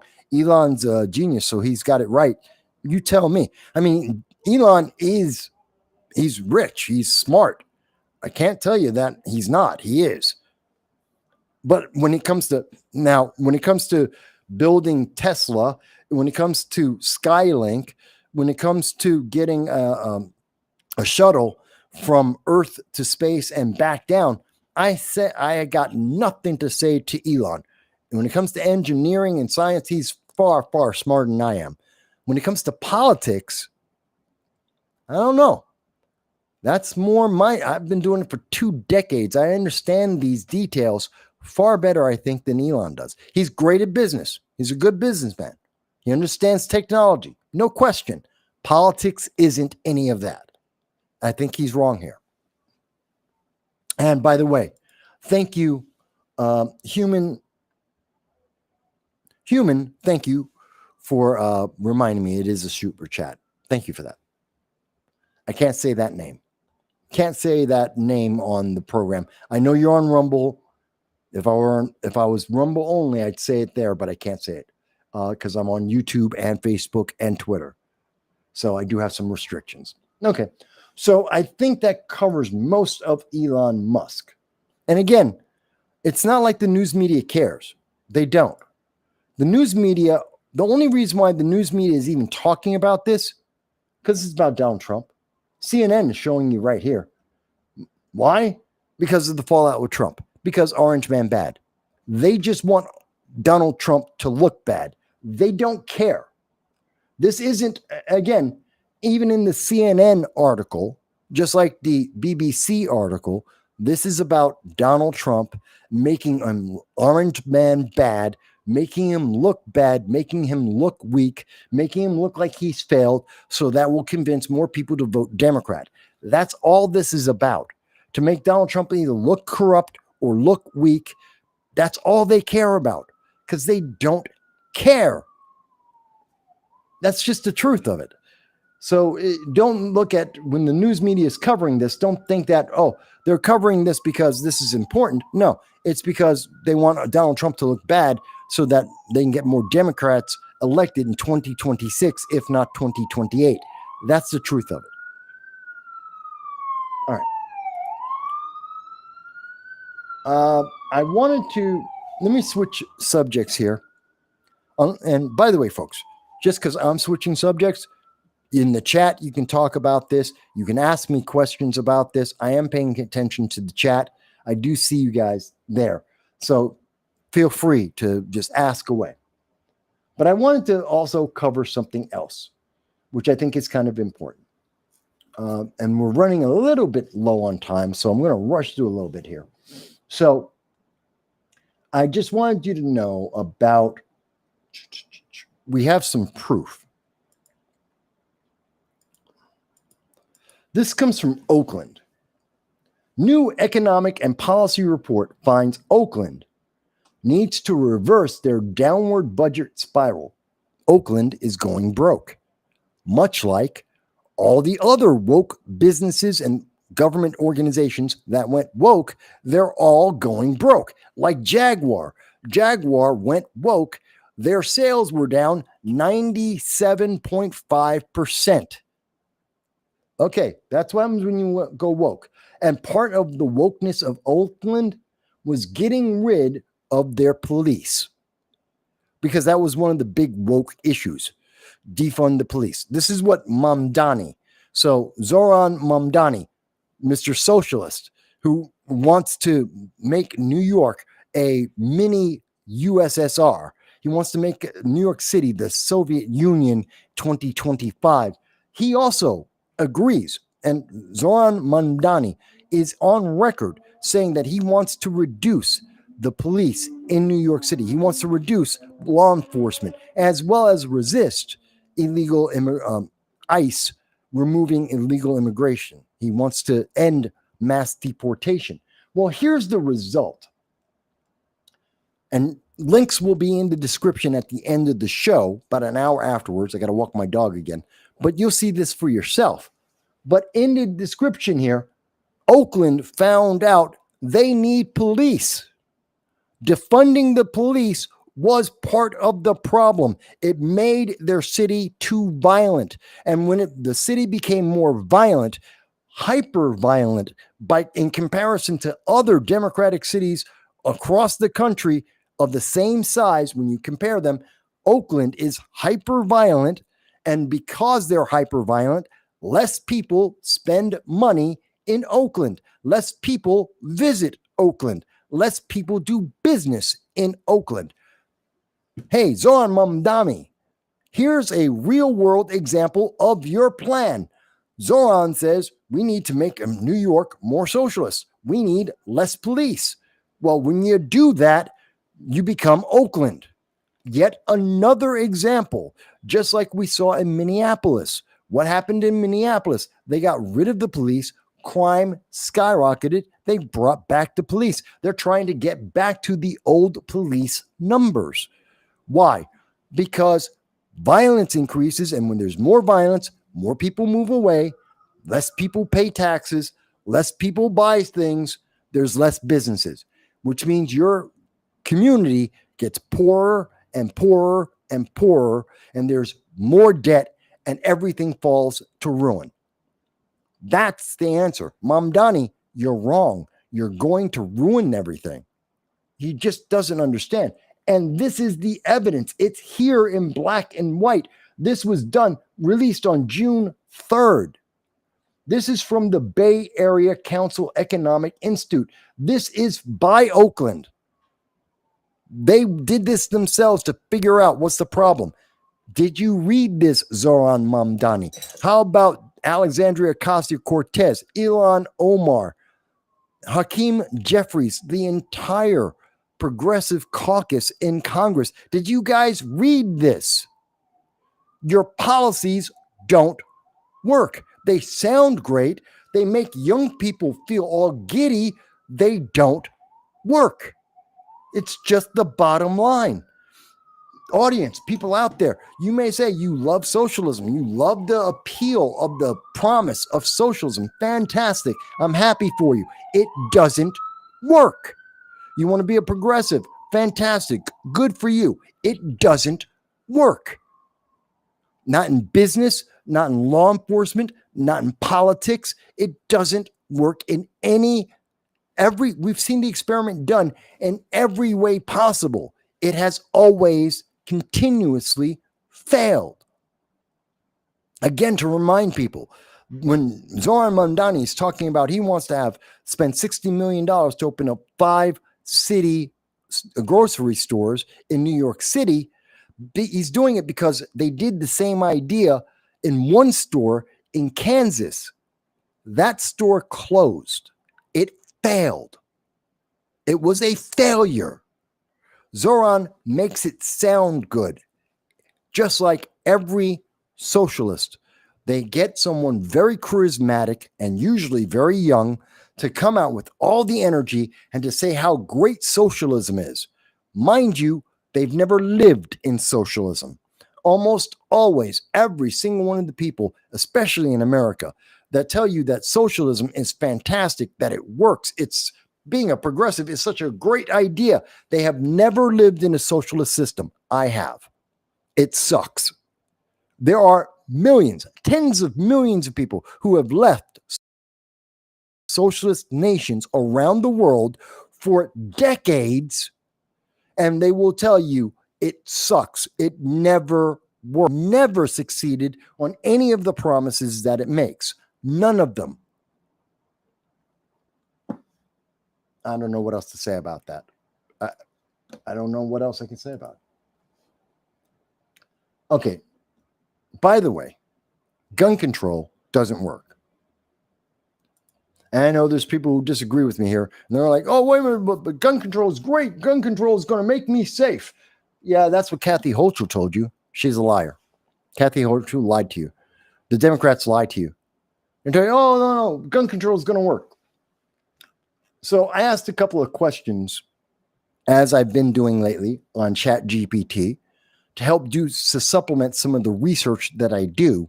And I ask a series of questions. By the way, ChatGPT is not a good source by itself. I do not recommend ChatGPT. Just because ChatGPT or any AI says something doesn't mean it's true. Just means it's popular. That's the thing. You have to always remember that when you're looking at any of the AI. If you're asking it questions about data, never assume the data in and of itself is correct or complete unless you know about the data, if you've been studying the data, because they get it wrong. They will only put out the information they get all the time. As an example, I asked the question. Here's what I asked the question. Where is it? Let's go to the top. First question I asked. I'm going to go through this real quick. I said, can you tell me the current number of people shot and how many dead in Baltimore, Chicago, Detroit, LA, Portland, Seattle, New York City, Newark, New Jersey, and Boston between July 3rd and July 5th, 2025? It's a pretty straightforward question. You would think you'd get a straightforward answer. Except, yes, okay, in Chicago, we got on July 3rd, 4 people dead, 14 wounded. We know that between July 3rd and July 5th, at least 30 to 33 people were shot with 3 to 4 killed. That's good. For Baltimore, 3 separate overnight shootings resulted in 3 fatalities on July 3rd. Okay. So far, we're getting it. And here's the second part of their answer. No detailed total for non-fatal shootings during the July 3rd to 5th available. Mid-year trends signal lower violence. I didn't ask that. I didn't ask what the trend was. But ChatGPT is giving me the common answer they get from left-leaning news media, from Democrats that spam out gun control is working and everything's so much better. Don't think about it. That doesn't mean it's better. It just means you're telling me it's better. And so they spam that out. I didn't care. I didn't ask that question. I just wanted the numbers. Detroit, July 3rd, 16-year-old was killed. Police officer injured. Okay. Also that night, another teen critically wounded by a drive-by shooting. That's what I wanted to know. Let's see. In New York City, no specific data for the time frame that I asked, and then it adds in its own editorial. I didn't ask for this. However, New York City is in a historic low shooting trend, record low incident in H1 2025, in the first half of 2025. I didn't ask that question. By the way, I don't trust their answer because I actually look at the data from New York City, which hasn't come out yet. So they're saying it's a historic low shooting. We don't know that. The numbers for New York City haven't come out yet. So it's basing this on what people feel are going to be the numbers, what they think the trend is, but the official numbers haven't come out from New York City yet. The New York GIVE report hasn't been released yet. We don't know what the answer is. So this is the machine making up its own answer.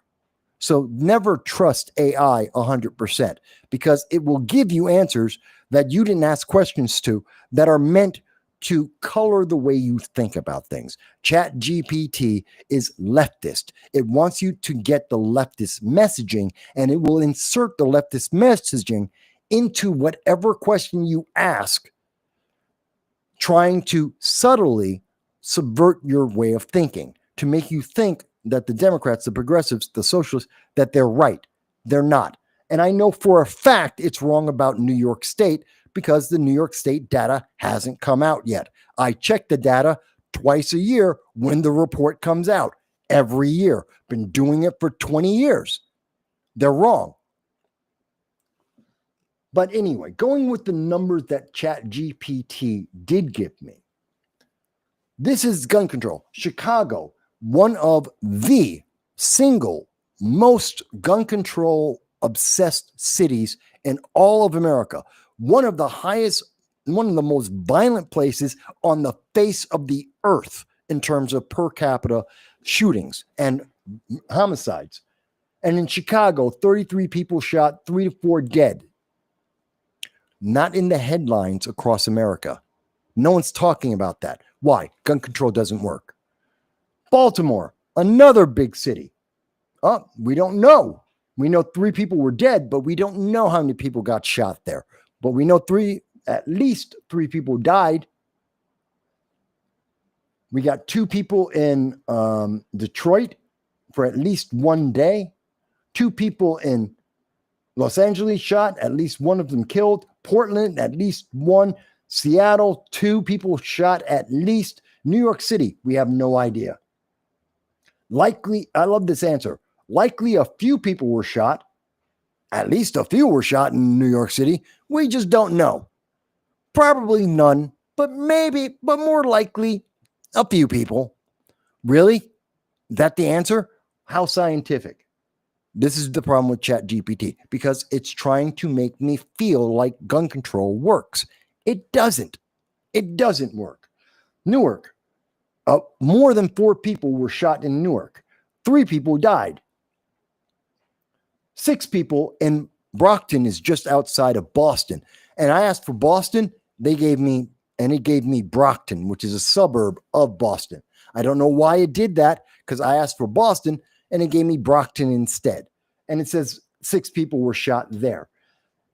This is a problem. This is a problem. Gun control, and by the way, I'll have a link here, and I asked a lot of questions of the chat. Are these numbers higher or lower than the same period in 2024?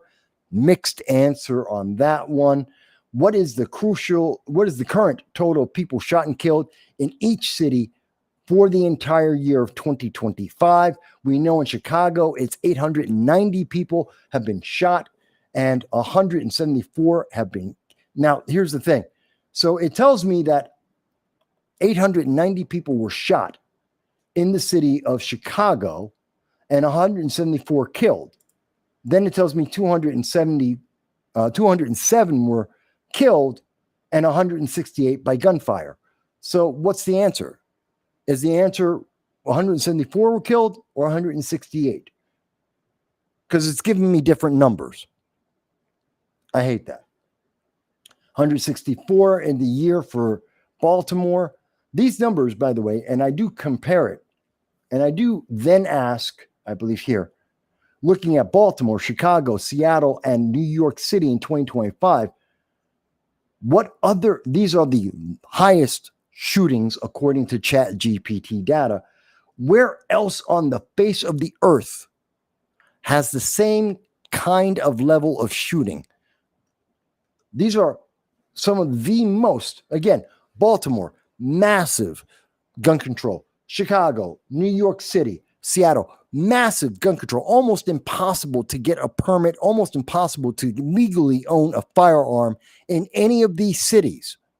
They've got every gun control law you could possibly think of, and everything that the left has ever requested are in those cities. And they have, in each of these cities, they are compared only to the most violent locations and cities around the world. These are some of the most deadly, only active war zones have more people dying than in these 4 cities, and they all have everything on the wish list of Democrats in terms of gun control. Gun control doesn't work.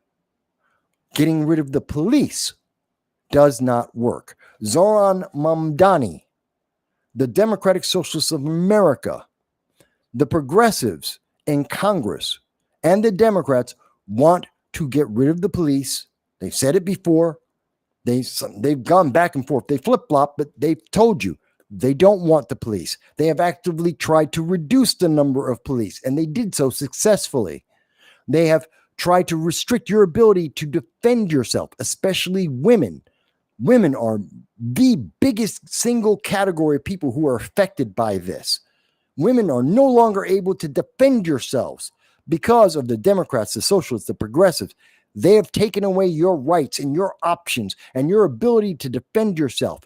And instead, they give you cities that are only second to active war zones to live in. Gun control doesn't work. Zoran Mandani, he believes in this. He thinks this is going to make you safe. Here's the fact. It doesn't. It doesn't work. All right. I think I got a comment here. Forest Mommy's with us. Hello, Forest Mommy. Forest Mommy says, but if we just pass a few more gun control laws, then things will get better. Isn't that what they always say? It's like the promise with socialism. If we just take your money and give it to everyone else, things will get better. No, it won't. It doesn't happen. It's not true. Never been true in history.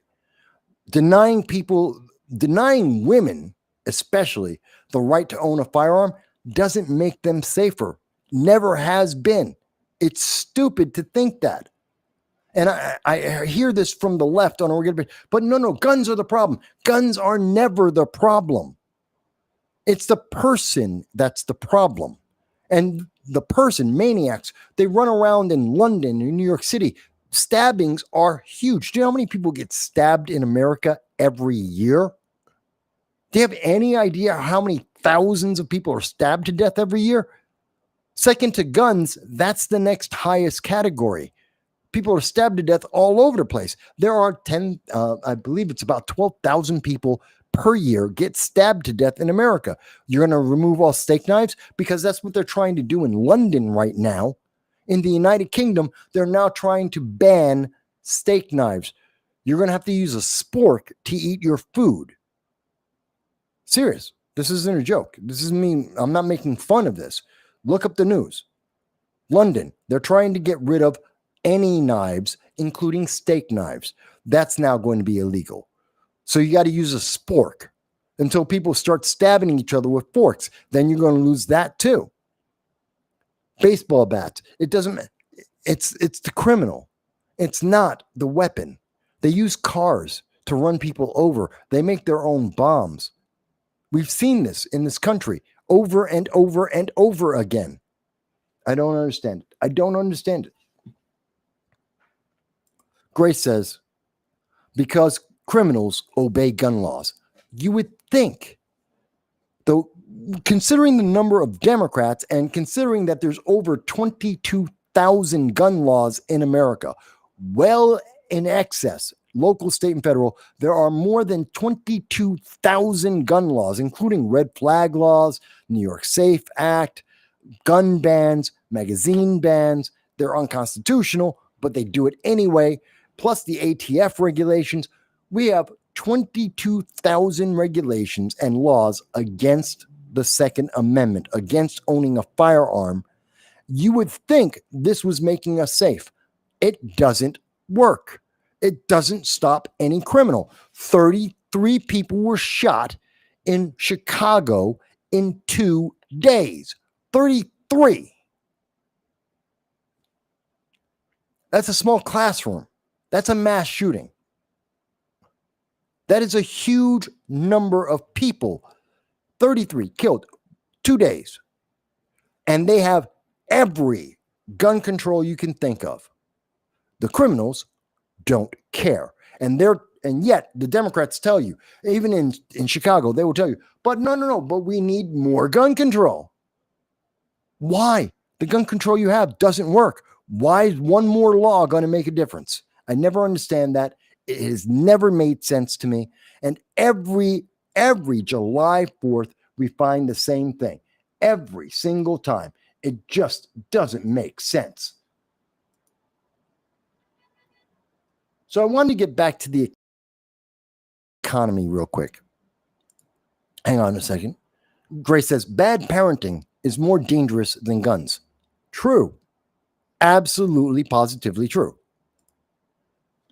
And bad parenting is part of the reason why we have so many criminals. But let me move. I wanted to talk a little bit about, I talked about the economy in the first half, about that there's going to be a lot of fear mongering because of the Trump tariffs. And they're going to tell you that the economy is going to die, orange man bad. You're never going to be able to afford anything ever again because of MAGA and American First. So you have to vote Democrat. And that's the real pitch. That's the thing they're pitching at you. Vote Democrat in 2026, if not 2028, because you can't own anything because of MAGA, because of Republicans and Donald Trump, orange man bad. But here's the thing that you don't hear as much. And I am very sure most people did not hear that the U.S. economy is stronger than the news media wants to tell you. The pundits, the Alexandria Ocasio-Cortez, all those people telling you the doom and gloom. Oh my God, the economy is falling apart. It's absolutely crashing. Unemployment rate went down. The unemployment rate that they keep telling you is absolutely horrendous, that they've already told you this is all Trump's fault, and the economy is going into a recession, and it's going to be in a depression, and no one's going to have a job, and everyone's losing everything. The unemployment rate went down. Even CNN, they say, oh, it was a stronger than expected 147,000 jobs. They could barely mention, oh yeah, but and the inflation, unemployment rate, it dropped to 4.1. They barely could mention that. They don't want you to know. They don't want to be honest with you. And by the way, if you actually look it up, and I do, again, links will be in the description. You can look this stuff up all on your own, but you can see it right here.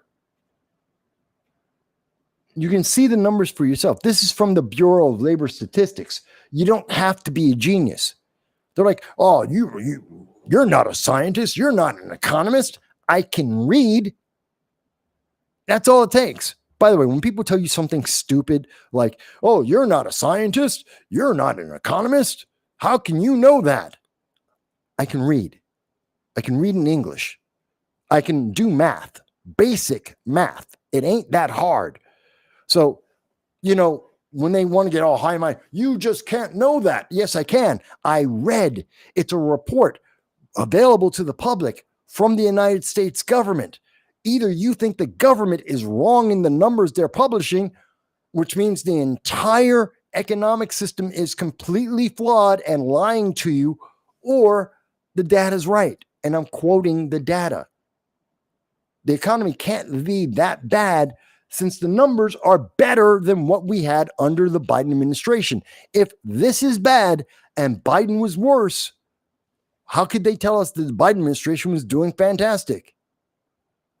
Somewhere along the line, they're lying to you. Either Biden was screwed up and we're doing better, or everything's completely wrong. Everything's skewed. Everything's screwed up. And they've just been lying to you for years. Those are the only two choices. Hello, there goes the neighborhood. Good to see you having joined us. I thank you for having some time with us. So I just wanted you to know that, yeah, the unemployment rate went down. And this week, starting Monday, they're going to tell you the economy's dead. The economy is screwed. Trump tariffs are going to destroy everything. Your investments are going to go to zero, and you won't be able to get a job, and you won't be able to go anywhere. Anyway, but the unemployment rate's 4.1%, which is classically low. It's actually below average, and that's very healthy for the nation, and that's a good thing. Oh, but orange man bad. There are no jobs out there. Just unemployment rate's 4.1%. Most people have a job. Most people who want a job have a job. But there's no jobs. That's the science. Remember, they tell you got to follow the science, the data from the government. This is government itself pointing this out. It's not wrong. So what's the answer? They don't like to answer these things. They don't like you to think about these things. Real quick, and we're just going to go over this last thing here.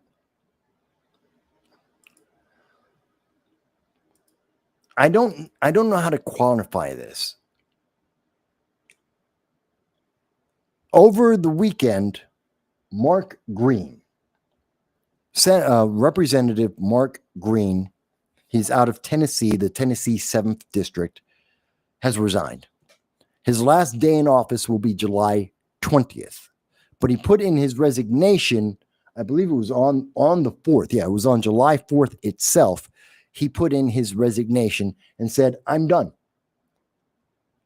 I'm walking away. He's walking away from government to do something that's supposed to help the public. I don't know what that is. He's going to go to a private sector job, which means he'll get paid a lot more money. Fantastic for him. Good for him. He's going to get paid a lot of money. He's going to be a lobbyist, essentially. But here's the thing I don't get. Why did he just walk away? We're in the middle of a term. It's not like he's actually holding out until 2026, having a regular midterm election. He drops out and other candidates can then go for his open seat. He could do that. Why did he drop out like this? Suddenly, out of the blue, just said, July 4th, I'm done. I'm out of here. On July 20th, I'm gone forever. I got another job. I got a gig that's got benefits. It pays benefits. He's going to go do that. And it has to have some, to quit Congress. He's got tenure. He's got a lifetime retirement already. He's got better health care than anyone in the country, except maybe the president. Okay. He's already got all the bells and whistles. And he can travel on taxpayer dime, spend taxpayer money. He doesn't have to pay taxes on the money he gets. He's got a cushy job. And he just walked away in the middle of the year, out of the blue. What's going on in Tennessee? I don't know. I got an audience that's everywhere. I got an audience that's across the country, as well as across the world. Somebody know why? And I tried to find this out. And according to, this is the Center Square is a local news media organization. They didn't tell me why he's quitting. I also checked out another news organization. That's this one. This is WSMV News Channel 4. I don't know who that's an affiliate for. That's Nashville, Tennessee. And in their article, they mention, yeah, he's retiring. He's going to be gone on July 20th. This is not the first time that he's retired out the blue. We don't know why. He says he's got a better job, which would be a hell of a job. I got to tell you, again, you get every perk you could possibly imagine out of Congress. I don't know what perks he's getting, but it's got to be huge. But he's quitting out of the blue, and I don't know why. What scandals going on in Tennessee? What scandals going on in the Tennessee 7th District that this guy is just walking away in the middle of the night? What did he do wrong? I'm not familiar. I know a bunch of politicians. I don't know him. I don't know Tennessee politics. So I'm asking people, do you know Tennessee politics? Do you know why Mark Green just up and walked out and said, I'm done, and just abandoned constituents? He's a Republican, by the way. So it's not like I'm picking on a Democrat. I pick on whoever's not doing a great job, period, full stop. He's a Republican, and I don't get it. Why is he doing this? He was someone who was favored. He was in the good favor of Donald Trump. So it's not like he's like Thomas Massey. He's not fighting for his seat. So it's not that he's fighting with Donald Trump. It's not that he isn't popular in his district. It's not that he hasn't been there, which means he has an automatic 89% chance of being reelected. By the way, if you didn't know, every member of Congress, they have an 89% chance of being reelected. The odds of someone dying in office are the same as the odds of someone resigning. So his odds of dying in office were the same chance of him retiring. That's how how often members of Congress get reelected. And you know what, folks? We need to change that. People talk about, oh, we need an American party. Elon Musk, we're going to put in $250 million to get a American party. Save the money. Make sure that we have term limits. No member of Congress gets to spend more than 6 years in office, period. Full stop. You get elected, you get 6 years. Done. You can't stay in for 20, 30, 40 years. You don't get to do that. Period. It's not a career. You get 6 years at best. You get elected, you can get reelected 2 more times, and you are done. We don't need an American party. We need to hold politicians accountable. We need competition, and we need to hold the people who are there accountable, and we need to make sure that no one's there more than 6 years. You're in for 6 years, you're done. Period. Go on to something else in your life. If you think you're good enough, run for the Senate. If you think you're really good enough, run for president. If you're not, go back to the private sector and get a job. And I don't mean lobbyist. Get a real job. That's what they should be doing. But in this case, again, he's gone. I don't know why. I don't know what that's about. And I was hoping someone might know why in the hell he's doing this. Why is he disappearing like this? What's the scandal? That's what I want to know. What's the scandal in Tennessee? Because I haven't heard about it. And I hear about a lot of them, but I don't know that scandal. I haven't heard anything about Mark Green, Tennessee 7th District. Is he connected to the trans shooter or something? I mean, what's up with it? I don't know. But I think it's of interest and worth talking about. All right, folks. So that, believe it or not, is pretty much everything I had. We're about to get 5 hours. Not bad. We covered a lot of ground in 5 hours. And I thank you, each and every one of you who joined me for the July 4th. You know, this is the July 4th show, essentially. And I thank you for having spent some time with me here on No Soundbites Allowed. Hopefully, if you've spent 5 minutes or the entire 5 hours with me, that you consider give us a like, a share, and most importantly, that you subscribe. Help us to get to 5,000 subscribers. That's all I'm asking for. 5,000 subscribers. And I really do count on you guys to be able to help me get there. I'm not asking for everything, just asking for a little bit. And your help makes it possible. I want to thank everybody that you see on the screen and so many others who left comments. Phil, because you gave us a super chat, I want to give you a shout out as well because you're so important and that matters so much. Please consider joining the Patreon. It's $1.50 a month. If you've got $1.50, I know we're in a recession. I know they're going to tell you that you're losing all of your money. You're not. But if you can afford $1.50, fantastic. Join my Patreon. If you can't, that's okay too. Just subscribe. It's that easy. It's that easy, folks. And you can join us on not only on YouTube, but you can go to Rumble, you can go to X, you can join us wherever you feel comfortable. I'm on most of the platforms out there. I again want to give my condolences to those who have lost someone in Texas.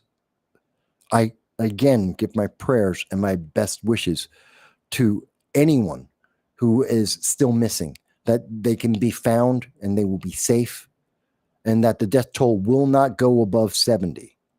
I hope that President Trump will get on this as soon as possible.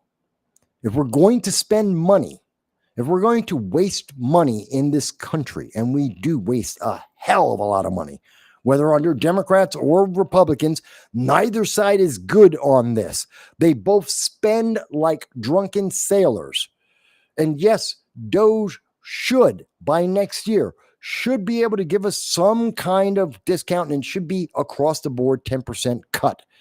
But if we're going to spend the money, spend it on something like what's happening in Texas, a natural disaster. Help these people. regardless of their political party, regardless of whatever they personally think, whether they love Donald Trump or they think he's orange man bad. I don't care. I don't care if they're racist or not, or homophobic or any other istrophobe that you could think of. Help these people, please. If we're going to spend the money, let's spend it there. If we're going to waste the money, waste it on saving those lives, helping rebuilding those areas and those towns. I truly mean that. I don't like wasting money, but if we're going to do it, that's why I would want to do it. I hope everyone had a great 4th of July. I hope that you are reminded at least once throughout the entire holiday that America is great. Not that we were great. We are great. Because everyone in the world recognizes we are great. We can be greater. We can be better. And that's the standard. That's the bar that as Americans we hold for each other. To be even greater still. We're greater than the entire rest of the world. They're all jealous of us. They all want our power. They want our money. They want our quality of life. They want our freedom. They want everything that we have, and they can't get it. And they can't have all of what we have at the same time. Only we can do that. Only we have been successful at this. And that is a great thing. And we can still be greater than that on so many levels. I love my country. That's why I joined the Marines. That's why I put my life on the line for this country. Because I believe in you, each and every one of you, whether you agree with my politics or not, whether you agree with any position that I hold or not, whether you look like me or not, I don't care. I believe in you as an American citizen. I believe in you as an adult, as in someone who's intelligent, someone who has agency in your life. I don't believe in treating you like a progressive treats you, or a socialist or a Democrat. I don't believe you're a checkbox.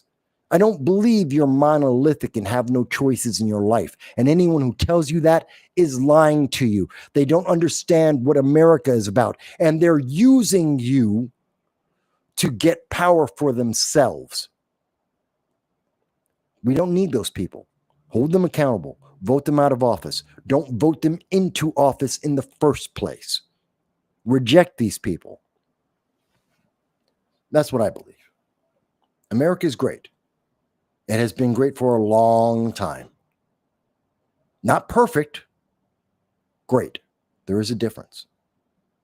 There is no perfect country in the world. It doesn't exist.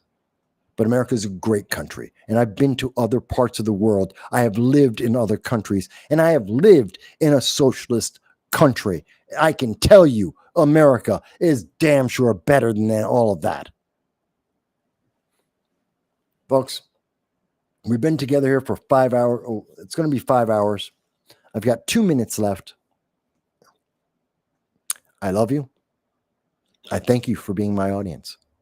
I thank you for agreeing with me when you do and arguing with me when you don't. I thank you for super chats and RumbleRants when you can afford it, and just being here when you can't. I appreciate every single person who watches any video of mine for any length of time, especially when you guys leave comments afterwards, which I do try to get back to all the comments. And when people are rude, I will respond back, and don't think I'm bashful. I'm not. But when it's respectful, I am always respectful to everyone who responds to me. I love being in America. I love owning my bulletproof vest. Yes, I do own one. Yes, it is illegal in New York. Yes, I don't care what they think. It's passive self-defense. I don't care what Kathy Hochul thinks. I may or may not be a gun owner. You don't need to know, Kathy Hochul. It's none of your business. I love America because I can own a bulletproof vest. I can own a firearm. I can have the freedom to talk about the issues my government doesn't like. We need more of that in America. We need a lot more of that in America. That's the America I grew up in the 80s, in the 90s. And we lost our way in the 2000s, in the 2010s. We lost our way. We need to get it back. I look forward to all of you being with me. By the way, happy life. Get better soon. I want to hear you doing tongue twisters and singing silly songs at like double speed as soon as possible. All right? Don't let any stroke slow you down. You're too young for that. You're going to recover. You got my best wishes there. I love everyone in my audience. I want everyone in my audience to do well. I'm going to walk outside, walk my dog, have a cigarette, and thank God that I am an American. I hope you do the same. Talk to you again soon.